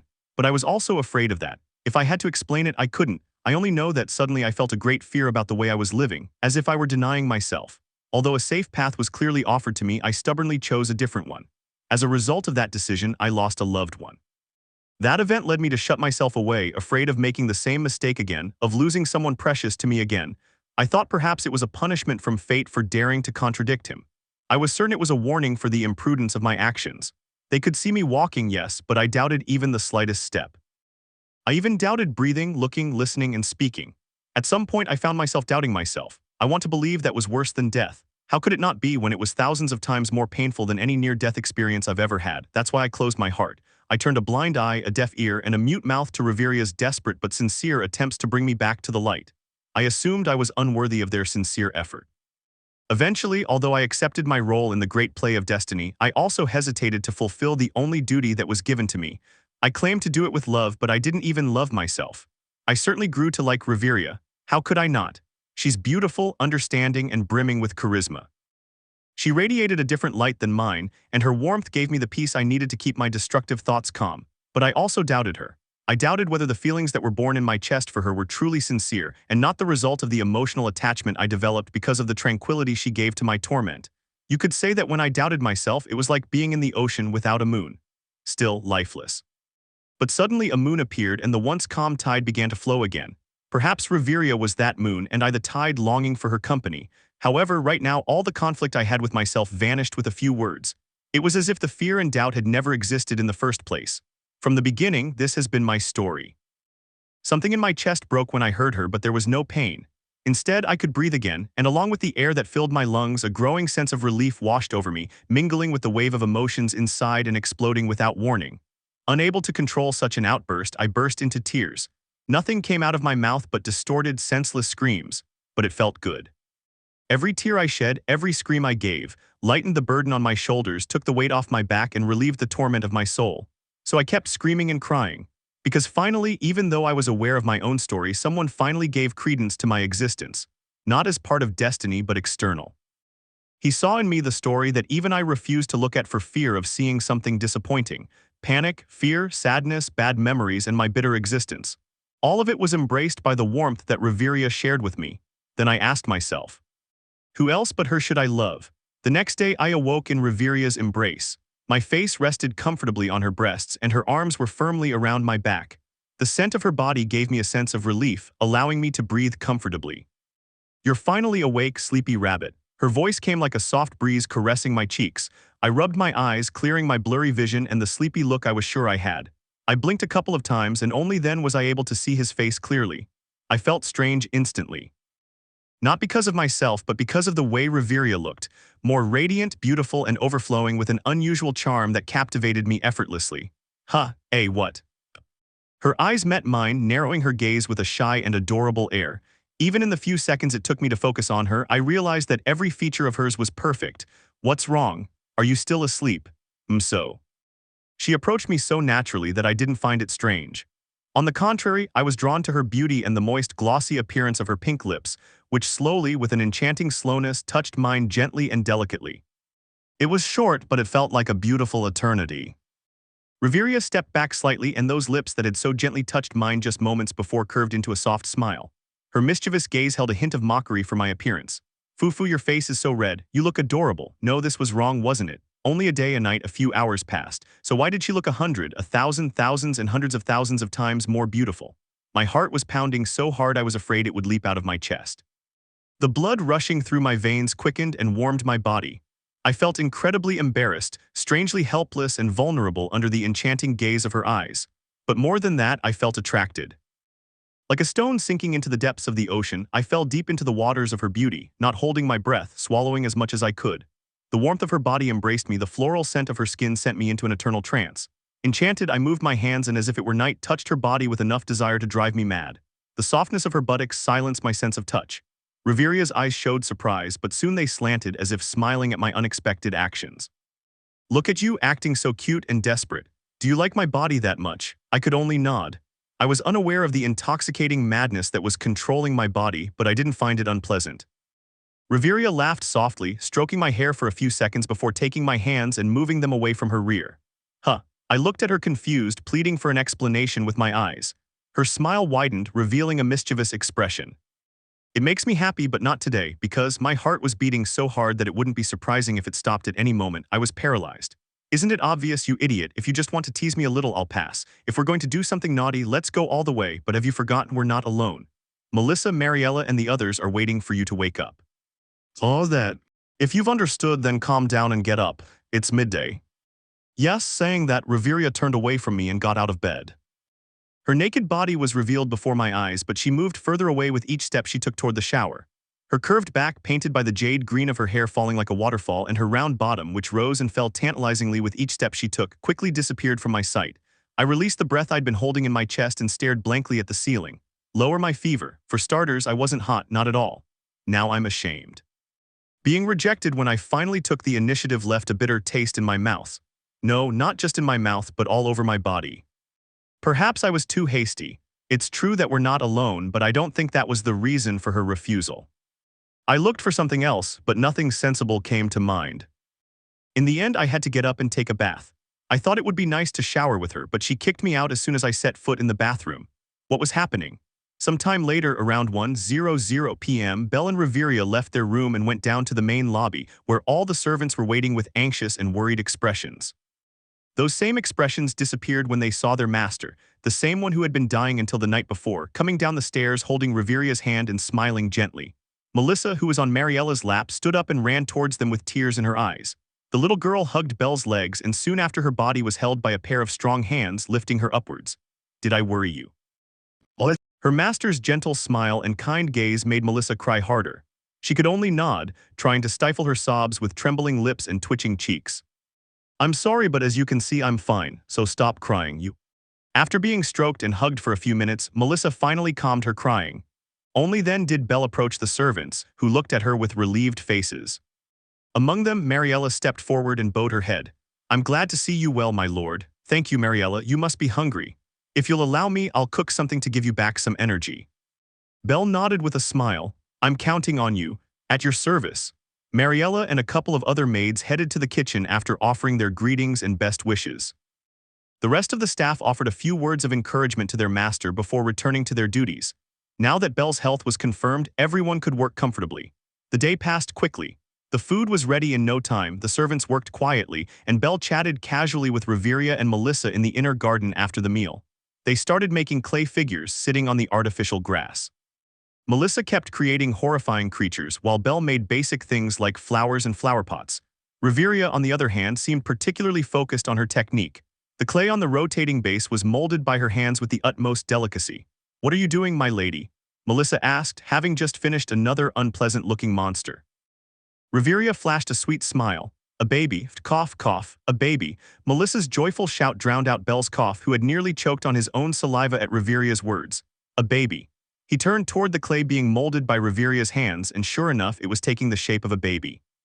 While Melissa praised the shape the clay was taking, Belle could only stare blankly at Reveria's smiling face. A gentle, joyful expression like that of a woman who had achieved everything she wanted in life. Reveria noticed her husband's intense gaze. Seeing the silly, incredulous expression on his face, she couldn't help but laugh. What's wrong? You're looking at me strangely. Oh no. Belle looked away for a few seconds, then met Reveria's gaze again. Suddenly, he remembered what his subconscious had told him in that dark space. Now that you bring it up, perhaps I should suggest a name other than Rivel. Huh, well, I confess I suggested it to annoy you. A little maybe. Is it okay if I think of one for later? If I can't think of a better one, then I'll stick with that one. If you say so, wait to annoy me, I knew it, you. Seeing the half-smile on Reveria's lips, Belle reflexively brought his hands to his own, realizing he'd said too much. Confessing a crime in front of an executioner like Reveria, his punishment wouldn't be so simple. Melissa also wants to suggest more names. However, like a bright light in the middle of the dark night, Melissa's lively scream saved him from a deadly verdict. Reveria, seeing Melissa's adorable attitude, sighed and nodded. Let me hear your ideas, Melissa. Belle breathed a sigh of relief, sweating profusely and mentally thanking Melissa. The girl, on the other hand, smiled from cheek to cheek and began to say names at random. Victoria, Victoria. Melissa wants her to be called Victoria. Marcella too. Oh, Aurora sounds nice. Seal should be good too. Wait, Melissa. At this point, seeing the number of names Melissa was suggesting, Belle intervened, intending to make her understand that a baby couldn't have that many names. However, before she could say anything, she felt Reveria's hand on hers. Looking at her, she saw the beautiful woman smiling at her. Apparently, she was asking to be the one to explain the naming issue to Melissa. One name is enough for a baby, Melissa. Huh, but Melissa thinks they're all cute. How can I choose just one, my lady? Well, that's pretty simple, really. Reveria nodded with a smile. She raised one of her fingers, pointing it at the ceiling, indicating that her idea was quite simple. I just need to give birth to enough for all those names, right? If I have 7 children, then each one can have the names we've suggested. Whoa. No, wait, something's wrong. Belle looked at Reveria, pale and unable to move. What kind of logical explanation was that? Having children isn't something to be taken so lightly. More importantly, would it really be possible to survive long enough to give Reveria 7 children? Considering the low birth rate of the elven race, even one was quite a feat. Belle knew from Reveria herself that the norm for sexual acts to conceive a child among the elven blood was 50 to 100 attempts. Even the shortest records throughout elven history showed 55 attempts. Although embarrassed, Reveria revealed that her birth was achieved after 87 attempts. I could die trying for a third baby. For the sake of his own life, Belle had to intervene. He coughed a little, clearing his throat before saying something. However, Reveria suddenly tightened her grip on his hand. Belle glanced at her reflexively and saw there the smiling face of his wife. You can give me 7 children, right? For some strange reason, that didn't sound like a question. We can't let Melissa down, darling. Oh yes. Belle's blank answer made Reveria frown, but since it was a positive response, she nodded contentedly. Just seeing that pale face was enough to compensate for the anger she felt upon learning the true reason behind the name suggestion for her son. Yea, Melissa has many other names in mind. Please don't say any more, Melissa. My lord, your face is pale. Are you ill? Melissa will bring medicine. While Melissa ran out of the inner garden in search of Mariella, Reveria stayed with the pale and sick Belle. She asked sincerely, is the idea of having 7 children with me so unpleasant? His question snapped Belle out of his trance. He looked at her, then let out a sigh. You know that's not the case. Aren't you the one who knows best about the birth rate of your race? I could actually die trying to give you 7 children. Besides, aren't we only supposed to have one? The prophecy never mentioned more than one. A prophecy? Nonsense. We don't have to obey fate. If it demands one of our children, then we can have 7 to defy it, right? That's pretty extreme. Reveria chuckled softly, nodding. Yes, maybe that's extreme. Maybe, it definitely is. Shut up already. What if I'm the one who wants 7 children? We're on the path to loving each other. Isn't it normal for a couple in love to reap as many fruits of their love as possible? No, but I really could die.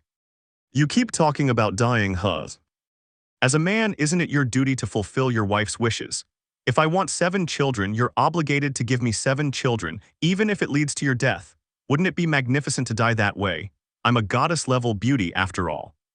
You're not being rational at all. I don't care. As soon as Reveria began to ignore any attempt at reasoning, Belle gave up. He sighed in defeat, knowing that there was no one in the world capable of reasoning with her once she started her tantrums. Although she was almost 100 years old, she had an unusually childlike side. Are you really willing to have so many children with me? I don't think it's just a joke to play along with Melissa. Reveria stopped what she was doing when she heard Belle's question. What should she do? She couldn't answer lightly, mainly because Belle might misunderstand her if she gave a vague answer. In these cases, she had to be firm and direct to avoid bad ideas in her husband's empty head. Regardless of the path you choose, whether it's following the prophecy or forging your own to defy fate, I have decided to stay by your side. I like you, and I eagerly await the day you make me love you madly. So wouldn't it be normal to want to have many children with the person who will be the love of my life? Maybe I'm being a little intense, but above all, I'm just being honest about my feelings. Reveria chuckled softly, looking down at the artificial turf beneath her before gazing into Belle's eyes, which boasted a deep and beautiful ruby red. Perhaps I'm being too bold, still being a virgin, but it's not unusual for a woman in my position to think about these kinds of things. If we're being realistic, aren't we engaged but still both virgins? Normally, we would have had our honeymoon a long time ago, right? Oh, I can't deny that. MH. Although of course the idea of making love enough times to have 7 children is still embarrassing. Considering the statistics, wouldn't we have to do it at least 500 times? To be honest, I just wanted to tease you a little. 500 times. It's not just your life that's in danger. The place was silent for a few seconds, but soon after they both burst into laughter, looking at each other with flushed faces.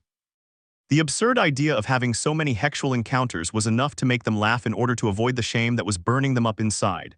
After a few minutes of genuine laughter, leaning their bodies against each other to support themselves and avoid falling backward, they stared at each other intently.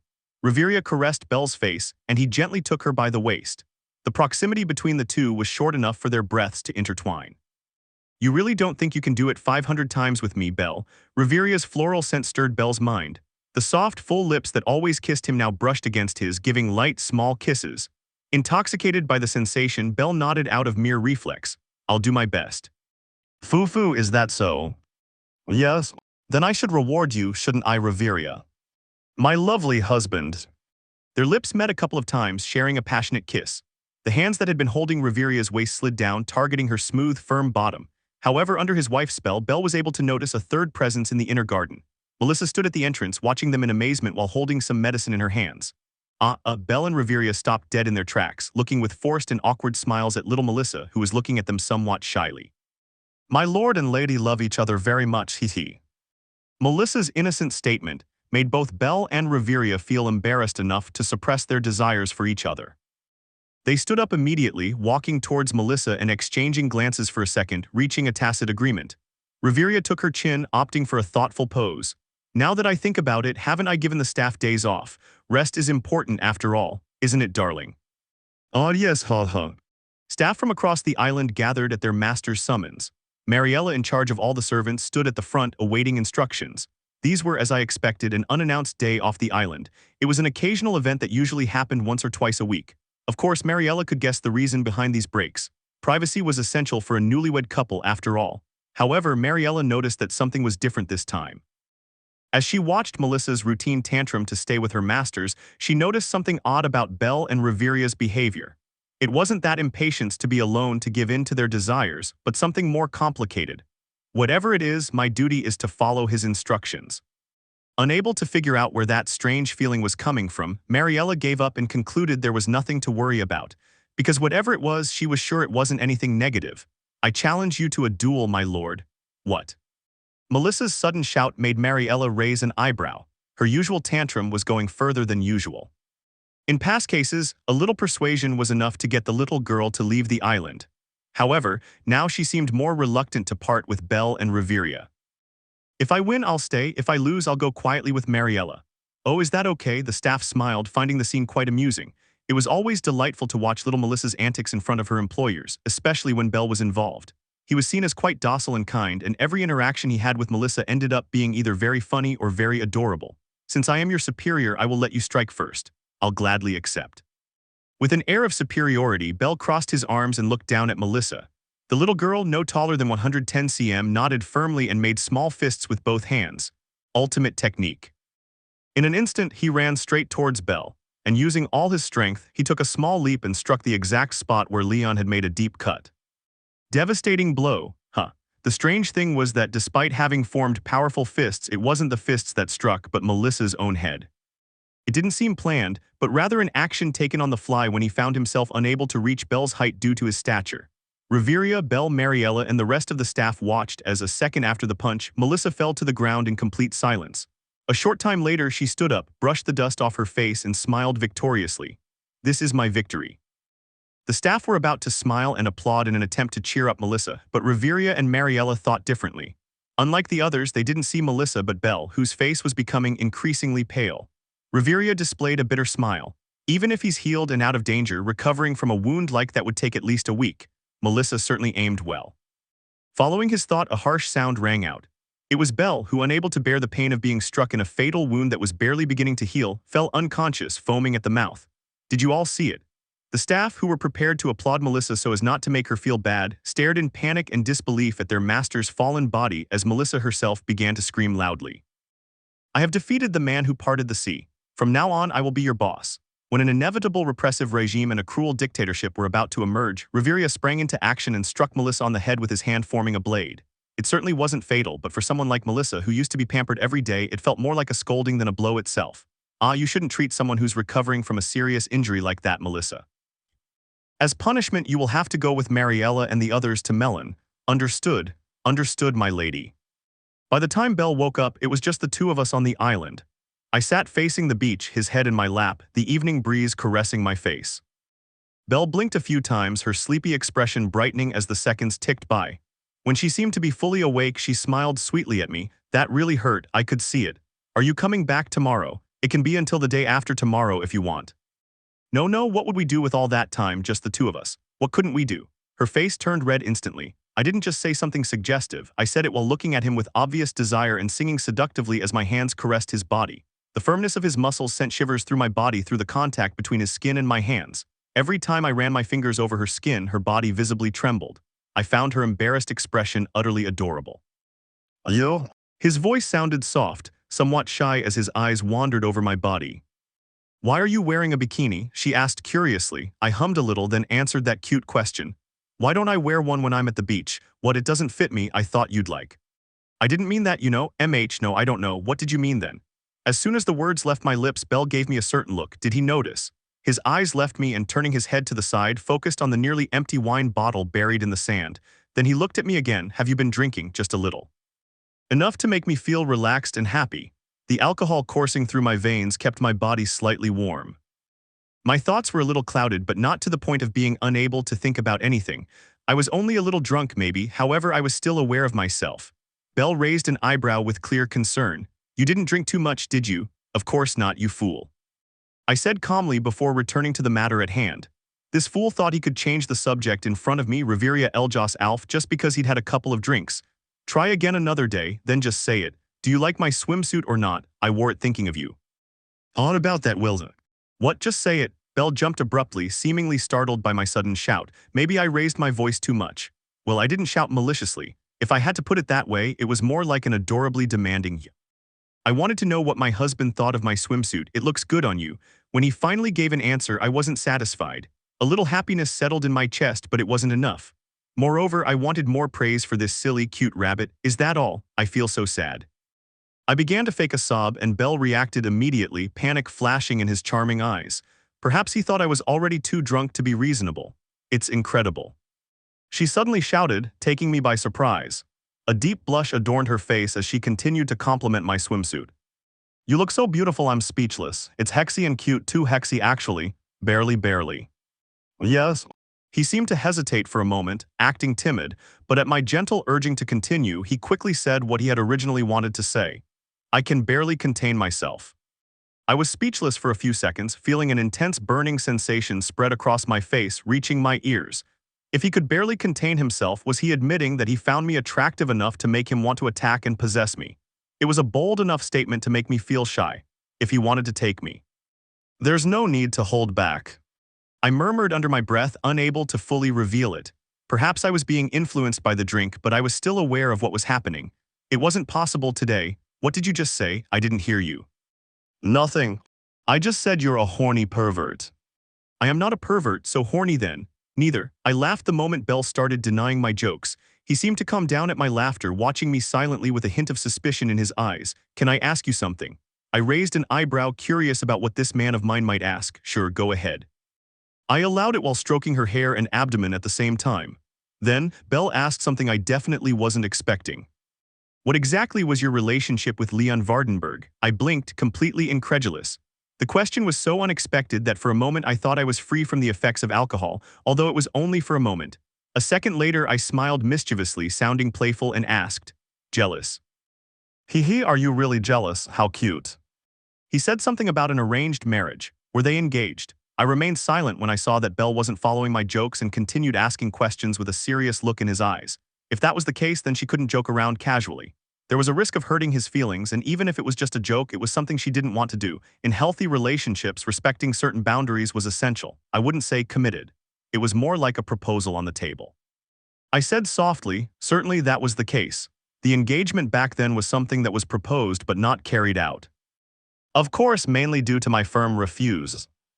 After the fall of the Zeus and Hera familia, Leon rose to great fame and reputation, becoming the respected man he was today. In the eyes of the masses, he was considered the last hero. It was then that in order to expand diplomatic relations with an organization such as the Academy, my father suggested an arranged marriage with the cornerstone of that organization, Leon, all with the intention of closing the gap with Aario. In the end, I refused. Isn't that all that matters? I said softly and casually, downplaying the issue. I thought that would be enough to satisfy my husband's curiosity, but it wasn't. He asked again, delving deeper into the subject. What do you think of him? What do I think of him? What do you mean? It's attractive, isn't it? I did my best not to burst out laughing. Yes, Leon was arguably attractive by conventional beauty standards, however, that was insignificant. The crucial thing here was the fact that Belle, my husband, was openly showing jealousy. That was cute. When he saw me not responding, his brow furrowed noticeably. So noticeably, in fact, that I could see it even though I was slightly drunk. You're not saying anything, am I right then? I see. Unable to maintain a calm facade any longer, I burst into laughter and jeers, ceasing to stroke my stomach. If his head hadn't been resting on my bare lap, I might have started stamping my feet with joy. Belle remained silent, watching me laugh without interrupting. After a few minutes, I wiped the tears from the corners of my eyes and replied, well, by beauty standards, yes, you could say he's quite handsome for a dwarf. My words made Belle's face visibly twitch. Was he jealous, annoyed? Whatever it was, it made me happy, I see. But does that matter? You seem jealous, darling. Why are you asking about that guy now? Well, it's not that I'm not jealous. Is that right? Belle nodded, blushing slightly as he looked away towards the beach, avoiding my gaze. After a short silence, his voice sounded again. I was just wondering why you refused a commitment with him and not with me. He's stronger, more attractive, and from what I could see, has a lot of willpower. Although it was just a thought. Clearly that was not the case. I squinted, stroked her hair, and thought for a few seconds. I'm not interested in him at all. Strong, you say? Maybe, but if we're talking about strength, isn't your potential many times greater? That applies to appearance too. You may be 14, but you're already this handsome. Have you imagined yourself 5 years in the future? You'll definitely be the epitome of beauty. You're just trying to cheer me up. Of course not, you fool. Right now you're just a sapling, and by the time you grow up, you'll be strong, healthy, and quite rich. Oops, maybe I said too much. The alcohol loosened my tongue a bit. I meant good, no handsome. Whatever, you get my point. You just spoke as if you were planting a crop that you plan to eat. I laughed at his words, covering my lips with one hand and nodding. That's right, I'm going to devour you when you're fully ripe. Stop joking, you hardened alcoholic. I'm not joking. In fact, if it weren't for a few minor issues, I could devour you right now, darling. Blaming it on the wine was the perfect excuse to get up to my old tricks without getting lectured later. But it was best not to say things like that right now. The important thing was to make it clear that I had absolutely no interest in Leon to avoid any unnecessary misunderstandings in the future. The truth is, I'm with you, not him. And if you start talking about willpower, I really might just hit you. I've never seen a stronger will than yours, you silly rabbit. I see. The expression on her face changed, noticeably pleased. One thing Belle didn't know about himself, and which he personally found adorable, was that he used to massage his earlobe and feign disinterest when experiencing jealousy or similar emotions. I squinted, waiting for her to intentionally change the subject. It was another one of her quirks when she found it difficult to continue a conversation. You shouldn't take too much, I smiled. I liked having prior control over his movements as well as the dominant feeling I had. As I stroked her hair, I went along with the flow of her hurried conversation. Why, are you incapable of loving an alcoholic woman? I wouldn't exactly say that. Drinking too much is bad, so you're worried about me. As expected of the man I recognized as my husband. You're drunk? No, I wasn't. Like I said before, one bottle wasn't enough to knock me out, Reveria Eljas Alf. At most, I was slightly tipsy, but that's all. In fact, if I had to admit to being drunk, I would, but not because of alcohol. I was drunk on love, so to speak. This unique moment between Belle and me numbed my senses many times more than the alcohol in a simple bottle of wine. I was happy because he was finally honest with me, and this time without me even asking. That level of trust wasn't easy to achieve, especially with someone like Belle, who insisted on carrying the weight of things on his own. That he shared that burden with me, even if it involved murder, was a source of pride for me. But Belle had no reason to know. Just a little. I continued acting as if I were under the strong influence of alcohol, curving my lips into a playful smile. Belle gave me a look similar to the eyes of a dead fish, looking at me reproachfully and judging my actions. "Stop drinking," he said firmly, looking at me intently. His gaze sent electric waves into my body, and following that energy, I responded with a much more playful tone than before. "I don't want to, I don't want to." Acting like a beautiful, adorable drunk woman wasn't as difficult as I thought. I even had a small hope that Belle would succumb to my charms and start pampering me a little. However, he continued to wear a serious expression and insisted that I leave the bottle of wine even though it was almost empty. What was the point of stopping now? Boring man. Tusk 0 out of 100. 0 out of 100 points as a husband, you idiot. Why do you act like you don't do the same thing sometimes? The first night we spent here, I remember you got drunk. Selfish. No, but that was because I was feeling a bit nostalgic. Does drinking go well with nostalgia? I'm happy right now and I'm accompanying that happiness with some wine. It's completely normal. Belle's face scrunched up, clearly disagreeing with me but not saying so outright. Was it annoying for him to deal with a seemingly drunk and pretty wife? What a pathetic husband. I frowned, thinking for a few seconds before a brilliant idea came to me. If he found it annoying to deal with me because I was drunk, then the solution was to put him in the same state of drunkenness that I was in. Hee hee. Why are you laughing so sinisterly? I didn't answer his question and instead reached out and picked up the nearly empty bottle from the sand. It wasn't enough to get Belle drunk, but it was enough to carry out my plan. I shook the bottle in my hands right above Belle, his eyes watching the red liquid swirling inside with some suspicion. "What are you doing?" he asked, squinting. I smiled and answered, "Don't you want some?" Belle shook his head, apparently knowing I would offer him some wine. "I don't feel like it. Is that right?" I shook my head, disapproving of his behavior. Then I brought the bottle to my chest and slowly tilted my mouth until the wine spilled onto my skin. Belle opened his eyes, incredulous and unable to look away. The wine not only covered my skin, it also spread to the fabric of my bikini, soaking it until it revealed the marked outline of my nipples. It was too much even for me, but I couldn't stop after having come this far. The coolness of the wine tickled and I curved my lips accordingly, turning my gaze back to Belle. "You still don't feel like it?" Well defined to feel like it. Fufu, I felt the bliss of triumph as I watched his stubborn stance crumble at the mere sight of my wine-covered breasts. To many, he might have been a man of unwavering principles, but to me, he was a little rabbit, easily tempted. That made him even cuter than he already was. "What are you waiting for?" I threw down the empty bottle and slid down my bikini straps, showing him my soaked breasts. Belle's eyes glittered at the sight like a moth to a flame. "Drink it all, why yes." His hand reached for my breast, but I stopped him before he could touch it. Instead, I leaned back enough so he could lick without leaving my lap. "You are not allowed to touch. You are allowed to use only your mouth, understood?" He nodded obediently and, as if under a mind control spell, did exactly as I asked. His lips reached my chest with ease, first giving a warm touch before sucking with a certain delicacy and roughness at the same time. Right now he wasn't much different from a baby, sucking on my breast so desperately as if he hadn't eaten in days. The wine disappeared in a matter of seconds, even the little that trickled from her abdomen to her navel, but Belle did not stop her skillful movements. The heat from my body emitted a pleasant sensation, and eventually strange noises began to emerge from my mouth. I pressed my lips together, trying to stifle them, but it was no use. Soft, subtle moans mingled with the sound of the calm surf on the beach. The reddish light of the setting sun, about to disappear, bathed our bodies in its warmth. The blush on my cheeks disappeared under the divine illumination of the sunset, but although the scene before me was so beautiful, I only looked at Belle, absorbed in his work. The reflection of the sky on the blue surface of the sea paled in comparison to my husband's eyes, clouded with longing. Half closed, they revealed a faint ruby gleam hidden behind his thick lashes. Each blink was like the sound of a song, a glimpse into the most beautiful melodies in the world. His white hair fell to the sides, and it received the caresses of my hand with such gentleness that I believed it was the finest silk, not hair. It was unusual to see such beauty in a man, but here he was, possessing what thousands of women would kill for. I held my breath, but not my moans. Every time my voice escaped, distorted into lascivious sounds unbecoming of a lady, that place in Belle's crotch reacted. Feeling a little anxious, I mimed a leisurely walk with my fingers along Belle's abdomen until I reached my destination.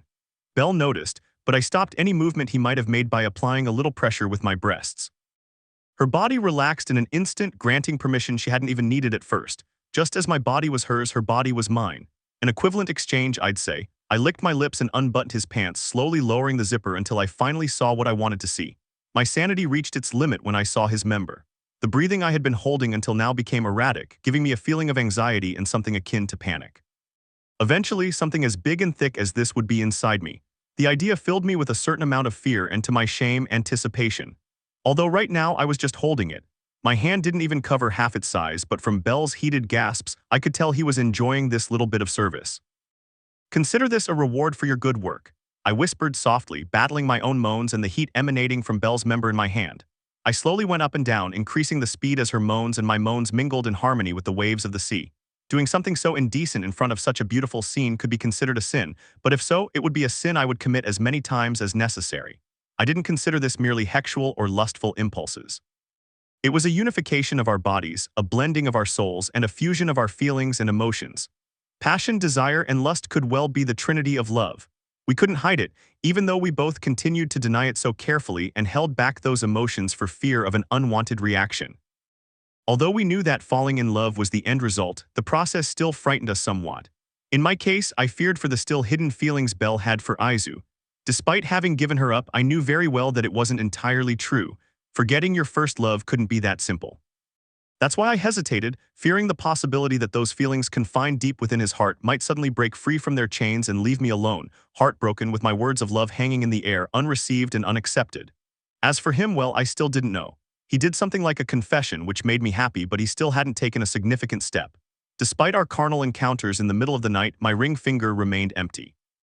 Despite the clues, despite the kisses, the smiles, the fun moments, the intimacy, the caresses, my finger still didn't show a ring. "Do you like it?" I asked, forgetting the tangle of my thoughts. I just had to enjoy the moment and hope everything would be all right. Because there were things that were impossible to hide. The sun, the moon, and love, he had to wait patiently for that love to show itself. "Yes, I like it." Belle nodded, looking at me with eyes glazed and clouded with pleasure. I smiled with delight, increasing the speed and squeezing a little harder. With trembling lips, I murmured, "Just keep enjoying it, my handsome husband." We continued our activities until the sunset had completely disappeared below the horizon. Since our bodies were soaked with all sorts of liquids except water, we washed ourselves on the beach. The coolness of the salt water calmed the heat in our bodies, and under the darkness of the night and the cold breeze, we wrapped our arms around each other in an embrace that gave us the warmth we needed. This was a memory that would stay with me for the rest of my life. After playing on the beach for a while, we went outside and chased each other without knowing why, but we laughed together as we played like children in the middle of the night. When it was his turn to chase me, Belle pretended to be slow, prolonging the moments when I had to run. I didn't know if it was because he wanted me to enjoy it or if it was just so he could see my backside while he followed me. I couldn't be sure, but I couldn't help feeling happy. "I've got you, no fair, no fair." When he finally caught me, he leaped with exaggerated flair and hugged me from behind, pulling me down onto the sand. His body fell on top of mine, my hair scattered everywhere, our chests rising and falling with each heavy breath, our eyes locked like a bridge connecting different sides of alien worlds, our lips brushing lightly in the closeness. "Why is it not valid?" he asked. "For it to be valid, you have to kiss me," I said in a sweet tone. Belle laughed, but soon after she closed the small distance between our lips and kissed me. The kiss was deep, passionate, and sincere, enough to make me lose the strength to resist. Not that I wanted to anyway. I loved the feeling that came from being dominated like this. "Now you've brought them right." I curled my lips into a mischievous smile, glancing at him sideways before gently shaking my head. "It's not enough." "No, no." Once again, under the pale moonlight and the tingling sensation of the sand, our lips met repeatedly. Eventually, I felt satisfied, but we didn't continue playing tag, and instead we washed the sea salt off the pool and then took out a tent and set it up in front of the beach. Belle brought some firewood and lit a campfire to warm our bodies, while I prepared some skewers with marshmallows to roast. We chatted a little longer while enjoying roasted marshmallows, and finally, when we felt a little sleepy, we went into the tent and lay down. The waves crashed and flames crackled outside, while inside the tent only the sound of our breathing could be heard. We shared a warm embrace, our bodies partially undressed. Belle's hands occasionally tried to explore my body, but I stopped him before he could go where he shouldn't. "Are you not in the mood?" he asked, his tone tinged with sadness. I found it endearing, but I didn't give in to his attempts to get closer. Not because I didn't want to, it's not that so. "You refused this morning too, and even kicked me out of the shower." "Fufu, that was fun. It wasn't for me." Okay, don't look at me like that. I'm serious when I say it's not because of my mood, it's just that it's not possible today." "Why?" "Because I didn't." Belle puffed out his cheeks, stopped hugging me and turned away, his back to me, pulling the covers over himself before saying good night.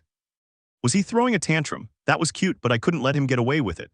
These acts of rebellion didn't fit the profile of an obedient husband. I approached him and hugged him from behind, pressing my breasts against his back. I thought about giving his friend down there a massage, but that would make it harder to keep my desires under control. So instead, I kept the lesson I had planned to myself and decided to give in to her tantrum. We can't because I'm on my period, you idiot. Her body trembled noticeably. I could already imagine the silly expression she was making, so I chuckled softly. I'll die of embarrassment if I start bleeding while we're at it, you know. Please be patient and wait a few days. I promise to please you. I didn't know. You're usually in a bad mood on those days, so I didn't notice, sorry. Is this supposed to be an apology or some kind of complaint? The reason I wasn't in a bad mood was because I didn't want to upset you while you're still recovering. It's called empathy. Thank you. You're welcome. There was a brief silence between us, but Belle soon turned around and took my waist in his arms again. So are you done with your tantrum? And no, it wasn't a tantrum. Hey, but you were so upset because I wouldn't let you touch it. Hee hee, you're such a pervert. No, if we're talking about who's more of a pervert, then it's you. What? Reveria, you're quite a lustful woman, wait, I was just kidding, it was only a joke, release Mini Belle. Idiot, it was my turn to throw a tantrum. I turned around and pulled the whole sheet down for myself, leaving him with nothing and intentionally showing my ass. What else could I do but tempt him and watch him agonize, knowing that I couldn't make any move because I was having my period? There was some silence, and I felt increasingly annoyed that he didn't even try to make me happy the way I had made him happy. Just as that anger was about to explode, I suddenly felt his warmth surrounding my body. Just as I had done, Belle hugged me from behind without saying a word. I held my breath as I felt what he called Mini Belle brush against my butt without going any further than that. What are you doing? Belle didn't answer and instead began kissing my neck. I wanted to resist, but the warmth of his lips made me fall into an endless trance of pleasure. My body heated up in a matter of seconds, and before I even noticed, I was already shaking my ass against his crotch, feeling the thickness and heat of his member. I gasped for air and between heated sighs I whispered, "Just for a moment, okay, I'll be quick, don't say anything and just do it. And if blood comes out, it won't be my fault, you degenerate." We had a pleasant time and thankfully without bloodshed. I dreaded every minute, but I also enjoyed them with pleasure. After satisfying our libido, we shared one last kiss and finally fell asleep in each other's arms. The thought of all our nights being like this brought a smile to my lips. The next day, I told Belle about what Leon said regarding Alf's executioners, and personally I gave my opinion on how serious the situation was if it turned out to be true. Belle's expression darkened for a few seconds but soon cleared up. Let's not think negatively. It's better to go and verify it ourselves. Will you return? Belle smiled in response to my question. The flames in his eyes shone with a nascent will rising from the ashes. I have things to do, right? His words formed a lump in my throat. The corners of my eyes burned, but I was able to control the flood of emotions that surged through my chest. I smiled and nodded. Yes, you have things to do. It was fascinating to watch the dimmed glow begin to brighten into a defiant smile and eyes brimming with willpower. The star returned to the heavens, to the starry night, to the place where it originally belonged. Its radiance bathed my body in warmth. The most beautiful star of all resumed her story. Chapter 30, Son of the Eternal Flame. Remembering is easy for those who have a good memory. Forgetting is difficult for those who have a heart. Bellcranel. The ship was prepared that same day. The maids packed what was needed for their masters and the suitcases were brought aboard and arranged perfectly. The male staff were in charge of collecting the freshly harvested fruits and vegetables. It was essential to bring some gifts for Belle's closest friends and family, the Hestia Familia. Reveria specifically mentioned that it wouldn't be a bad idea and that she was sure the others would like it. Belle, being a good husband, agreed. Another thing to highlight was that Reveria announced the founding of an orphanage in the unused space on the island for all the orphaned children of Marin and the nearby villages. He handed the guild card to Mariella and even left Anna instructions on how to start construction. As for the labor, the materials, the teachers who would act as tutors for the orphans and so on, everything was provided by the guild. The reason behind the sudden idea of an orphanage was primarily for children like Melissa, but also to give the domestic staff a set routine. Reveria concluded that if it was Mariella, she would be able to handle everything properly. Meanwhile, as his wife oversaw the move and clarified the orphanage's future, Belle was out fishing for the last time. The panga bobbed gently with the calm waves on the beach. The fishing rod, however, remained still for a long time. My lord, there are no fish. It seems so, Melissa. Melissa's fishing rod, which she kept company with her master, also showed no movement. They had been fishing for about an hour, and yet the buckets that should have been full of fish were empty. I'm getting bored. Belle laughed slightly at Melissa's candid comment. Her black hair was tied back in a ponytail, and her grayish eyes were beginning to blink somewhat sleepily. So how about we talk?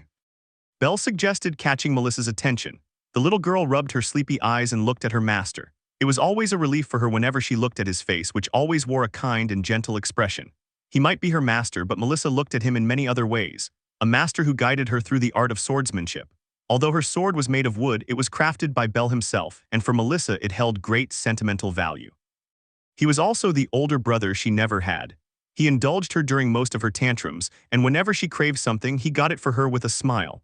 And although he didn't stand out much compared to the previous figures, I also looked up to him as a father. He was there to protect her whenever she needed him, and that simple act made Melissa open a space in her heart for him. "What do you want to talk about, my lord?" she asked with an innocent smile. The gleam in her grayish eyes made it clear that she was eager to talk about whatever Belle was about to say. Belle adjusted the fishing rod so he didn't have to hold it, then turned to Melissa. "You know that Riveria and I are leaving for Aario this afternoon, right? We won't be coming back except for the occasional visit to check on the servants." The fishing rod Melissa was holding shook, but not because it had caught anything. Belle smiled gently and adjusted the rod just like his own, allowing the little girl to have her hands free. Melissa brought her small, trembling hands to her chest, pressing hard. She lowered her gaze and her hair covered most of her eyes. "Melissa knows it," he said in a trembling voice, his tone low like the shyest murmur. Belle narrowed his eyes. He thought it was strange that Melissa didn't say anything like go with them, and that when she was told she couldn't, she threw a tantrum until she got what she wanted. However, Melissa simply lowered her head and admitted to knowing about his departure.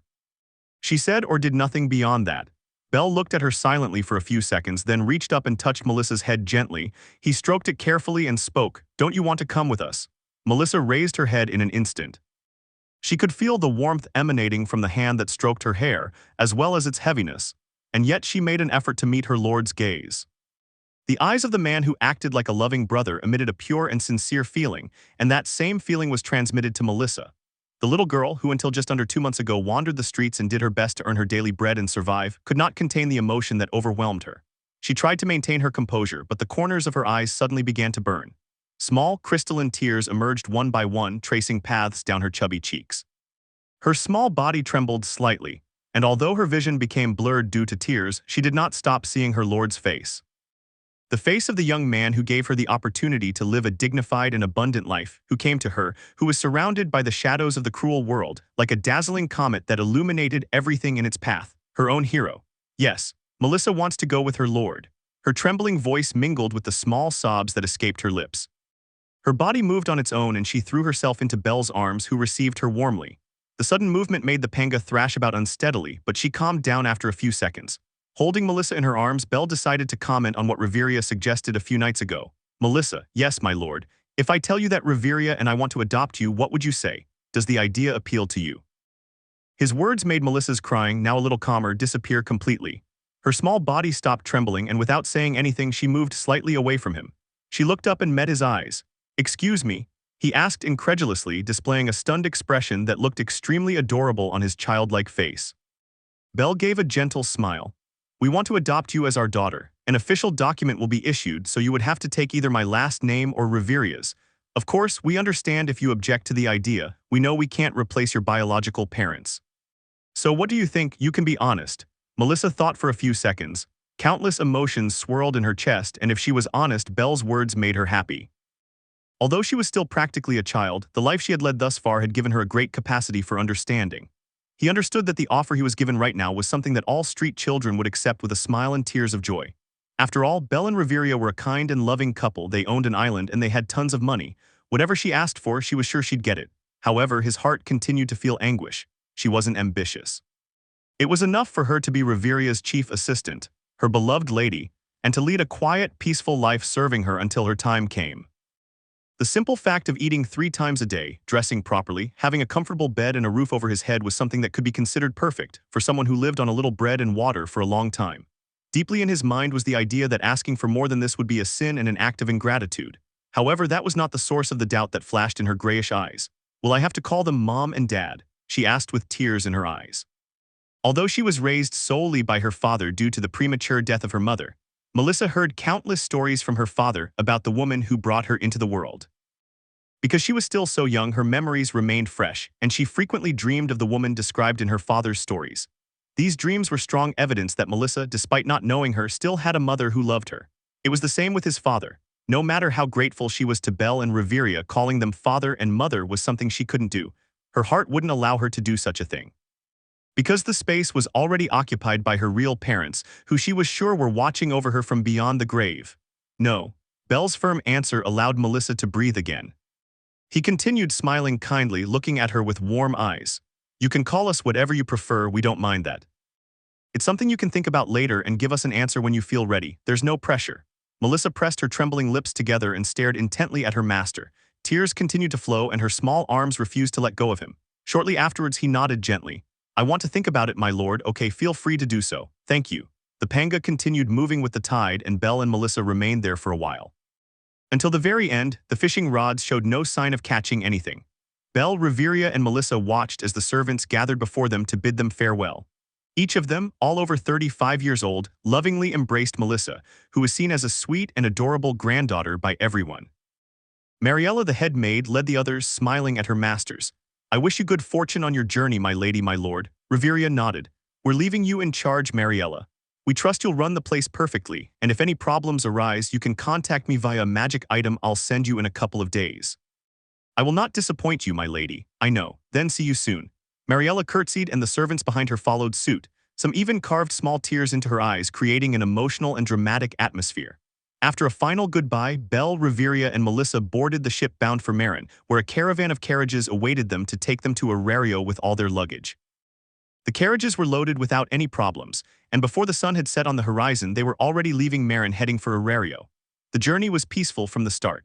Apart from the noise of the rolling road against the dirt track, only Melissa's excited shouts broke the quiet stillness inside the carriage where Belle and Reveria were riding. The little girl, who had never left Marin, was amazed by every landscape she encountered along the way. The vast plains covered in bright grass, the hills with flowers on top, and the lush forests that hid a different world in their depths. Even after a 2-hour journey, his excitement did not subside. If it wasn't a plain, a forest, or a hill, it was a stony stream, a march of clouds in the sky, a group of people herding their cattle, or a flock of birds soaring through the air. Belle and Reveria remained silent as they watched her. The gentle look in her eyes reflected Melissa's radiant smile, which brought them a pleasant sense of peace. Isn't it adorable? Reveria asked, leaning her body against Belle's and taking his hand affectionately. She gently took his hand and intertwined their fingers, strengthening the grip. Belle nodded slowly. Reveria smiled reflexively and without thinking too much said confidently, I'm sure our children will be just as adorable, for sure yes. He answered after thinking for a moment, making Reveria frown. As she pinched him, she asked somewhat suspiciously, what explains those 3 seconds of hesitation? Belle's expression was nervous, almost oblivious to the pinch on his side. Reveria was only squeezing him a little, not enough to make him cry out in pain. With the same silly expression, he looked her in the eyes. Well, we're supposed to be returning to Aario to fulfill the promise I made to the god Uranos, right? I guess having children isn't necessary. Huh, you're making me angry, now deal with this. Ow, hey, that hurts. As Belle writhed in pain, Reveria made sure not to let him go until she felt he was truly paying the price for his sin. It was just a few minutes and finally she noticed some regret in her callous husband's expression. Her eyebrows arched in clear disgust. Are you saying you plan to ditch me after everything we've been through? You're tempting me to freeze you for eternity. I didn't mean that. Reveria snorted with obvious contempt. His body language was enough to make it clear he wasn't in the mood. For your sake, I hope so, Belle. Belle didn't dare ask what would happen if he acted against Reveria's wishes. One glance into her beautiful jade-like eyes gave him the answer. One thing was clear, it wouldn't be pretty at all. Seeing her husband trembling like a frightened little rabbit, Reveria cleared her throat and relaxed her expression. Her arched eyebrows returned to their settled place, and the murderous glint in her eyes was replaced by a warm, loving one. Slowly, he brought his face closer to Belle's, asking for a small union of their lips. Belle, trembling with fear, obediently approached and pressed their lips together in a short, warm, and wet kiss. Although it lasted only a few seconds, it was enough to convey the deep feelings Reveria felt. Her eyes gazed at Belle with a playful, longing feeling. Then, as her beauty exuded a majestic air, she spoke in a low voice so only he could hear. From the moment your eyes beheld my naked body, from the first kiss we shared, the first caress of your hands on my skin, the first moan and gasp dedicated to you, the first dream invaded by your face, the first harmonious intertwining of our tongues, the first time you entered me, and from the first I love you. From then on you are mine. You and I are destined to be, Belle. Reveria curved her lips into a lovely smile. Or are you thinking of leaving with someone else after having had so many of my first times? Although he asked with a smile, Belle knew that even if he answered yes, jokingly, he would receive a blow strong enough to send him to the great beyond. He quickly shook his head from side to side, unable to even utter a word. Reveria sighed with relief at seeing that her husband was faithful. Although she was trembling and his response was surely driven by fear, it was enough for her if he understood the nature of their relationship. It wasn't as if they had already confessed their love directly, but it was quite clear to both of them that there was a strong attraction between them. They weren't head over heels in love, but each had said, "I like you," and that was enough for now. In time, Riveria was sure that her love would bloom like the most beautiful flower. And when that moment arrived, they would give themselves body and soul to each other, consummating their love to bring life into the world. That was the ideal set by Riveria, which he would ensure in any way possible. Until then, a little playful banter between us wouldn't hurt. He thought with a slightly mischievous smile. The mere thought of the steamy nights to come made her body feel warm. She knew that, despite shivering like a wet puppy, Belle didn't object to the passionate nights they shared on the island. How many times did he spray white paint on her bare bottom? How many times did they kiss passionately until they were breathless? How many times did he rub that long, thick thing between her thighs? Riveria would have stopped if she had noticed any displeasure in Belle, but that wasn't the case. So as long as he didn't object, it was fine to continue experimenting with marital games. "It makes me happy that you don't think that, darling, of course." As a lovely blush adorned her cheeks, Riveria rested her head on Belle's shoulder and closed her eyes, ready to take a nap for the remainder of the journey. My lord and lady love each other too much. Melissa, as always, misunderstood the situation, and Belle, who was deep in thought, gave a bitter smile in response. "I think I'm in trouble." The large gates on the east side opened wide, allowing the carriages to enter, both the one that brought our luggage and gifts and the one in which Riveria, Melissa, and I were riding. There was no need to inspect the carriages or us, thanks to the way we were treated as the parents of the future hero. On the one hand, it was good, on the other, not so much. The time saved did not compensate for how uncomfortable the guards' stares were. "Have they already succeeded in bringing the hero?" were the words reflected in his fixed and not at all disguised eyes. I coughed softly and stopped looking out the carriage window. Riveria helped close the curtains to avoid the guards' prying eyes. She looked at me gently, offering a silent apology. Well, things like this weren't impossible to ignore. It was just awkward, not dangerous. I could endure and ignore the stares that brazenly asked if Riveria and I had already rolled around in bed. Whoa. Melissa's excited shout, as she pulled back the curtains to look out the window, brought me back to reality. The feeling of discomfort vanished when I saw her lovely smile and sparkling eyes. "Aario is so different from Marin, my lord, there is no sea." Was that all he noticed? Leaving aside the countless adventurers roaming the streets armed to the teeth was quite impressive. As expected of Melissa. "Do you like it?" I asked, to which she nodded enthusiastically. Her hair, tied in a cute pair of pigtails, swung from side to side, perfectly matching the bright smile she wore. "It's incredibly noisy." "Yes, it's definitely noisy." Riveria chuckled softly at Melissa's words and my response. She seemed amused by the strange and unproductive conversation we were having. The smile in her eyes gave me a strong feeling that this was indeed the case. This woman, seriously, my lord, yes, what is that? The call, overflowing with childlike excitement and curiosity, drew my attention away from the internal criticism I was making of Riveria. His small finger pointed at a person wearing an elephant mask putting on a strange show in the streets. It was definitely the god Ganesha. I thought of some answer I could give her, but in this fortunate case, Riveria intervened as my safeguard. "Don't look." Just 2 words and everything was properly finished with a gentle nod from Melissa. As expected of a stepmother in the making and awaiting confirmation by Melissa, cold and reserved. A round of applause for this wonderful woman. In a short time after Melissa obediently averted her gaze from the disaster as godlike Ganesha was according to Riveria's criteria, the carriage stopped in front of the chimney mansion. The steel gate stood open, welcoming visitors to the main garden, and behind it the mansion my family calls home. I stepped out first, then extended my hand for Riveria to take, descending from the carriage with a noble aura. Seriously, everything she did was imbued with touches of royalty. Melissa, on the other hand, jumped without using the stairs and landed noisily on the cobblestone floor. If it weren't for her adorable, girlish appearance, her behavior and personality would easily give her away as a boy. I couldn't expect anything less from my fishing partner. "Is this your house, my..." "It's so small." It's understandable to see him that way if he was living in what was practically a castle in the middle of the sea until recently, I suppose.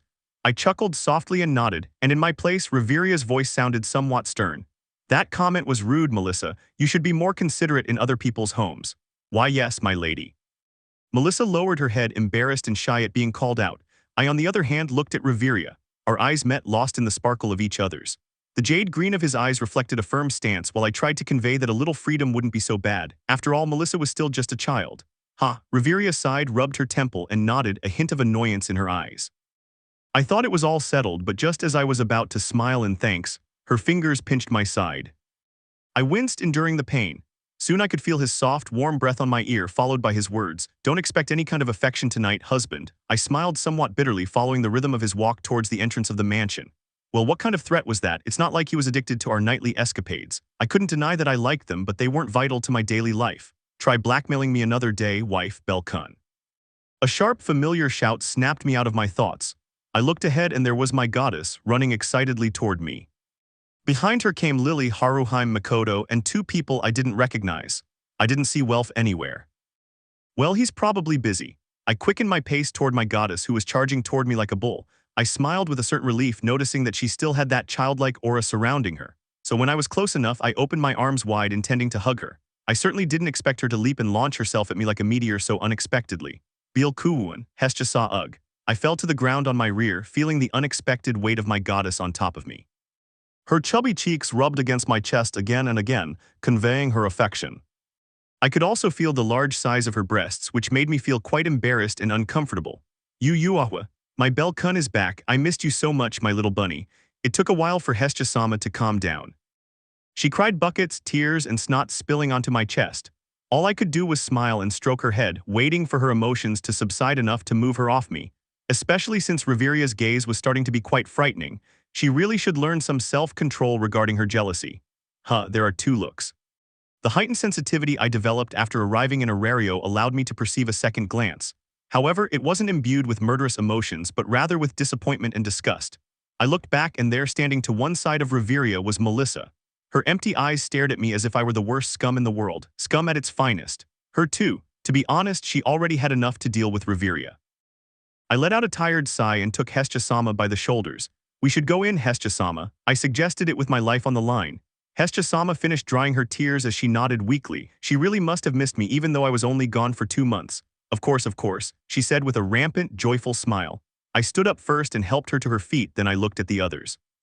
Lily looked up at me with her large brown eyes, giving me a warm and silent welcome. I approached and stroked her hair. I'm back, Lily. Welcome, Belle-sama. Lily's eyes crinkled as she smiled. Seeing her after so long truly brought great relief to my heart. Then I glanced to my right, where Haruheim and Makoto were looking at me. Haruheim's eyes held a subtle shyness, while Makoto's reflected the ferocity of a blazing flame. I walked towards them and said hello. How have you been? Haruheim was the first to step forward. Her red yukata swayed in the air, and soon the scent of her hair and body filled my nostrils. She snuggled against my chest, sobbing my name tenderly. I stroked the golden hair that spread everywhere, shimmering in the sunlight. Haruheim's tail began to swish slowly, revealing her inner happiness. Welcome back, Belle-sama. Thank you, Haruheim. A smile crossed my lips. The gentleness of Haruheim's touch always put me in a good mood, as if it were some kind of natural relaxant. They are still two perspectives, but... I looked behind me. Reveria just sighed with obvious displeasure, but I didn't sense hostility coming from her gaze. The only one looking at me suspiciously was Melissa, but I still felt 2 heavy stares on me. Then I looked ahead. There stood one of the 2 unknown people, a young man with ochre hair combed back. His facial features suggested he was about 17 or 18 years old. I could use Laplace to verify it, but that would be rather rude of me. But if we're talking about being rude, shouldn't he be the one to stop? It's not bloodlust in his eyes, but it's a pretty close feeling. Jealousy. Then it must have been because of the hug he was having with Haruheim. I pretended not to notice and walked away from Haruheim, who still had the expression of a happy puppy. She's truly adorable. Belle Doan. Mikoto's voice called to me. I looked toward her, who was staring at me with an unyielding, steely gaze. The tenacity in her expression was as valuable as the warmest welcome. Brought his hand to his chest, forming a fist. He didn't draw his sword only because he didn't have it with him. The perfectly polished warrior's gesture made me smile sincerely. I mimicked his movement and placed my hand on my chest. You haven't done anything risky while I've been away, have you? The taste of victory outweighs any risk, Belle Dono. It is the way of a samurai. I thought you'd say that. You haven't changed. At my words, Makoto stopped paying her respects and shyly scratched her black hair. The redness of her cheeks made her look quite cute. She blinked a couple of times, then coughed to cover it up. Her eyes remained fixed on me, radiating a sense of calm and relief. I'm glad to see him being himself, thank you. His words took my breath away for a few seconds. I was unconsciously glad to know that in the eyes of others he was still the same. The doubt that I was lost, which had tormented me so much and which now only seemed to be a tiny speck, finally vanished. It was like mist disappearing before the first rays of the sun. I gave my deepest gratitude to her and Reveria, who was primarily responsible for healing my heart. And they. Finally, after regaining control of my emotions, which were about to overflow, I looked at the 2 strange people, a woman and a man.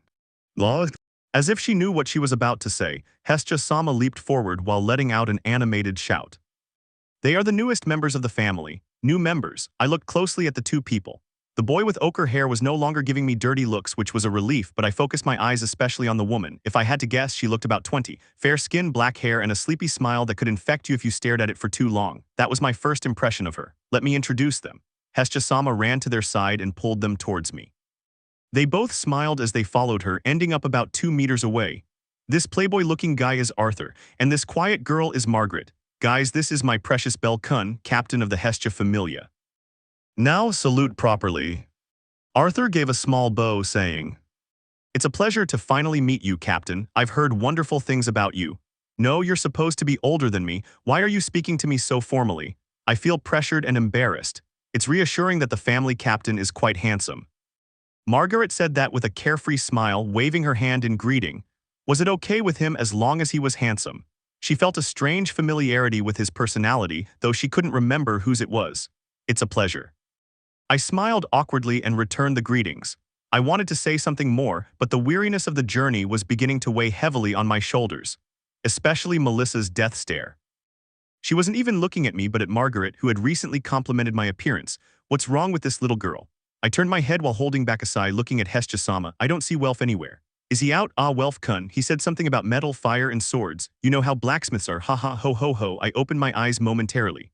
Hestia-sama really was terrible at lying, especially that last laugh imitating the upper class.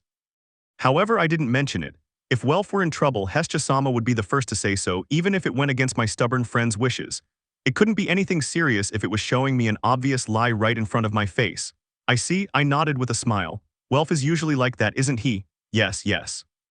On the other hand, let's go inside. Tonight we'll have a feast in honor of your return, Belle-kun. Hestia-sama took my hand and pulled it hard. I glanced back, meeting Reveria's eyes. She just smiled at me and nodded, following slowly behind me as I held Melissa's hand. Only then. Wait, Hestia-sama stopped walking and looked behind her. Her sky-blue eyes focused on Melissa's small figure, who was staring back at her with sharp eyes. What's wrong with this girl? Before I could give an answer, Melissa herself stepped forward and shouted vehemently, "I am the daughter of my lord and my lady."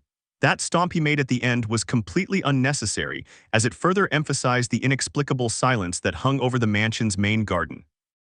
In a few seconds, that same silence was shattered by several overlapping screams. "Daughter, be Belle-sama, you had a daughter, you." Haruheim Danwu. Nu. As Hestia-sama screamed, Haruheim collapsed onto the grass and Mikoto caught her while she cried out as if she had suffered a tragic death in a battle. She arrived too late to save her comrade. She even raised her head and cried out to the heavens. I glanced to my side, seeing the stone statue Lily had become. I feared she might have even stopped breathing. I let out a slow, heavy sigh. Did no one notice the discrepancy in Melissa's words? Besides, she's almost 7 years old and I was only gone for 2 months. Fufu, Melissa is definitely the best. It seemed that Reveria, who was laughing softly because of the situation and stroking Melissa's black hair, was the only one who understood. Yes, no daughter would call her father and mother my lord and my lady. I was forced to take a seat in the mansion's main hall. Reveria was seated to my right, maintaining her usual calm expression. Melissa, on the other hand, openly bared her teeth at my captors, Hestia-sama, Lily, and the others. I could hear her growl slightly, but that defiant act wasn't enough to intimidate my goddess and my companions. Even Haruheim, who used to play the role of a pacifist mediator, was involved in this clear female coup. And right in the background of all this mess were the 2 new recruits, silently watching me. What impression were they getting of me being treated this way despite being the captain of the family? I decided not to try to find out. Explain yourself, Belle-kun. Belle don't know, even I'm stunned. Lily can't accept this. Be Belle-sama, if you wanted children you could have said so. I looked to my right with a glimmer of hope, but that source of hope ignored the plea reflected in my eyes. The beautiful elf who was my wife remained silent and did not intervene to help me. Was this his way of getting revenge for interfering with Melissa's education? I'm sorry, I'm really sorry, help me, Belle, R. Reveria. When her beautiful voice called my name, hope banished the despair that invaded my heart. I was moved enough to cry right now, however I was too naive. They're asking you for an explanation. Why are you taking so long? Tell them why Melissa is our beloved and adorable daughter. Although the smile on her lips was majestically delicate like a flower, from my point of view it was very similar to the smile of a demon, the smile of an angry wife. After a lengthy interrogation, Hestia-sama and the others finally left bellcranel alone. He looked exhausted, but his lips were still curled in a kind, goofy smile. His wife behaved just like his wife, without it seeming like any kind of act. She would occasionally make a comment, adding fuel to the fire that threatened to burn bellcranel, her husband, to ashes. Her goddess-like beauty made me gasp when I saw her at the entrance of the mansion, and just as they said, she displayed the majesty of a queen.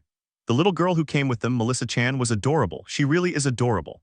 The conversation that ensued shortly afterwards was about what had happened during the time they hadn't seen each other. I watched silently from beginning to end, sometimes listening to the aura that Margaret would occasionally blurt out, enjoying the comical and unreal scene. Well, that's only from her side. As for me, I still couldn't make up my mind. What was it about this boy so many years younger than me? I found it strange to look at him, and an inexplicable sense of conflict took hold of me. He's strong. Undoubtedly strong, to tell the truth. He displayed a smile and a charismatic appearance, but inside that outer sheath hid a sharp blade capable of cutting through steel itself. I could feel it, not as a certainty but more as a hunch. It was heartening to finally meet him and confirm that the rumors about him were far from exaggerated. Anyone who called themselves a warrior would notice it at first glance. We are on the same level, but the distance that divides us is so immense. How? I'd been in the city for just over a month. Although I'd been here before for work as an adventurer, I'd never stayed in Aario for more than a month. Now that I was part of a rising family, I gradually felt that a place was being made for me here, especially because of the kind help and guidance of my superior, Haruhime-san. But now he felt different. Hestia-sama said she left without leveling up, and yet she exudes an overwhelming, invisible pressure. How monstrous will she become when she levels up? I swallowed and some sweat ran down the back of my head. Was it his abnormal strength that attracted Haruhime-san in such a way? I clenched my hands into fists, feeling powerless. If I had her strength, would that beautiful and gentle priestess notice me? An unusual warmth enveloped the inside of my chest. I placed my hand there, feeling my heart racing. I will become strong. As I watched the captain of my family ascend the stairs to the top floor hand in hand with his wife, I swore in my heart, no matter what, I will reach you. Only then would the eyes I so longed for finally look at me. In Hestia's room, located on the top floor of the mansion, while the little goddess updated Belle's status, Reveria took a seat in a cushioned chair directly in front of her. The place was silent. The only sound was the breathing of the three of them. However, it wasn't a welcoming silence, not for Reveria at least. She couldn't help but feel annoyed by the scene before her eyes. That goddess, short and busty, had made her cute husband undress, and now she was on top of him while updating his status. As a slight twitch appeared in Reveria's thin eyebrows, she broke the silence with a question. Is it always like this? Hestia stopped touching Belle's back for a moment, looked at Reveria and showed a doubtful expression. What? Reveria stifled the scream that tried to escape her lips, and instead curved them into a soft, lovely smile. Your status, do you always update it this way? That's right, it's important that Belle-kun is comfortable after all. Why, Elfa-kun? Hestia said, nodding smugly. As for the question she asked, Reveria answered with the same smile on her lips. No, I was just asking, I see. Wait a moment, I'm almost finished. Yes. On the surface, Reveria displayed her usual calm and refined demeanor, indifferent to the world. However, jealousy gnawed at her from within. Of the many emotions she had experienced since the beginning of her marriage to Belle, jealousy was the most difficult to manage. Although it appeared shortly after her arrival on the island, it already reigned supreme over all other emotions in terms of intensity. No matter how much I tell myself that there's nothing wrong with it, my body burns with anger just seeing a woman nearby. Reveria narrowed her eyes, placing her hand on her chest. The intense beating of her heart raced as wildly as the wind. She tried to understand the feeling that overwhelmed her, imagining that if she did, she could control it. I hate this. That was the conclusion she came to. From a young age, Reveria always maintained a certain degree of control over the things around her and over herself. She liked feeling an emotion related to Belle, almost as some kind of test that backed up her feelings for him, but she disliked the lack of control she had over him. At this rate, Reveria feared an uncertain future where her jealousy would control her and she would end up killing someone. That wasn't right. What does this mean? Just as his thoughts were wandering into bloody and exaggerated scenarios, Hestia's exalted scream caught his attention. He looked ahead where the little goddess's body was trembling uncontrollably, and consequently her ample breasts were jiggling like two gigantic lumps of jelly. What's wrong, Hestia-sama? The question came from Belle, who was under Hestia's legs and body. However, her doubt was ignored, and Hestia, who seemed to be having a fit, stopped staring at Belle's back, which glowed dimly, and glared at Reveria. Reveria blinked, but before she could ask what was going on, the lowly goddess jumped off Belle's back and lunged at her. Her small body, suspended in the air, moved very slowly before the eyes of a first-class adventurer, even though she was a mage. Although she could stand up and dodge while watching with some animosity the two giant pieces of meat on Hestia's chest move from the force of the jump she made, Reveria extended her arms and carefully took her. What's wrong, Lady Hestia? Don't play dumb, Elf-kun. No, I should say pedophile elf. Reveria's eyes widened at Hestia's words, who twitched like a cat trying to break free from her grip. Pedophile elf. For some reason, Reveria felt a great blow, but she didn't know if it was in her conscience or in her heart. Hestia-sama, don't get involved in this, Belle-kun. UK, dismissing Belle with ease, Hestia turned her attention to Reveria. Although she was still being held like a rabid cat, her eyes radiated a deep, divine anger. What the hell did you do to my Belle-kun these past 2 months? I thought he'd be fine because you're an elf, but I was clearly wrong. Rumors about you say you're refined, elegant, and noble, but in reality, you're a degenerate. The long, heated insult made Reveria blink repeatedly. She couldn't even be bothered by the insults she was receiving because she already had enough to process from the enraged image of Hestia, who looked like a furious chihuahua. A drop of sweat ran down the smooth surface of her beautiful white skin. I'm going to gouge your eyes out, you opportunist. You've defiled the nobility and purity of my adorable and kind-hearted Belle-kun. Uerg. Reveria continued to restrain the rabid dog Hestia had become, but her patience soon reached its limit. She frowned and, without a second thought, threw Hestia's small body into the air. The goddess's scream echoed through the room, and as Belle watched his patron deity fly through the air with a terrified, pale expression, Hestia bounced a couple of times on the bed until she came to a standstill. Why don't you speak plainly instead of slandering me? Even though I am a goddess, Lady Hestia, there are things I tolerate and things I don't. Ugugu, you cat. Reveria's sharp words brought Hestia back to her senses, and she stood up on the bed in an instant, making a strange sound of reproach. Thanks to this, her height rivaled Reveria's. However, the noble elf continued to gaze indifferently around her. Her firm posture and sharp gaze caused Hestia to back away slightly. Belle, who tried to mediate between the two, was stopped by a quick, cold, and dry glance from Reveria. Her eyes said, "Stay out of it." Controlled by fear, Belle remained silent and said nothing, simply observing the disastrous situation that was unfolding. Reveria nodded contentedly and turned towards Hestia. Now, please speak plainly. What led you to insult me so unilaterally, Lady Hestia? Do you have the nerve to ask with that clean, noble face? I know you're hiding your perverted nature. Reveria stifled a sigh. Although Hestia used to be warm and kind, as she was now, he couldn't help but compare her to his former patron deity, Loki. Dealing with that fact made him feel like he was wasting years of his life. Was there really no decent god? Surely there was. The hard part was finding him. On what do you base your accusations? Without evidence and a foundation, your words are nothing more than unfounded and baseless slander. Don't try to confuse me with complicated words, you man-eater. Present the evidence to support your words, Lady Hestia.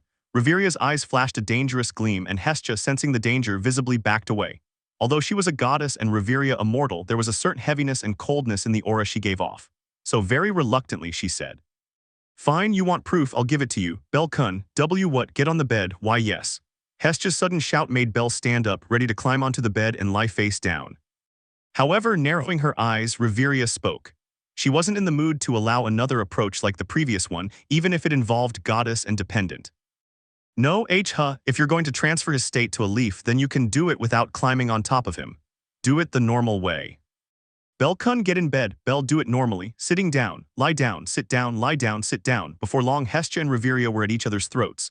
The noble fairy's refined composure crumbled when Hestia, in a sneaky attempt, tried to climb on top of Belle to transfer the status to the blade. At that moment, Reveria grabbed her by the hair and Hestia did the same, ending with both of them pulling each other around on the bed. Stay away from Belle-kun, he's my husband. I couldn't care less, I'll file for divorce today and you'll sign it, I'd rather die. Belle, who was witnessing a women's fight for the first time in his life, stood stunned and motionless, unsure how to resolve the chaotic situation. The scene, where a majestic jade dragon threatened to tear apart a reckless chihuahua, made him tremble to his core. Things would have been different if Reveria had used her adventurer's strength to her advantage. She could have intervened with good reason, saying something like, "Don't cross the line, Reveria." However, as if she knew that fact, Reveria was fighting Hestia on equal terms. The room was filled with the battle cries that each one let out, making a mess on the bed and with their hair. And finally, after the most grueling, heart-stopping, and extreme 20 minutes in Belle's short life, both women seemed to finally calm down. Hestia was breathing heavily on the bed, drenched in her own sweat. Her hair, usually tied in 2 pigtails, was loose, disheveled, and untidy. She was still growling suspiciously as she glared at Reveria. The noble elf's usually neat and beautiful hair was also a mess. However, there wasn't a trace of tiredness or sweat on her face, and although her hair was disheveled, her appearance didn't suffer in the slightest loss of dignity and beauty. Do you wish to continue? Why you? At the mocking question, Hestia prepared for a second round. However, a scream stopped her. Please stop. Belle was unable to continue watching something so unbecoming of a goddess and a noble elf. Her image of them was steadily plummeting. So determined to protect that precious image of them both, he intervened. Reviria's cold, sharp gaze, capable of cutting him to pieces, no longer mattered, nor did his goddess's exposed, shining teeth ready to tear him apart alive. He displayed a firm and stern expression. Stop acting like a couple of girls. Perhaps he overstepped his own boundaries, but his statement had an obvious effect. Reviria and Hestia stared at him with trembling eyes, alternating their gazes between each other and him. Belle took a deep breath, then walked over to Hestia. After taking a seat and showing his bare back, he said, "Hestia-sama, please transfer my state to the leaf." Yeah. Hestia followed the instructions with obvious calm. She had never seen Belle act so sternly. Perhaps it was impolite of him to have argued with Reviria on the very day of her return. He should have waited a few days, perhaps. Nevertheless, Hestia showed remorse, and while imitating the image of a scolded little puppy, she transferred Belle's state to the blank sheet. After the final procedures, he handed the sheet to Belle. Belle held the piece of paper in his hands, and after reading a little, he was able to understand a little of the little goddess's anger. State: name bellcranel, age 14 years, level 5. Previous basic skills: strength SSS 1250, stamina SSS 1562, dexterity SSS 1243, agility SSS 1476, magic SS 1099.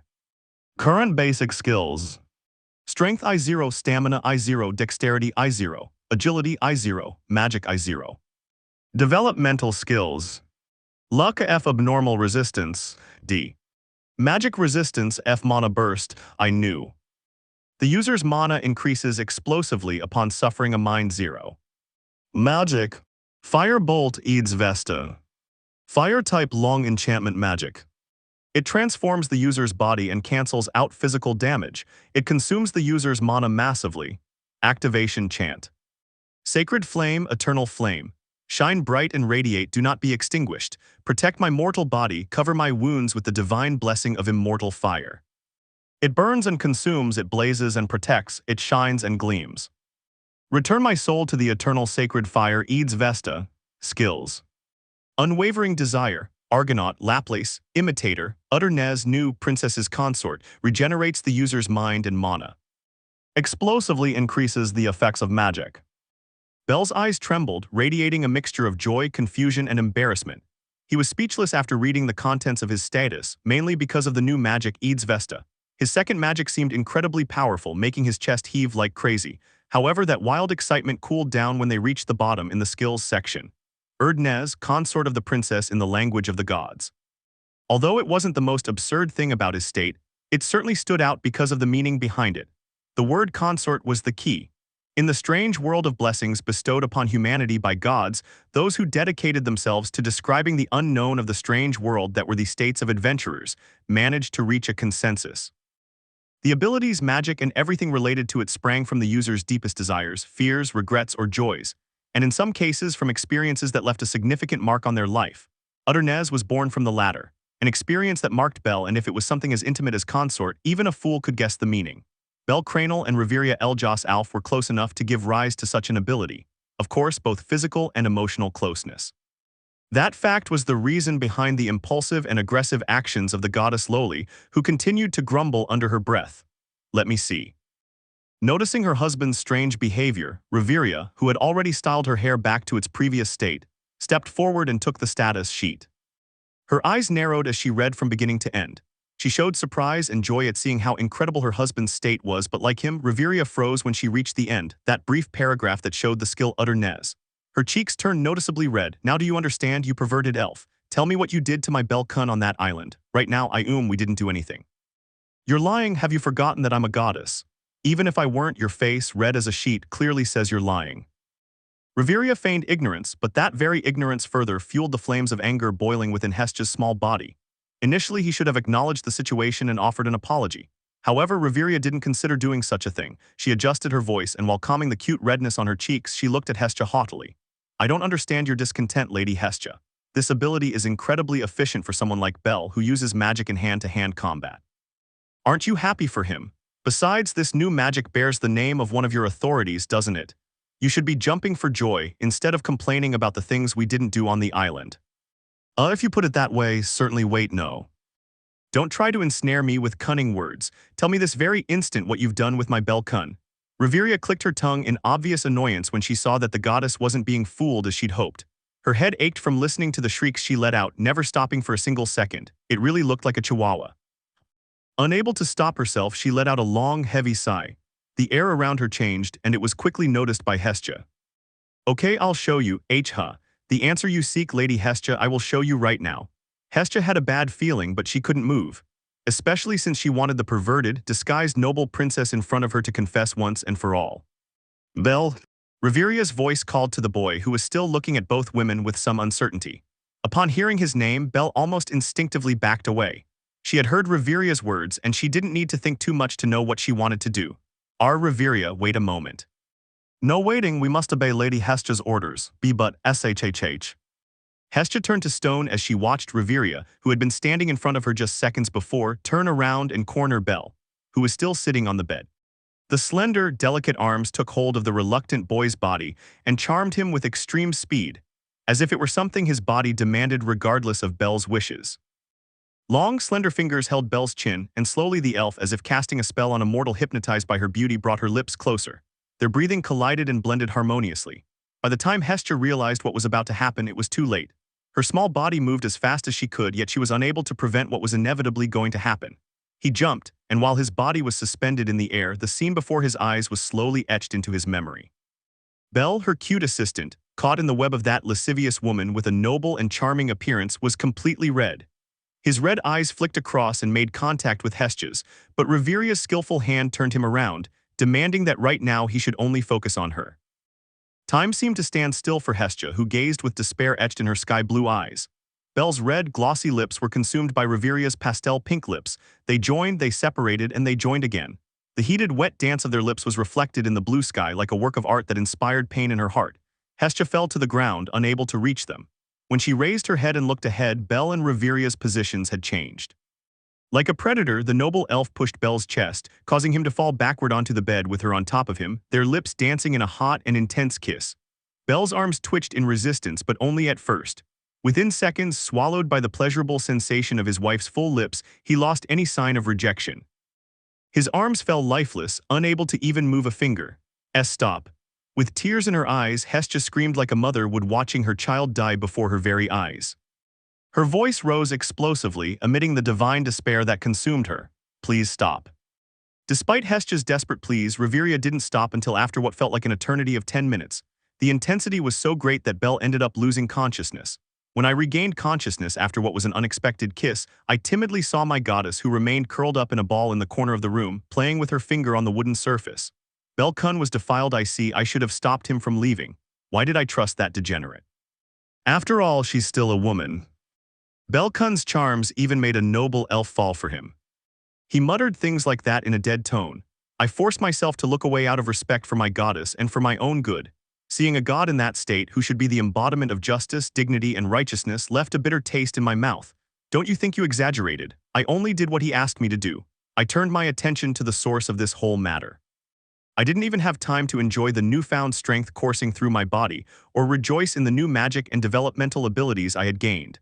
My head hurt so much that the idea of testing my newfound strength and such was at the bottom of my list. The first thing, clearly, was to resolve this situation. I didn't think you'd be capable of revealing something so intimate to others, especially Hestia-sama. Where's your usually discreet side? I sighed at the lack of a response.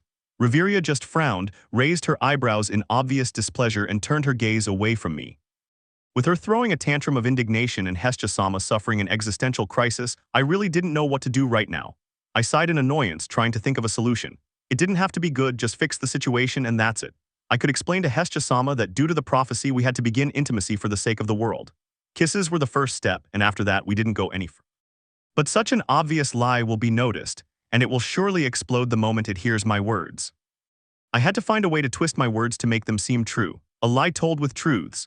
Saying it was easy, but finding the right words to cover up the steamy nights Reveria and I had was no small feat. I thought and thought, finding my way slowly and surely. At that moment, as I was forcing my thoughts to act, Reveria, who was sitting next to me on the edge of the bed, stood up and walked towards Hestia-sama. Lady Hestia, what? Hestia-sama, still curled up in the corner of the room, looked up over her shoulder, exuding clear displeasure at Reveria, who was looking down at her. I believed that nothing good would come of another conversation between the two of them, so I decided to intervene before something like the above happened again. However, Reveria was quick. Please update my status. It was my turn to be surprised. I blinked a couple of times, alternating my gaze between Hestia-sama, who was sulking in disgust as she stood up, and Reveria, who was delicately walking towards the bed, taking a seat and revealing her delicate looking back. Hang on a minute. I screamed, unable to contain the surprise and disbelief in my voice. They both stared at me strangely, acting as if what had just happened had never occurred. With a strange feeling of dryness in my throat, I asked, "Does Reveria belong to the Hestia familia?"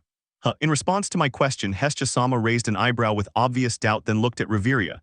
"Didn't you tell him? It seems I forgot to do it. Does it seem so?" "He definitely did. And what about the atmosphere around them different from before?" It wasn't right to act like friends after pulling each other's hair, and especially after the kiss Reveria shared with me. Just as I was about to ask what the hell was going on, Hestia-sama sighed long and deeply. "It's irritating, but there's nothing I can do. Belle-kun is a grown man now after all.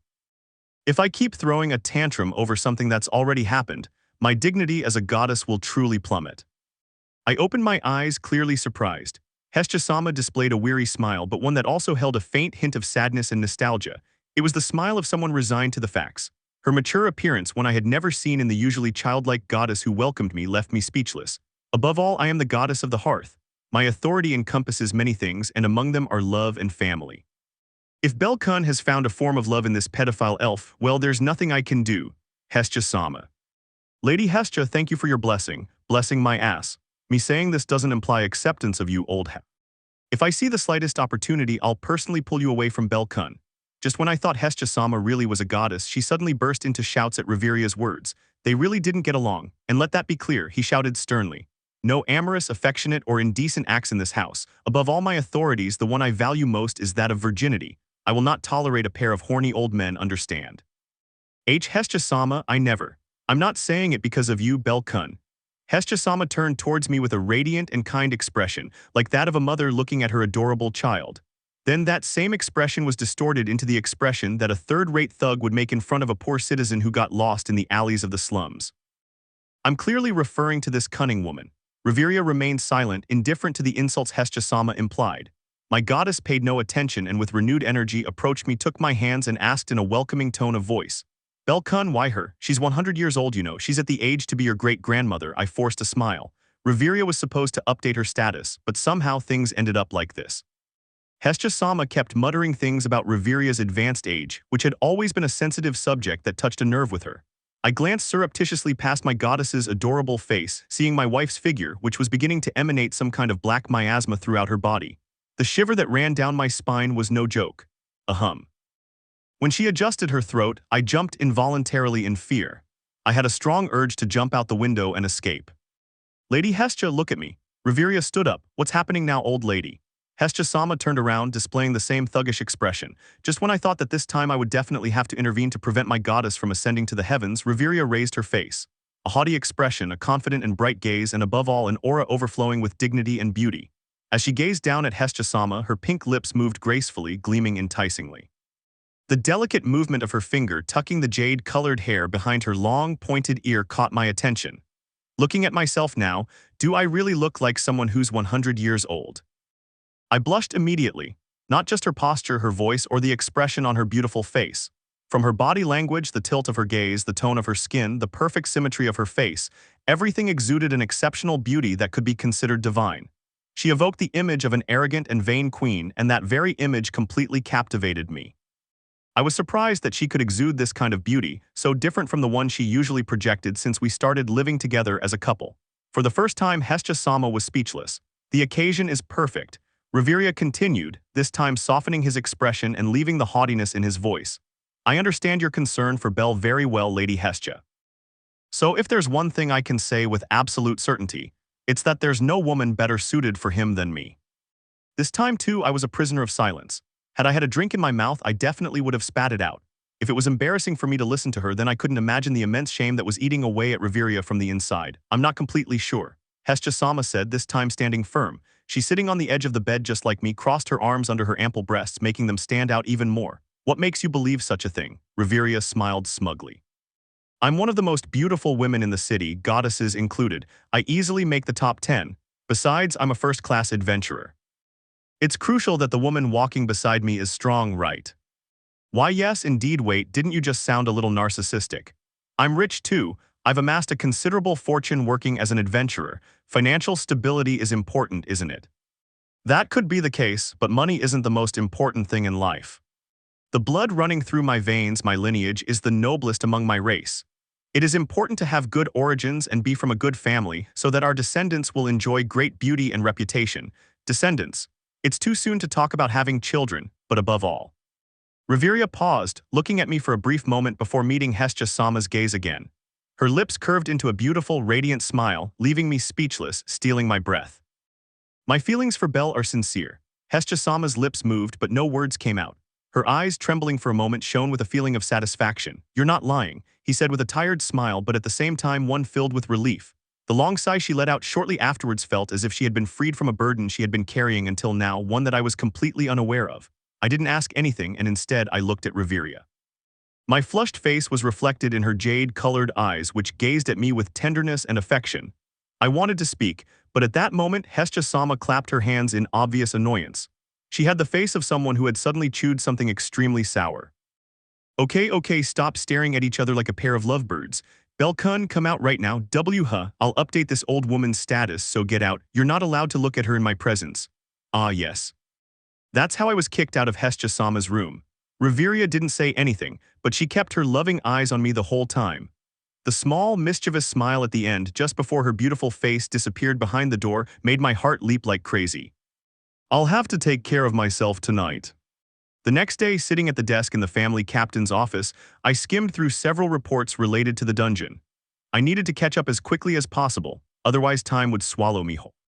From the revelation of the prophecy until now, 6 full months had passed, half the allotted time, and I was only at Leviticus 5. Frustration and haste took hold of me, so I started planning my moves from now on. Maximizing my stats and challenging Udius like Aizu-san did might be a safe and concrete plan to reach LV6, but everything gets complicated after that. Reaching level 7 was no laughing matter. If anyone heard me say reaching level 7 is like a walk in the park, they'd jump me immediately. For now, let's focus on reaching level 6 first. A slight burning sensation filled my eyes, making me close them suddenly. As I rubbed my eyelids with my fingers, I murmured wearily, "I couldn't sleep last night. My head hurts." As night fell and everyone went to their rooms, Reveria slipped into mine and did what we were used to doing. However, somehow the intensity was so great that I had the vague feeling that my vitality was being drained away. The clue was in how radiant, beautiful, and energetic she looked just waking up, completely different from my emaciated state, as if I had been sucked in by a vampire. However, that wasn't the main reason for my intense headache. Putting aside the countless reports related to the dungeon and the steamy night Reveria and I had spent together, what worried me most right now was Welf. I still didn't see him. I figured he had more important things to do than come and welcome me, and I understood without any particular feeling, but now it felt different. A bad feeling was looming, making my stomach feel queasy. This bad feeling was supported by the answer I received from Hestia-sama when I asked her again about Welf. Her expression showed an excessive calmness enough to make it look unnatural, and while saying that Welf was fine and too busy to come, she laughed again as if she were of high nobility. Ho, something like that. My goddess lies to me, my wife exploits me at night, Welf doesn't show up, and I have to read all these reports before nightfall. I feel like I'm going to die. I let out a long, tired sigh. I'd already lost count of how many times I'd done it, and it was barely 8 a.m. If I were honest with myself, everything was easier when I only trained with my masters and went to the dungeon. Simple things are more my style, that's for sure. Captain, a male voice made me jump from my desk. Just as I was about to fall asleep on top of all the reports scattered across the desk, Arthur's voice, the newest member of the family, knocked on the door. I hurried to tidy up the mess quickly and wipe the sleepy expression off my face. Go ahead, even my voice stopped feeling sleepy. Excuse me. Arthur entered silently, stopping right in front of me without taking a seat on any of the various sofas placed throughout the room. He just stared at me there, standing. He was wearing his armor, mostly leather, almost on the light side. It looked a lot like a mercenary's outfit. His weapon, a straight sword 2 meters long, hung on his back. She looked at me intently, avoiding greetings and getting straight to the point. Her voice was firm and determined. Let's go to the dungeon. The 2-meter sword sliced diagonally across the body of a minotaur. The monster, one that would make even level 2s tremble with fear, was cut in half before turning to ash and scattering into the air, dropping a magic stone. I took a deep breath, absorbing the air of the dungeon, which I had not visited for a long time. Coming back feels strange somehow. I became involved in this sudden exploration at Arthur's request. His movements were precise, and the range of his attacks was varied.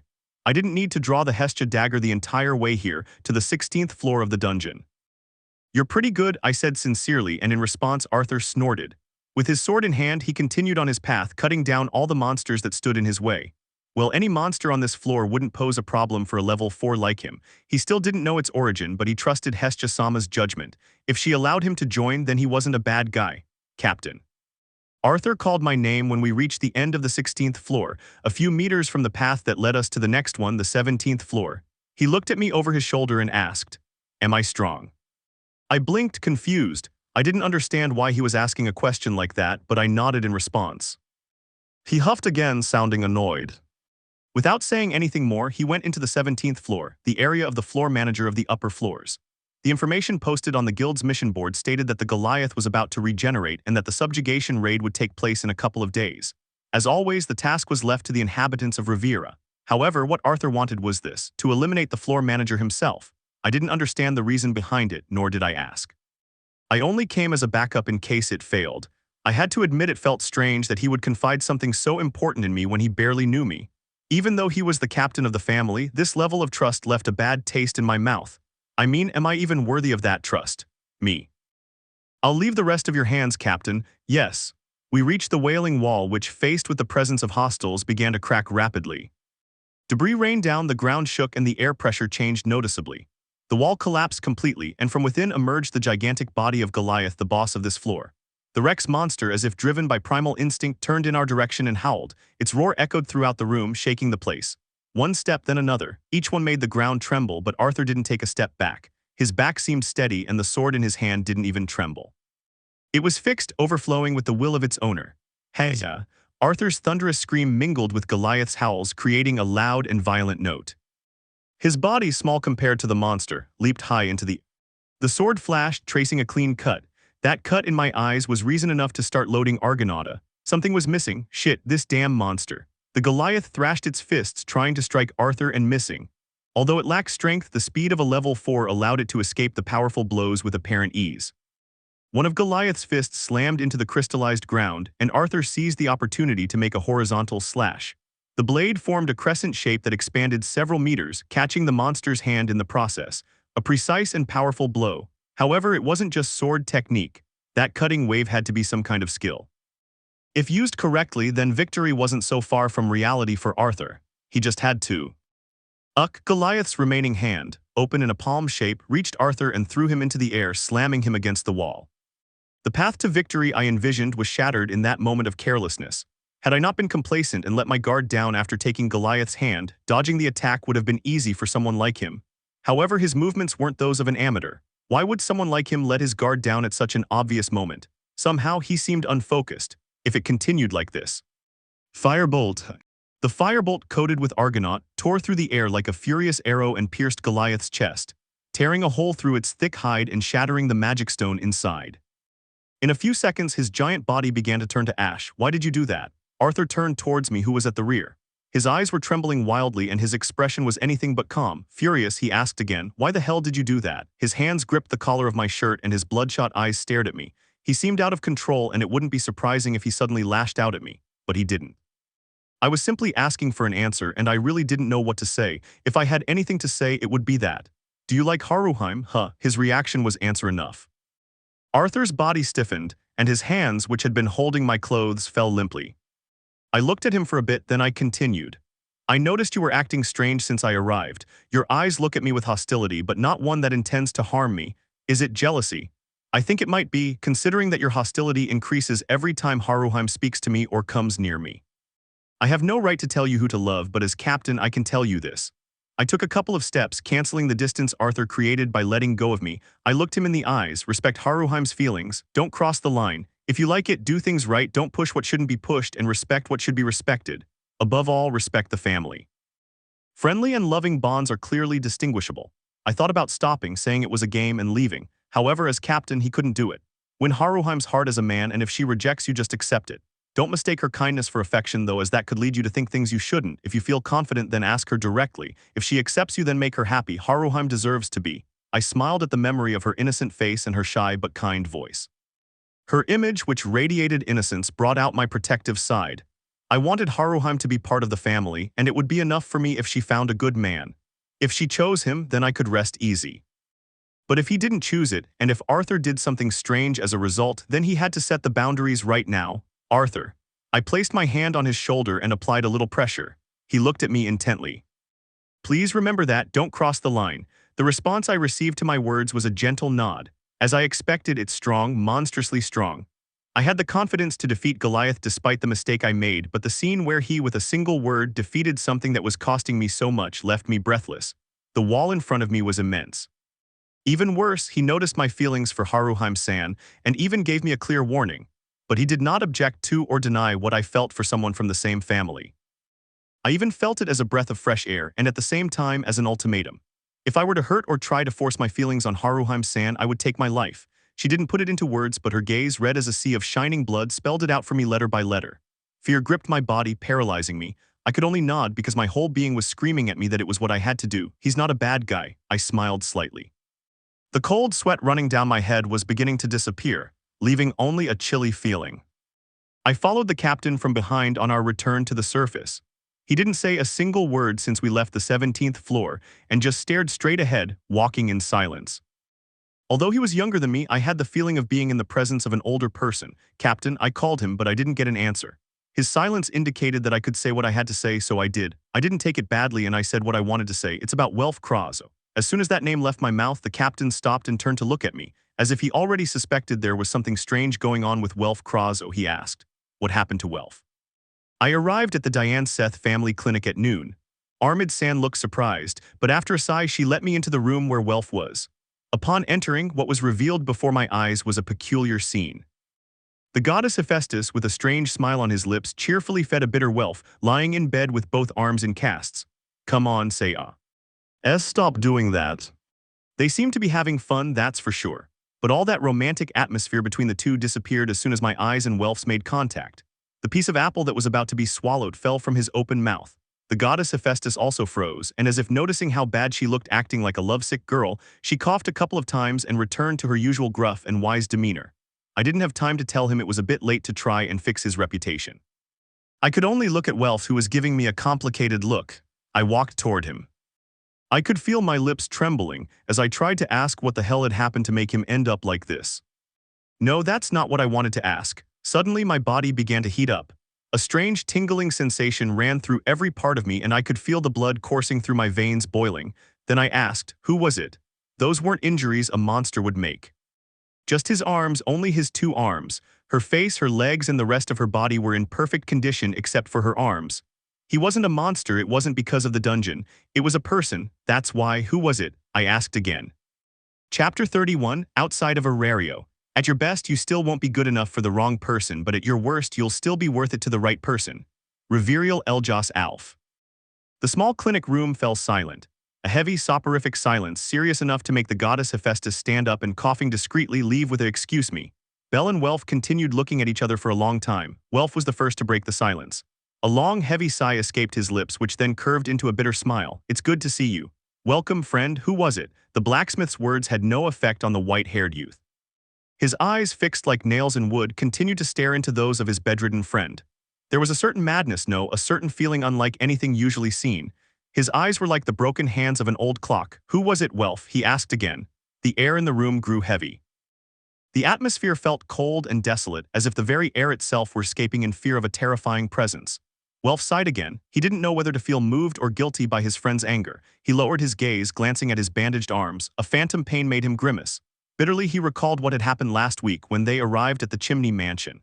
It was shortly after the addition of Arthur and Margaret, the newest members of the family. Due to the lack of the strongest member, Hestia was forced to recruit at least one more person to ease the burden on her children in the dungeon. The result was unexpectedly quite fruitful. Hestia ended up recruiting 2 people, and they were high level, a level 4 and a level 3. The little lowly goddess, after confirming the purity of the newcomer's intentions, returned to the Chimney Mansion and boasted of her achievement. Then, with Lily in charge, they began to explore the dungeon in order to gel as a team and refine the strategies they could use with the strength they had. On one of those days, late at night, several individuals broke into the Chimney Mansion and used brute force. They dragged everyone from their rooms, gathering them in the main lobby. Even Arthur, once a renowned mercenary and a level 4, was subdued by 2 of the intruders with apparent ease. "You bastards, I'll beat the shit out of you, you sons of bitches." Arthur, cursing, was slammed to the ground. One of the intruder's boots slammed down hard on his back, knocking the wind out of him. He clenched his teeth tightly, enduring the pain that barely allowed him to breathe weakly. Welf was treated not the same way but far worse. His body slammed against one of the walls, collapsing limply onto the carpeted floor.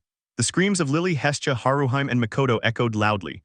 The blacksmith smiled, almost as if mocking them, and the intruders, after clicking their tongues with obvious disgust, hit him again.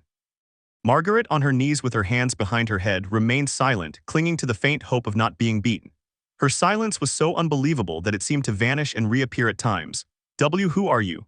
Hestia, unable to continue watching the treatment her dependent was receiving, raised her voice in protest.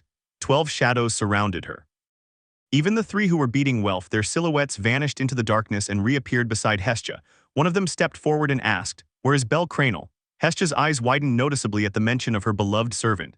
The man whose face was covered stared at him with cold, emotionless eyes. He exuded the presence of a machine created for a single purpose, killing. The goddess's small body trembled.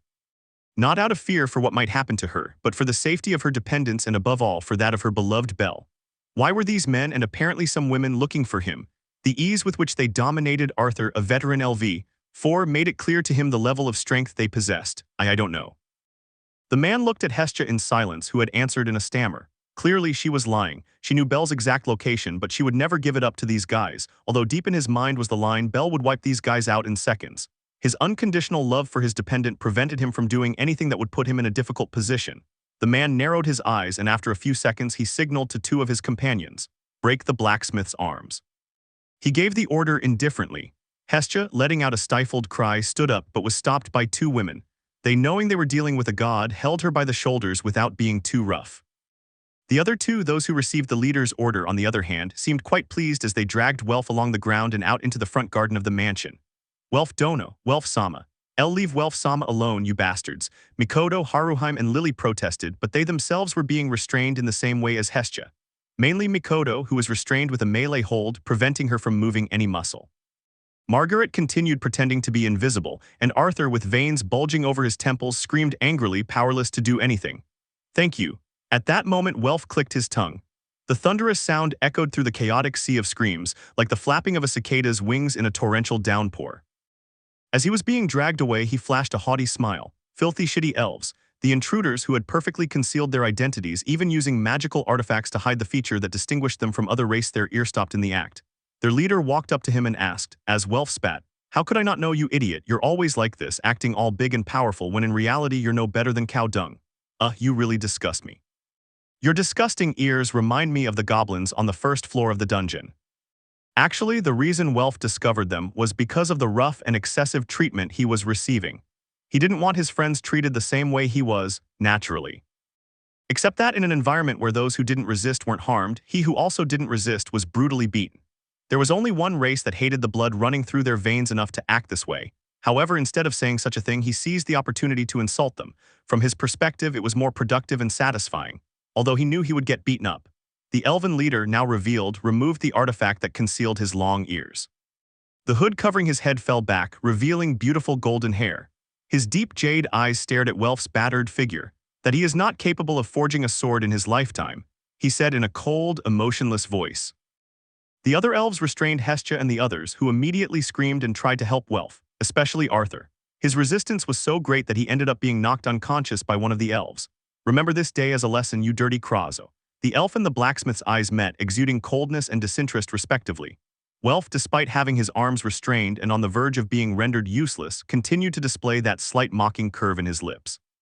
Then the sound of flesh and bones being crushed reverberated in the great space of the hall, mingling with the screams of Hestia and the others.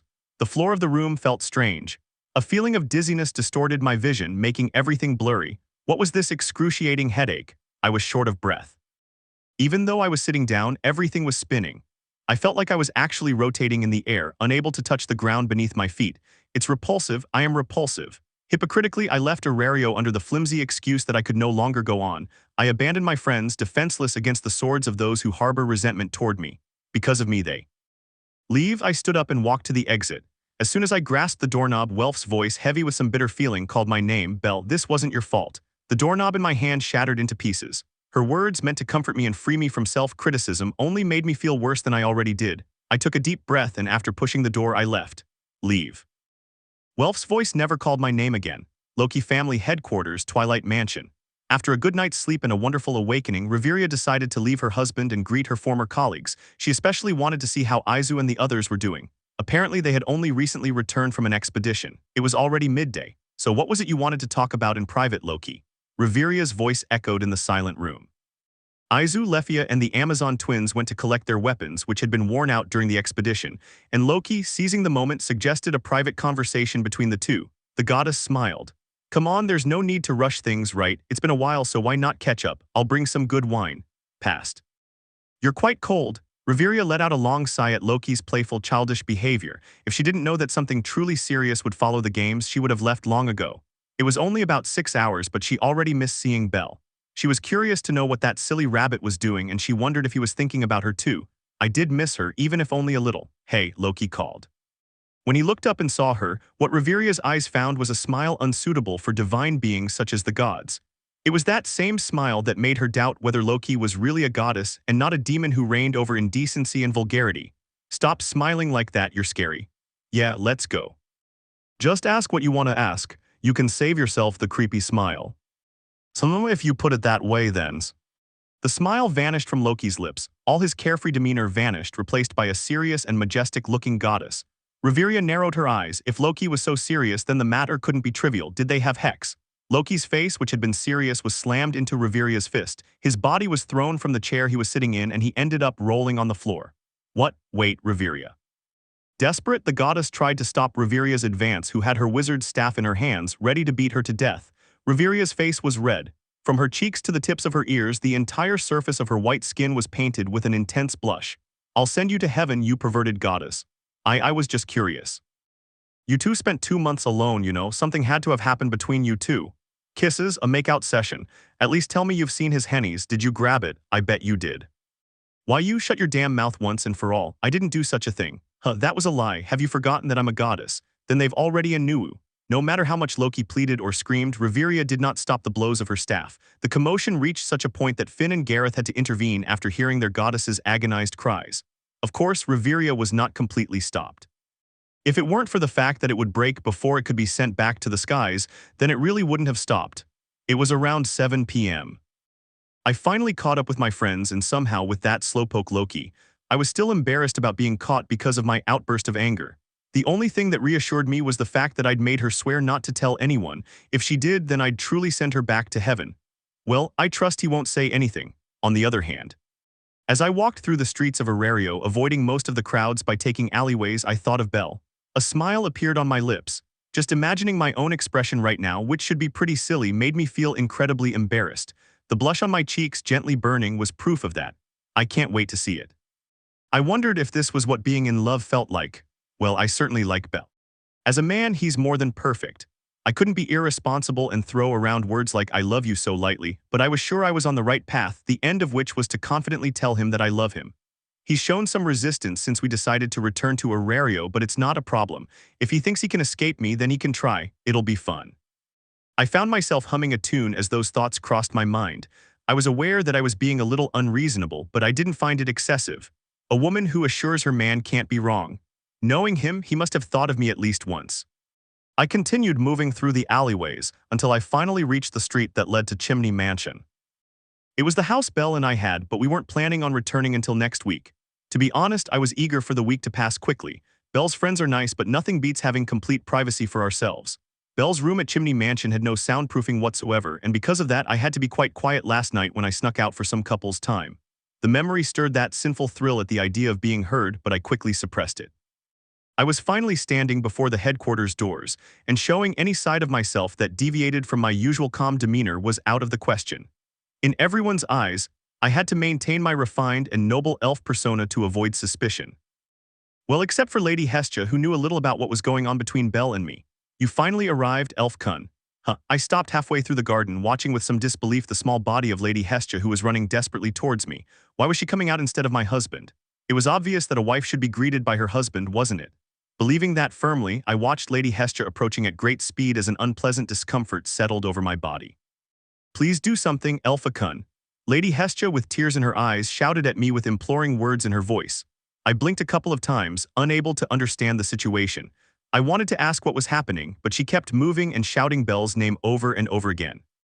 I had to bend down a little and hold her by the shoulders. I looked her in the eyes and said, "Please breathe, tell me what happened to Belle." Lady Hestia breathed a sigh of relief. When she seemed to regain control of her emotions, her eyes, blue as the sky, stared at me. A hint of guilt was reflected on their surface. Belle Kun found out what happened to Welf Kun. He hasn't returned since this morning, and he's probably upset with me for keeping things from him. Welf Kraz, what happened to him? No, wait, since this morning, it's almost nightfall. There were many things that didn't have a proper explanation, but what caught my attention was Belle's lingering essence. If he left in the morning, then the only place he could have gone was there. Knowing how important it was, I turned my attention to Lady Hestia once more. Could you tell me what happened with Welf Krazo? Well. Only then, after hearing Lady Hestia's story, could I understand that the problem was much bigger than I had imagined. Father, past midnight, the streets of Aario, bustling during the day, fell silent as night fell. The stalls were closed, the children slept peacefully in their beds, and the crickets chirped softly. In the midst of that reassuring silence, a young man advanced slowly, lost in his own thoughts. The wind stirred her white hair, and the cobblestones met her listless footsteps with a muffled sound. Her clothes were worn, and dirt marred her face. Downcast, the only thing that entered his changed vision were his own boots stained with dirt and mud. He looked like a renegade soldier who had barely survived a cruel war, but there wasn't a single cut on his skin except for his clothes. The torn fabric, both of his shirt and his pants, indicated mortal wounds for someone who was not wearing good armor, and yet his body was unharmed. The wind continued to blow, just as his thoughts continued to race through his head. Her eyes, a little dull, narrowed more and more as if she were holding back tears. Her hands became trembling, but not with the trembling of fear, but of helplessness. He didn't even have the courage to face his companions or his goddess.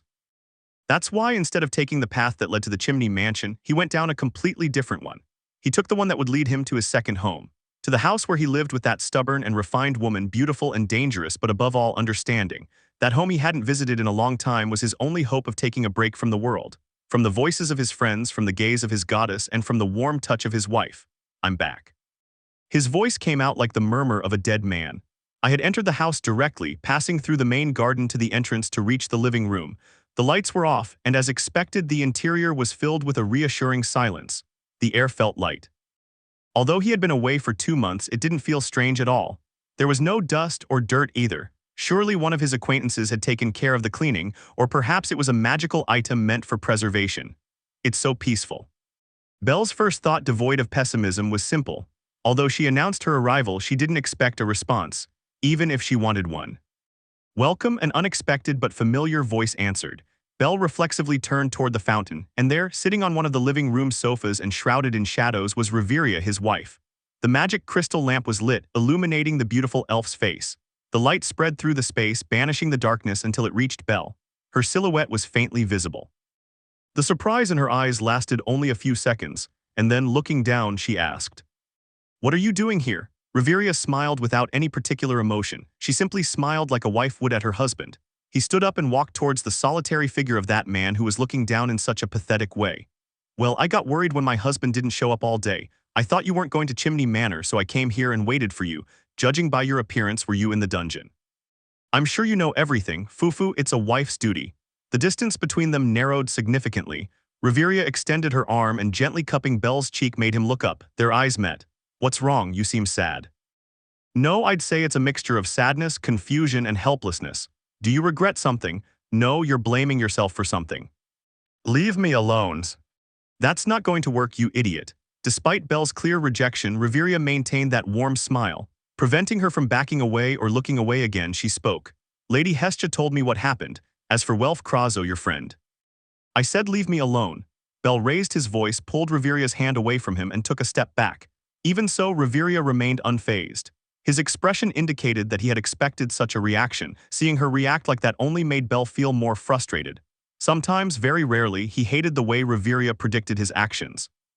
He felt trapped under the gaze of those beautiful yet calculating jade-green eyes. The same jade-green eyes that looked at him as if he were someone special. "What's so impressive about me? I'm not a good person. I've always been selfish. That it all ended like this." He also hated hating such a trivial matter. He portrayed him as someone unpleasant, an ungrateful person who hated the affection of others. "It's clearly my fault. I know you think so, so blame me." This only made it clear that he was still a 14-year-old brat who couldn't properly control his emotions or take charge of his thoughts. Please do it. Reveria saw right through him. He was like a book, and for someone like Reveria, a lover of reading, Belle was his favorite book. The one who knew it by heart. The one that made her smile just by seeing the cover. The one that brought back memories of the stories it contained just by reading the first line. The one whose fresh scent made her breathe comfortably. Belle, her voice came from her lips. It was so natural it seemed unreal. She approached the boy who was walking away from her. If he took one step back, she took 2 steps forward. In just 3 seconds, she had him wrapped in her slender arms. The floral scent of her body enveloped Belle, acting like a morning mist that blurred his vision. The softness of his chest was as if he were suddenly lying on lush, soft clouds. "It's not your fault," he whispered in her ear. It's not your fault." But, "It's not your fault." Belle felt like he was running out of air. "I was breathing, but I felt like I wasn't breathing." Reveria's face, his gaze, and his lips that spoke such a thing, it was the only thing he could perceive as real. The house, the air, himself, everything felt false, especially what she said. Although she saw it as truth, Belle identified it as falsehood. "No, I simply didn't want to identify it any other way, because if he wasn't to blame, then who was? Someone had to take responsibility. Someone had to bear the weight of what happened. If it wasn't him, then who was it? Who could do it? It's not your fault." Reveria's words, whispered softly like a spell, denied the possibility that it was him. Belle, like a lost child, shrank into his wife's embrace. "I didn't know what to do anymore." "Why, Reveria? Why are they like that?" Suddenly, unpleasant memories of his past encounters with the elves flooded his mind. He found himself questioning that particular race, to his wife's race. "I've never done anything to hurt them, so why do they hurt the people I love? Why are they desperately trying to hurt me? Why aren't they like you?" The words caught in her throat, a suffocating knot tightened around them, like Riu Luvis o Aina. He looked up. As the softness of Reveria's breasts receded, their eyes met. Ruby red shimmered beneath the watery glint of her gaze. It was the first time since that day on Marin Island that Reveria had seen him cry without shedding tears. That gloomy, worn-out image clashed completely with the radiant light he emanated. "Why do they hate me so much, Reveria? Welf, and even the others. They all got hurt instead of me, and I keep wondering why it had to be this way. They're your kind, how can I make them understand?" Belle knew the answer. Although it wasn't pleasant, he knew the perfect solution. Reveria was also aware of this, and she could tell that, instead of asking for the solution, Belle's gaze was asking for her permission. As if what he had experienced so far with the elven race was not enough, even now, on the verge of a fit of rage, he still prioritized her and asked for her permission. He showed her the consideration that a husband should show for his wife. "Let's go?" Reveria sighed, not from tiredness, obviously. Not even she knew why she was sighing, perhaps from sadness. She looked at Belle, her husband. He had a cornered expression. One that showed that he finally realized he wasn't the strongest, the smartest, or the bravest. He was just one more trying to survive in a world where harshness was the rule and kindness or tenderness was a luxury no one could afford. That showed his humanity. "Let's go to my home." So Reveria smiled. She ruffled Belle's beautiful white hair and with that same smile said, "Let's go to Alf's forest." Once he'd calmed down enough, I dragged Belle to the bathroom. He looked tired and ready to lie down on the bed and sleep soundly, but I wouldn't allow it. Although I wanted to, if he was going to sleep with me, then he had to take a bath. "I'll just rinse off, I'm exhausted," he said suddenly. I nodded with a smile, prioritizing not to contradict him while I prepared soap behind his back. "You used your new magic, didn't you? The tears in your clothes indicate they were serious, but you don't have a single scratch on your body. How deep did you go?" "I went to the 25th floor." I see." I remained silent as I thought and removed his tattered clothes. Although Belle seemed shy, he didn't resist and obediently let me undress him. But I understand now. He used his magic not to test it, but to punish himself. I thought about how serious the tears were. Just seeing them was enough to understand their meaning. After all, Belle wasn't so weak that he could be hurt by the monsters on the 25th floor. "You're so stubborn. Are you angry?" "A little. But I suppose the fact that you used magic before punishing yourself somewhat appeases my anger. I'm sorry. Just don't do it again, please." Okay, I smiled a little at how docile he was being. As he took his seat ready to rinse himself off, I approached and hugged him from behind. Belle jumped in fright and looking over his shoulder asked, What are you doing, and why did you get undressed too? I thought you'd already showered." "I did it, but it made me hot. I'd better cool down, right? It's past midnight, it's cold." "Fufu, you're not understanding." Seeing him be so silly even at this point made me happy. I brought my lips close to his ear and feeling a tingle throughout my body, I whispered, "My body is hot." The sound of her throat gulping saliva mingled with the sound of water running over her body. Without saying a word, she accepted my help to wash her. He didn't resist even when I started soaping him up, and he only adorably stifled his gasps when I playfully stroked his crotch. I rinsed it again. The soap was gone, but the scent of fruit lingered on her skin. I moved closer, close enough to begin kissing her neck. My hands wandered, and I found myself tracing the contours of his arms. My fingers moved delicately over his wet skin, and my eyes remained fixed, captivated by his beauty. I like how the veins stand out on your forearm. The way they pop out against your skin, I find it quite hexy. D, don't talk nonsense. Fufu, I'm serious, but if I compare it to the veins you have down here. S, stop it, I am seriously going to get angry, Reveria. His embarrassed scream made me laugh. He really could be incredibly adorable when he wanted to be. When he saw I was laughing, he tried to get up immediately, but I wrapped my arms around his abdomen, preventing him from doing so. The sensation of my bare breasts against his back must have sapped much of his strength, for he shuddered like a little rabbit when I pressed them against him. I took advantage of that brief moment of weakness and whispered in her ear, "You like it as much as I do, right? Why are you acting all shy when we've already done things much more intense than this? That's. Do I not look attractive today? I always prioritize looking good for you, but this is how you react." My confidence could plummet at this rate. It was essential to act like a victim. Belle was especially prone to that, and I had developed the skills of a professional over the course of all this time. The water was cold, but the heat from our bodies made the cool environment feel comfortable.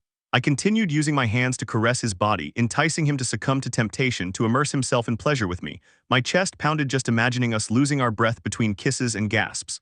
I couldn't deny it at this point. I was already addicted to Belle. I eagerly awaited each night, longing for his gentle touch, for him to gaze upon my naked body with eyes overflowing with desire. It's not that. His words, spoken timidly, made me smile victoriously. He fell. His eyes, which had been fixed elsewhere until now, finally met mine. That was the signal to let go. I stopped circling him and stood in front of him. My naked body, which only he had seen, was devoured by his shy but mischievous gaze. The intensity overflowing in her eyes made me feel happy. "What is it then?" I asked. Belle swallowed. His eyes continued to scan every inch of my body without even meeting my gaze. It didn't bother me, quite the opposite. I felt fulfilled every time my body hypnotized him. The mighty adventure of the moment, the record breaker, the fastest rabbit in the world, bellcranel, was defeated before my naked form. A feeling of dominance filled my chest, causing my lips to curl into a flirtatious smile. "Why aren't you saying anything, my dear husband? Do you like what you see?" He nodded without thinking twice. He didn't need to explain, I only had to look at his face to know what he was thinking. His eyes weren't the only thing red about him. I let out a soft giggle. Then, leaning back, sitting on the wet tile, I extended my leg toward him. My foot, damp like my entire body, gently traced his leg until it reached that spot. Belle held his breath, saying or doing nothing to stop me. He just seemed to be waiting to see what I would do next. The same thing happened to me. After all, this was the first time I'd tried pleasuring her lower body with my bare feet. But this was a gift from me, and it didn't have to be perfect, it just had to feel good. Reveria. What's happening? It feels good. Fufu, should I continue then? I felt satisfied by his words and by seeing him nod silently, red-faced but with an expression of ecstasy. At this rate, he wouldn't be long in reaching orgasm, but it was the same with me. Although I wasn't being touched, the mere sensation of his member between my feet as well as its intense heat was enough to make me gasp heavily. As if that weren't enough, there was also the intensity of her gaze. In the first few minutes, we were making eye contact. Our eyes created a bridge between us, allowing us to engage in a silent, passionate conversation. However, at some point, those beautiful eyes lowered their attention to my most private part. My legs were spread, and there was nothing covering them down there. I couldn't close my thighs either, because then I wouldn't be able to keep pleasing him with my feet. Because of that, my crotch was completely exposed. And his mere gaze, along with the lascivious way my feet moved over his member, was enough to make my sacred place noticeably wet. D, don't stare so intently. This time I was the one who got embarrassed. Belle kept staring despite my words, and if I was honest, that was exactly what I wanted. Even though it was embarrassing, the way he looked at me with such desire and fervor made my blood boil. My body grew hotter. The tingling sensation running through every part of my skin intensified, and to my surprise, small spasms began to erupt in my legs. Belle, yo. I bit my lip in a vain attempt to stifle my moans. This was incredible. My own moans mingled with Belle's gasps. My vision blurred, and although my body felt weak, I kept moving my feet. At some point, as if she were at her limit, Belle also began to move her hips, asking for it to go faster. Only then did he look me in the eyes again. I could barely focus properly, but his eyes were telling me something with perfect clarity. He was about to come. Reveria. Okay, go ahead, me too. At that moment, we both reached the same fleeting, pleasurable sensation. The white paint shot out towards me, landing on my abdomen and bare breasts. It was hot, like melted candle wax. A couple of drops fell on my face near my lips. It was incredible. As my legs trembled and my crotch secreted indecent fluids, the strength of my arms, which supported my leaning body, suddenly vanished and I fell backward onto the wet tile. My hair splattered everywhere as I gasped for breath. I heard Belle's voice calling me, but I was too lost in pleasure to understand what he was saying. I could no longer see his hard, long member, and instead I only focused my increasingly blurry view of the bathroom ceiling. I think I went too far. I was losing consciousness. Reveria, hey, wake up. The last thing I felt was the sensation of being carried in the strong, muscular arms of my cute, perverted husband. We left the city the next morning. The sun's rays still hadn't appeared, and we could even still glimpse the opaque fog of the early morning. Belle didn't bother saying goodbye to the others. He only woke up before 4:00 a.m., went to the prayer chamber beneath the guild, and returned with the exit permit. We left immediately after packing some luggage. I tried to persuade him to at least warn Lady Hestia, but he was quite stubborn about it. In the end, I sighed, feeling dragged along by his hasty attitude. It was nice to see him act like that from time to time, but he was also difficult to deal with. Is it all right if we go on foot? Alf's forest isn't close, so taking a carriage wouldn't be a bad idea. I glanced to my right and asked. Belle was walking beside me, carrying a large backpack and staring straight ahead. His ruby-red eyes were focused solely on the path ahead. Although we got quite intimate yesterday while we were bathing, when he got up, his mood returned to being cold and quiet. I just needed to walk. Maybe it will help calm my thoughts. Is that so? I think so. He was constantly deep in his own thoughts, but he was still able to listen and respond appropriately. I took that as a sign of respect towards me, his wife. Furthermore, the main reason why his cold behavior didn't anger me was because we were walking hand in hand. It wasn't the first time, but I still couldn't help feeling nervous and happy. As if something were setting my chest on fire, warming my heart. The feel of his skin and the warmth it emitted gave me enough happiness to ignore the fact that he was being cold to me. As for our journey, everything went very smoothly. We were on foot, but thanks to Lady Hestia's blessing on our backs, we were able to continue without pause. Hours later, when the sun was at its highest point, the walls of Aario disappeared from view. The only thing we could glimpse was the tower that pierced the sky. From then on, we were surrounded by forests, hills, valleys, and rivers. The scenery changed as we traveled, and as expected, it boasted a beauty that only nature could provide. It felt like a date between two lovers. There is an inn. A short time later, we arrived at a town far from the city. There weren't many houses, but fields were everywhere. This must have been one of the small villages that sold their produce to Aario. The inn indicated that there were visitors from time to time. People glanced around. There were people of all races, and each one wore farming clothes. It was a farming village in every sense of the word. Belle smiled slightly. It was the first smile of the day, and seeing it suddenly took me by surprise. I tilted my head and asked, "What's happening?" Maintaining that gentle smile, Belle said. "It brings back memories." The children ran around. They didn't seem to care about a couple of strangers like us. Belle looked at them with a gentle expression, still smiling slightly. Maybe I was remembering Melissa. Let's go, yeah. I quickened my pace a little without saying anything in particular. I understood why she was smiling out of nowhere without me having to ask. He loved places like that. As I held her hand tightly, I wondered if I could ever give her something like that in the future, that she could smile by my side. "Welcome." The innkeeper's lively voice brought me back. We had entered the inn, and behind the reception desk, with a smile wrinkled by time, stood an elderly lady. Despite her age, her voice was still quite lively. "Oh my, it's been a while since a couple came to my humble inn. How lovely they are, and quite handsome." The innkeeper smiled sweetly when she saw us. Her gruff voice echoed in the small main lobby. I looked at Belle. To outsiders, we certainly looked like a couple. The truth is, even though we officially were, I never stopped having a bitter taste in my mouth. This is wrong, I thought to myself on several occasions. My thoughts and feelings differed. My rational side said we were married. Our signatures were on a marriage certificate that proved it. However, my emotional side screamed that something was still missing. I kept having that small, annoying, but at the same time sincere thought that something was wrong. That he was with me solely for a reason unrelated to the confusing feelings that were being born and swirling inside my chest. If I denied it here, what would he do? Curiosity made me let go of her hand. I gave a mocking smile, pretending it was just another one of my jokes. My boyfriend, this kid, Fufu, good one ma'am, he's just a partner in crime. The warmth of her hand lingered on mine even though we were no longer together, but it was slowly fading away. Likewise, I paid no attention to Belle's reaction. All I expected was to hear an annoyed voice scolding me a bit before clarifying that just as the innkeeper said, we were a couple. However, haha, certainly he laughed. She doesn't look it, but she's actually old enough to be my great-grandmother. My chest tightened. I felt that the sound, along with every other sensation, became alien to me. We're not a couple. Oh, I see, my apologies. What kind of face was I making, so that the receptionist, whose eyes were covered by the wrinkles of old age, would see me with those wide eyes? I clenched my hands into trembling fists, clutching the fabric of my dress. I could only hear Belle's footsteps advancing, resonating like a persistent echo inside my head. Soon I could see her back.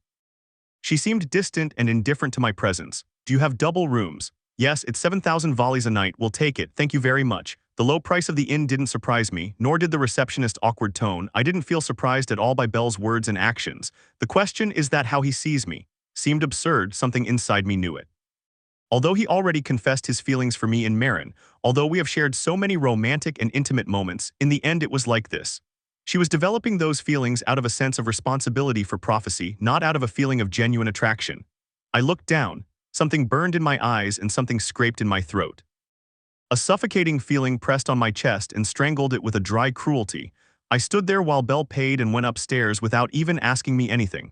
I shouldn't have made such a stupid joke. He may even have insulted him. It was silly to think that someone my age would make such childish jokes, but that's precisely why I did it. I wanted to look older than my actual age, feeling young mentally, being immature, throwing tantrums and getting indulged, but I suppose that could only be a dream for someone my age. Excuse me, are you all right? I'm sorry, I shouldn't have asked. No, it's my fault, with your permission. I walked past the innkeeper who was trying to offer words of encouragement and went up the stairs that Belle had climbed. Upon entering the room, I saw his body lying face up on one of the two beds. His arm was covering his eyes and his chest was rising and falling slowly. He didn't look at me at any point. I knew there would be no movement on his part, so getting up from my own bed, I walked towards his. I sat on the edge of the mattress. It felt soft to the touch, gently receiving my body. Belle, on the other hand, showed no reaction to the obvious movement caused by the weight of my own body on the bed. He was motionless, breathing silently. I reached out to take hers. She didn't pull it away, but I didn't feel it being accepted either. I'm sorry, I said it directly. I didn't mean what I said. It was stupid of me. Admitting my own mistake felt strange. Perhaps I was immersing myself in that young, playful character I was trying to recreate, an immersion I overlooked. My chest ached. The pain that squeezed my heart wouldn't go away. It beat like crazy in Belle's silence. For the first time, she lowered her arm from her eyes and looked at me. Her gaze, penetrating and serene, reflected my anguished face, stained by guilt and regret. My breathing became erratic as the seconds ticked by. I lacked the breath to maintain a calm and composed demeanor. Just when I thought Belle would simply remain silent, a few words escaped his parted lips. I like that you're mature. This time I really lost my breath. I blinked a couple of times, perplexed and unable to process what he said. My right hand trembled slightly, and as I stared at him, my eyes watered. What was happening? Why did he say that? I felt exposed. You're forcing yourself to act childishly because you have a complex about your age, right? There's no need for you to do such a thing. He didn't stop when I stood stunned and speechless. His lips kept moving and his voice emerged from them with a firm but warm tone. I prefer the mature, refined, and serene you, the upright wife who exudes elegance and displays delicate movements. Her lips curved into a soft smile. I like Riveria, whose gaze and voice are cold, yet she does what she believes is right without hesitation. I like your scholarly side, your obsessive side with magic, and your perverted side. My perverted side. I almost choked on my own saliva. My face turned red enough to notice my glowing face reflected in the ruby-red eyes that were looking at me and smiling with some amusement. He nodded as he stood up and sat beside me. He gently took my hand, holding it tightly. You don't have to force yourself to be something you're not, Riveria. I like you the way you are, and I'd like you to stay that way. You? I clung to the warmth of his hand. I squeezed it tightly to keep him from letting go. Belle didn't grimace, he just smiled gently. Did you notice? I asked. He nodded.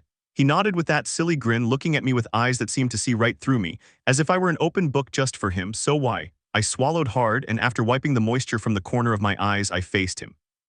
Why did you say that a moment ago? Why did you say we're not a couple? My voice came out louder than I expected. My heart burned with the flames of conflicting and disheartening feelings.